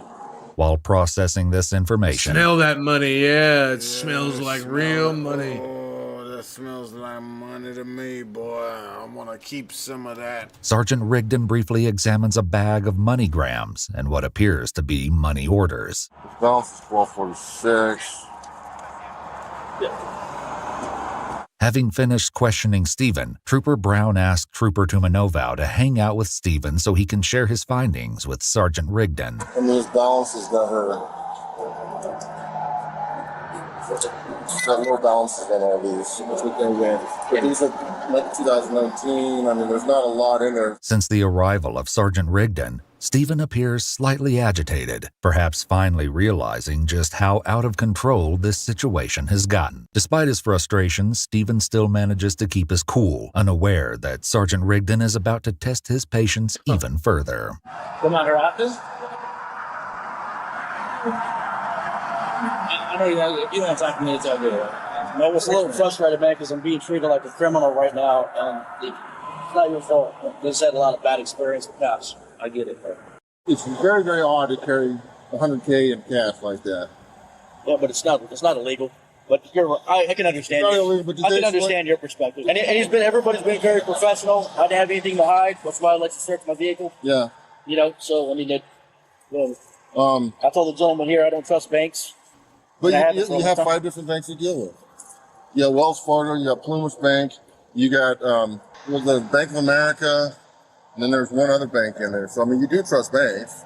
Well, no, I don't, because if you look at And my your direct deposit has to come through a bank too. I'm sure it does. It goes to Bank of America. But if you look at my banks, there's no money in it. That's why those receipts. That's why I keep them. So if you call the banks and you ask them, and I'll call them right now and ask, or I can show you what's in my bank accounts. Despite Stephen's conviction, he'll soon learn that no amount of reasoning will help him out of this situation. So why the distrust for the banking system? I just don't trust them. Yeah. That's just my reasoning. It's my personal thing. Oh, I'm not trying to convince you one way or the other. It's just it's not usual. I understand. And so we're looking for the unusual. Sure. You know, I understand.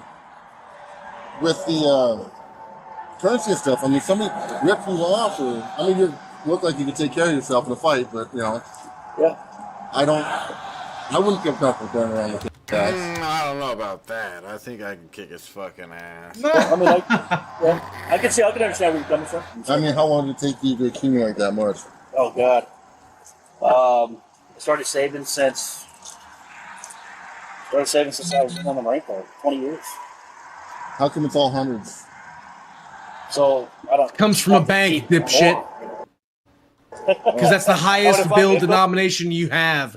And if you have $100,000 and you want to keep it as tightly compact as possible, it's going to be in hundreds, especially if you get it from a bank, you fucking retard. Why not all in $1 bills? God, dude, I'm telling you, pigs fuck me up, dude. This is a... Oh, I can... Oh, dude, My God, I'd have to, you get me more. Yeah. We usually weigh, it's actually a cool trick. So one bill weighs 1 gram. So if you weigh that and get the grams, and you multiply it by 100, you can tell by weight roughly what it is. Oh, that's cool. I didn't know that. So you can like weigh your money and watch it grow. Learn something new every day. It's very, very odd. We're going to do a little bit further investigation on it, and you'll be on your way very soon. So. Sure. After expressing his suspicions to Stephen, Sergeant with Rigdon all of consults your Trooper entire Brown, life giving him savings because you leave nothing in your bank accounts confiscated from you. You'll be set back out on the road with maybe a half tank of gas. Who knows what he's sitting at right now? Ah, man. Oh, God, it makes me so mad. I hope this dude gets out right by the end of this. an opportunity to share his opinion on the matter at hand. What are your thoughts, Chris? I kind of leaning more towards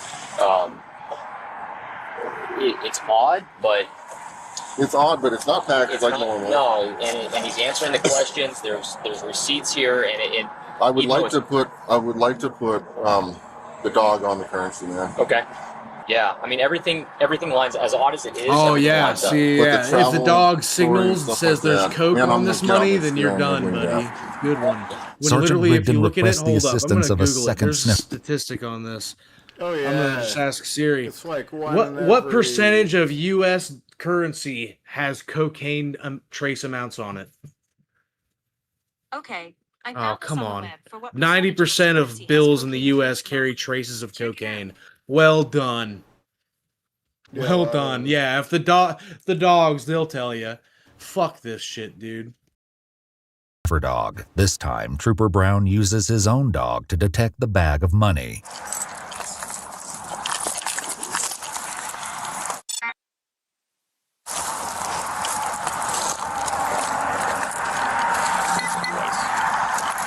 Trooper Brown's dog has just given a positive hit on the bag of money. However, they train these dogs to do whatever the fuck they want them to do, and the signal is whatever the fuck they say it is. Just what you're talking about. Yeah.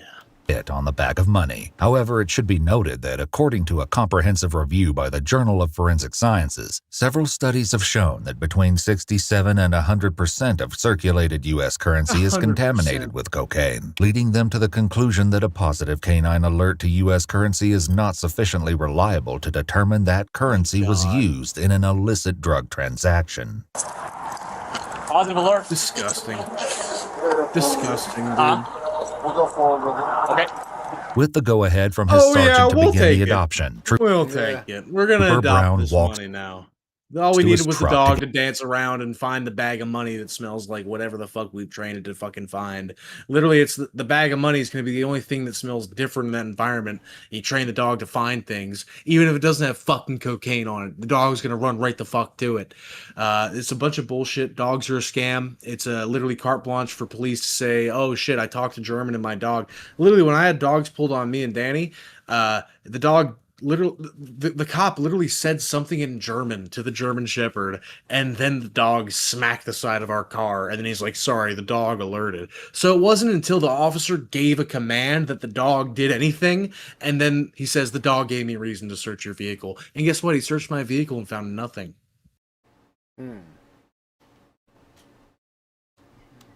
Dogs are a get a scam. bank bag. Meanwhile, Yeah, we should outlaw dogs. I think if you're looking for bodies, sure, but to a certain degree, I think there needs to just be like a whole retraining, because I'm telling you, these dogs are the law. The law authority that a fucking dog has that can't testify to Congress and say that, yeah, I was actually trained to do I don't give a fuck. I'll smack the car no matter what happens. I know I'm getting a treat when I smack the car. Whatever, dude. That's such bullshit. Stephen looks noticeably more antsy as he seems to realize where this is headed. So I noticed the cash is not there anymore. Where's it at? The Sarge took it. They did a secondary sniff, just a little spot. I don't know what happened with that. Everything is on camera. Okay. I'm just asking because that's my money. Hey, I get it. No worries. No worries. Soon, the We're sheriff just robbing arrives you and is blind caught and up on the leaving you without a penny situation. to your name. You got a positive alert on the currency by itself. They had a positive alert on the car. Right now, we're just trying to determine whether or not it was proceeds. I believe it is proceeds. It is a big brick. And they're not old bills. He claims he's been saving it up over 20 years. I hit 20-year bills. No. No, Yeah, they're this all one prime bills, stack so. isn't. Yeah. It's really good, but it's just. His travel plans are consistent with what we see with drug traffickers. So how much is in there? About 100,000. About 100,000. That money has not been saved up over 20 years. It's newer bills, so they're not 20-year-old bills. Yeah, No. it's not 100,000. Okay, well, I'm guessing. And so that's my life savings. I've been saving since I went in the Marine Corps, which was in 2000. Okay. So that I've been saving for the last 20 years. Roger. What we're going to do, I believe there's drug proceeds dog related to it. Drug proceeds? Yeah, it's very common, sir. We get people that are trafficking large quantities of marijuana from Northern California to all states east, even from Reno. Sir, I can tell you right now, I'm going to tell you exactly what's going to happen, okay? We're going to seize it today, but that doesn't mean we're the final judgment on it. It's going to go through the DEA, okay? So the DEA will contact you, and the DEA will provide you with a means to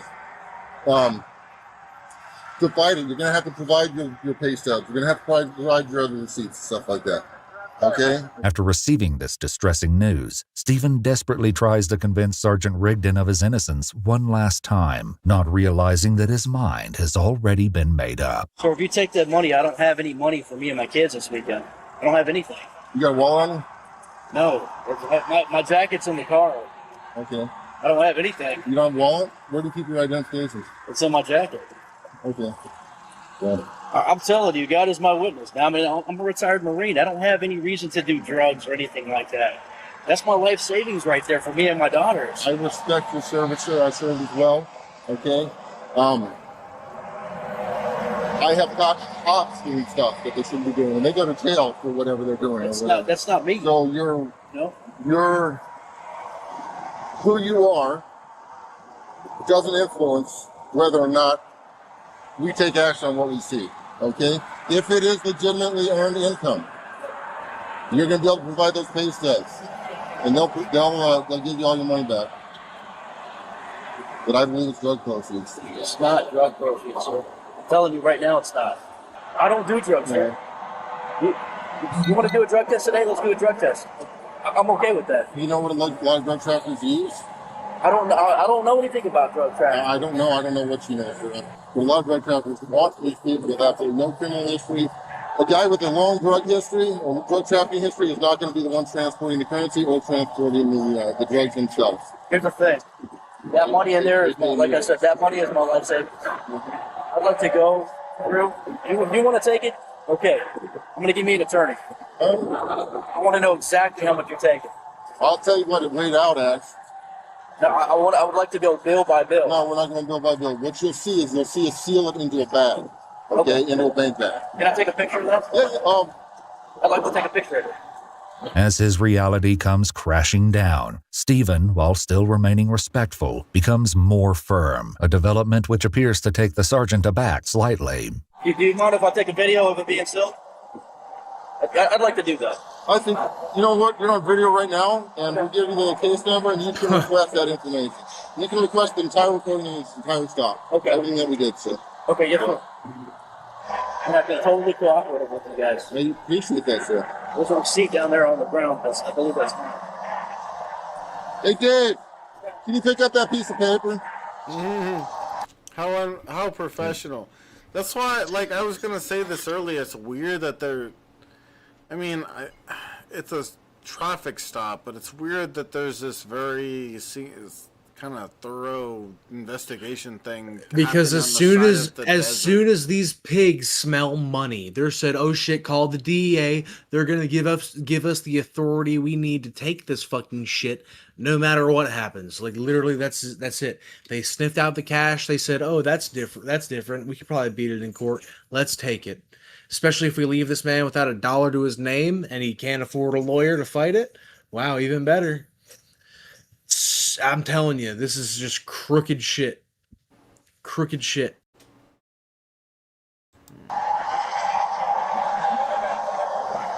Yeah.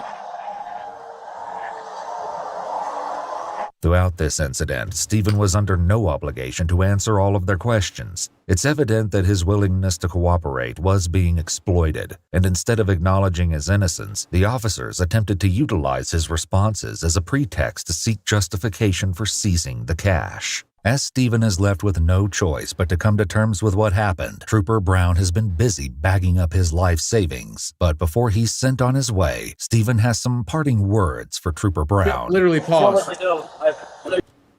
Sent on his way. No crime, no charges. We're just going to take this. We're going to adopt it. We're going to give 20% of it to the federal government. We're going to keep this for the Department of the Highway Patrol. And you can just go on your way and pretend like this never happened, buddy. How about that? Yeah. Or you can fight it. Good job. Money that I have in my jacket is only $2. I need to pay for my kids, bills, my hotel. We're going to need that back to Texas. Got no way providing for my children this way. Get back to Texas. I know you're just doing what you feel is best, but like you know, my sergeant. It sounded like my sergeant talked to you about that a little bit. Told you what was going on and those lines. So I just wanted to tell you, Officer Brown. I mean, you're taking money out of my kids' mouths. Sorry. Well, you're taking food out of my kids' mouths. I'm taking money out of my kid's mouth. I worded that wrong. Like I said, we believe right now that this is drug proceeds illicit currency. Well, I'm going to prove to you that it's not. Perfect. After taking down names and badge numbers, Stephen drives away, likely still reeling from that 90-minute whirlwind. 90 minutes. Shortly after, Sergeant 90-minute shakedown. Rigdon and Trooper Brown head over to the bank to deposit the cash. Not even. That's the thing. Pause. It's not evidence. It's not anything. It's just deposit. Straight into the bank. Straight into their bank to do whatever the fuck they want with. And there's no court proceedings. Nothing like that. It's just we took this money off some dude on the side of the highway who was driving through our county, and now it's ours. And he can fight it if he wants, but we're going to spend it now. Yeah, that's perfect.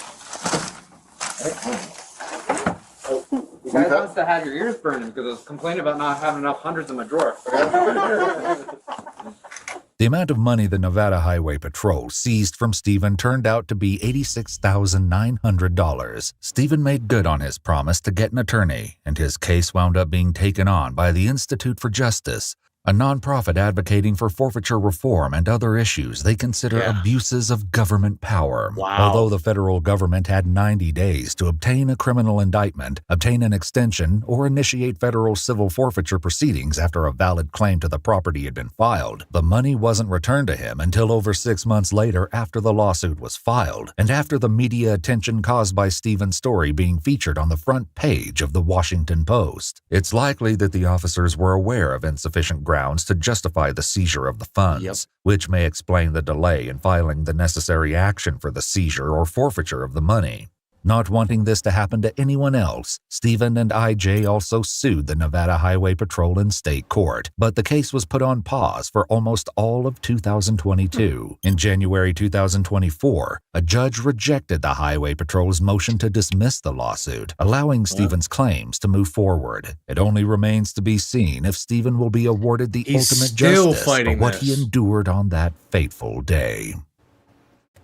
Still fighting this, dude. Makes me sick, dude. Welcome to America, my friends. Yeah, he needs another $100,000 thrown on top of that. My God. Yeah, I'd say at least, because what? That's 6 months they took him and made him poor, broke, destitute, bankrupt. I would say he's entitled to at least double. Shab, it's about 6:30 in the morning. I gotta friggity fuck off, dude. Yeah. I gotta fuck off. But this was fun. This was a good one. Thank you to our supporters. Thank you, Tubby. Thank you, Cat Skinner Cat. Rainbow shout out some fucking jewels and shit. Thank you guys for all the support. It's been a lot of fun and some tragedy and a lot of stress, but that's what it's all about. Alright. Yeah. I might call it a night as well. I don't know nothing about nobody, no way, no how. I don't know, if we could get to like 50% on the goal, I'll cover one last story. But Dirt's gonna call it a night and go have bus Can't do sex it. with Danny. Yep, something like that. I'm gonna go do jumping jacks in Get ready, in the Danny. rain. He's on his way. All right, team. Good night. It's been nice. See you on the next one. Good night, big balls.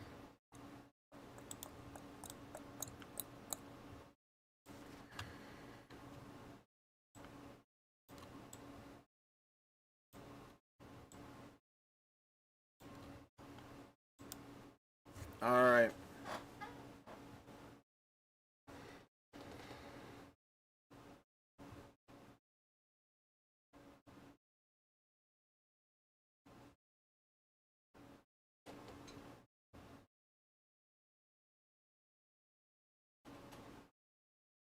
So, I don't know, if we can get halfway on the goal.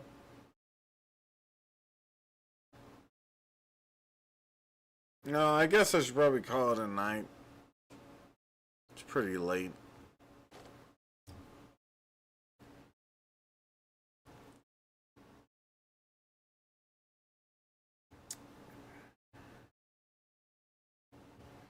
Yeah, transition to Tetris.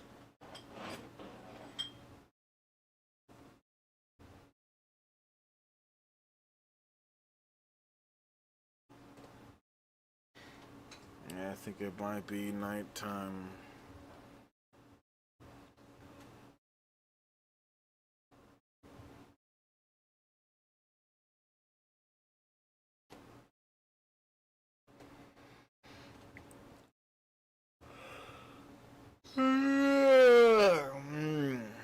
You're lying, seasick. Holy shit on a dick. Yeah, it's pretty late. Yeah, it's 3:24 for me. So, alright, I guess I'll call it a night. I don't know. If we can get one last, like, $5 tip, I'll chug one last beer before we call it a night. Can we get that? One last beer. Can we get a $5 finger fuck?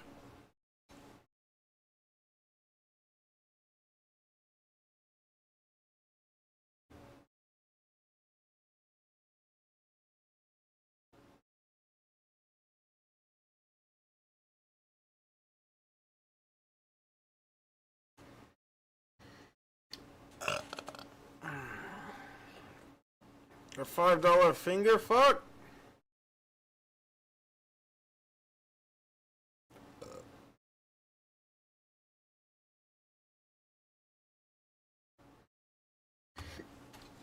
Damn, she's sick. I didn't realize.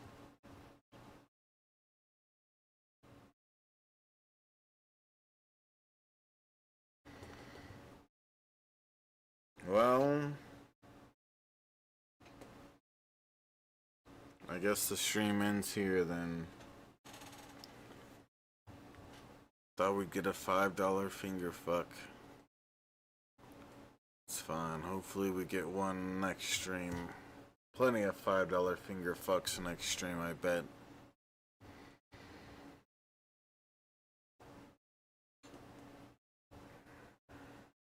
Plenty of them. So, alright.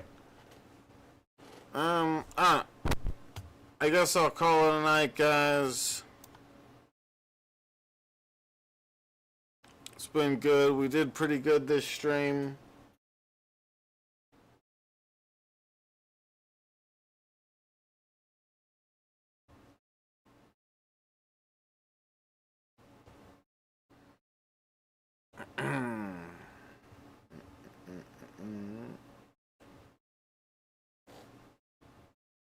Yeah, G-Man's gonna be a big retard tonight, just like always.